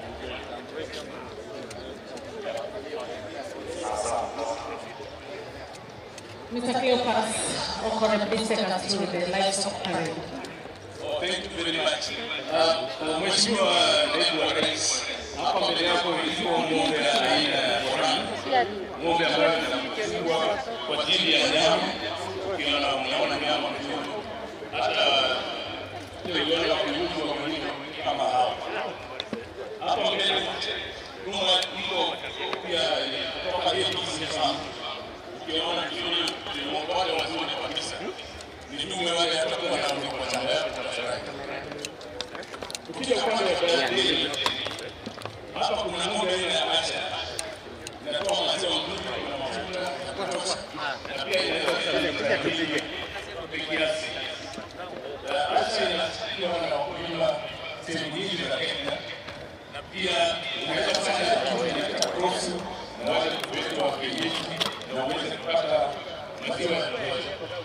Ikichukua nyuma hapa ni ng'ombe aina ya Kenya na tupata ADC ya Malala. Huyu champion serious dog. Ukiona ni ng'ombe ambayo iko mzuri, iko na good tummy, the other is good, the legs and feet sawa na maziwa inatoa nzuri. Kwa maziwa ng'ombe anafunja anajulikana kwa kutoa kuliko wale hizo hili. Lakini kwa kulima mvua lazima uanzishe ndio uweze kupata hiyo maziwa. Hapa tukiendelea tuko ng'ombe aina ya Dansi. Hii inatoka ADC na Dansi inasifiwa sana kwa umuhimu wa maziwa yake, especially butter ambayo inakuwa na dhamana sana kwa mwili ya binadamu. Hapa tuko mwisho ADC farm Jazi. Ukiona huyu ng'ombe wa Jazi hakuli sana lakini maziwa kwa kiwango cha kutosha, mafuta pia iko mzuri. Kwa hivyo wale wakulima wanatoka sehemu lishe sio nyingi, hapa tunapata na Ramses pia inaweza kusaidia ukame na inaweza kuwa nyama na pia maziwa. Sasa hii process kiona hiyo hapo. Alafu hapa iko ng'ombe inaitwa Flexi. Flexi inatoka El Karama Ranch kwa Laikipia. Ukiona it's a dual purpose animal. Inatoa maziwa kwa na nyama. Na ukiona iko na nyama hapa iko Charolais. Hii Charolais ni nyama ni ng'ombe. Sasa wale wanataka kuuza ng'ombe inakupatia nyama ya hali ya chini. Unachukua hiyo alafu hii ng'ombe kutoka Kalro kwa Naivasha. Kalro cycle ni nyama ya ng'ombe ilikuja hapa Kenya 1939. Na inakuwa sehemu ziko kame alafu inakupatia maziwa ya kutosha hiyo na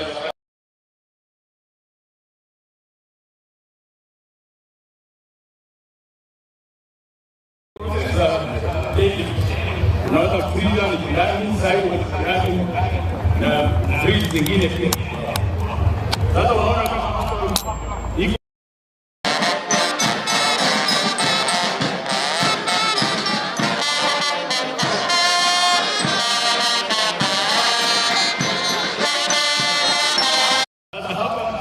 kando wako na Hampshire Downs. Unaona ni ngoma ndio unaweza kupata huo. Alafu na hapo iko dopa ni kondomu ni especially sisi kama Nigeria na Tanzania.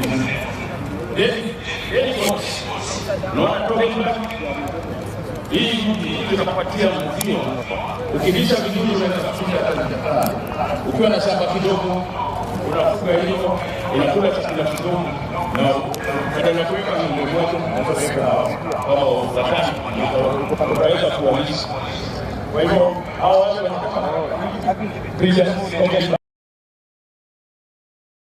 wanakuja kwa mboga migoja. Hao wanataka kwa mlimo ndani kwa na hiyo hata wao pia wale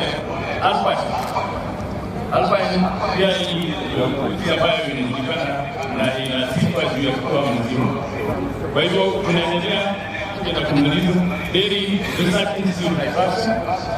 Ukiona hapo wako na remote dairy ambazo za project wanafanya, alafu wanatoa hizi mbuzi zinatoa maziwa za kutosha kabisa. Alafu ni bado hii ya nyama inatoka Afrika zimeletwa wengi hapa Kenya ili kusaidia wakulima kuongeza utoaji wa nyama wa Wanakenya kule zaidi.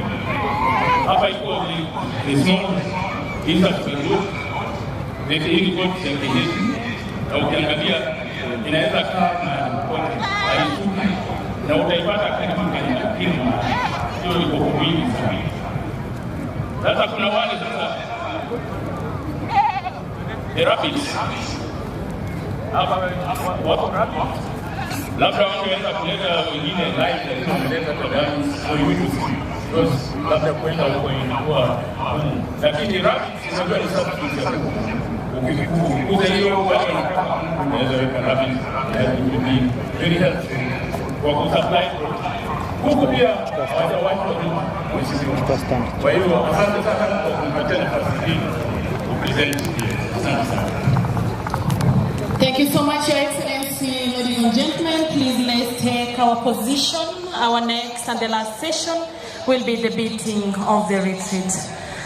We thank everyone who made today a success and everyone who was here since morning, every day to see the opening ceremony a success. Let's all take our positions kindly. Let's clear so that we take our position, so that we invite our mass band to start off the beating of the retreat. In this regard, Your Excellency, with your permission, allow me once again to invite my colleague to take us through this. Karibu. Mgeni wetu rasmi, umewadia wakati wa sherehe za machweo ya jua.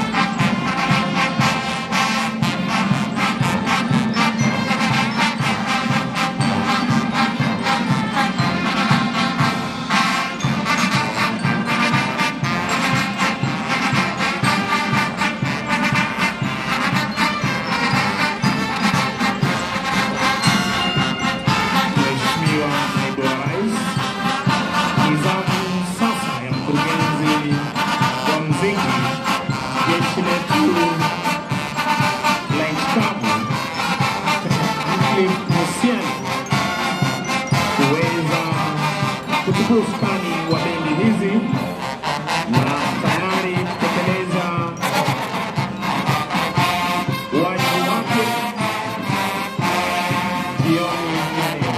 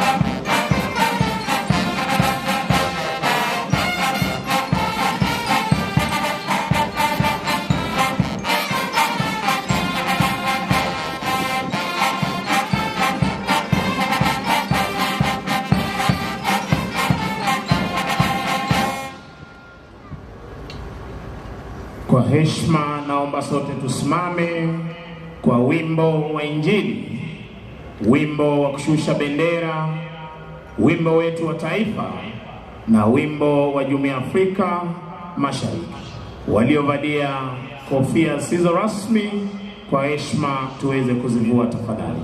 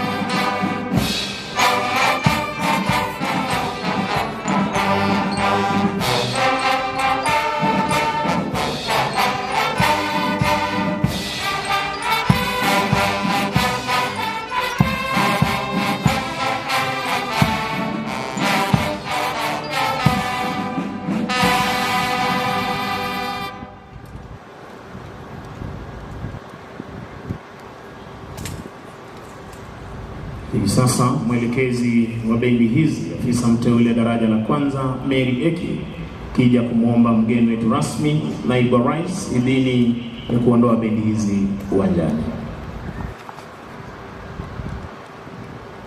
Your Excellency, may I have your permission to march off the mass band, sir?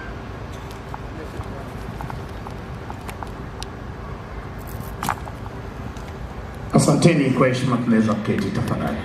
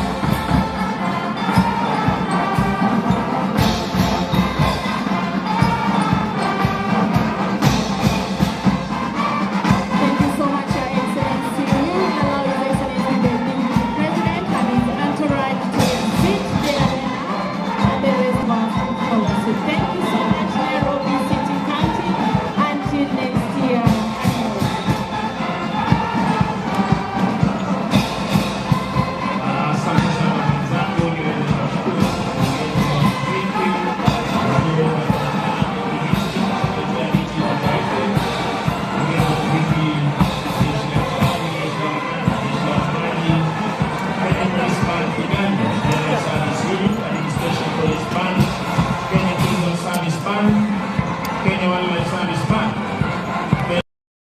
Obwansu bw'omugusi. Ndizi TV.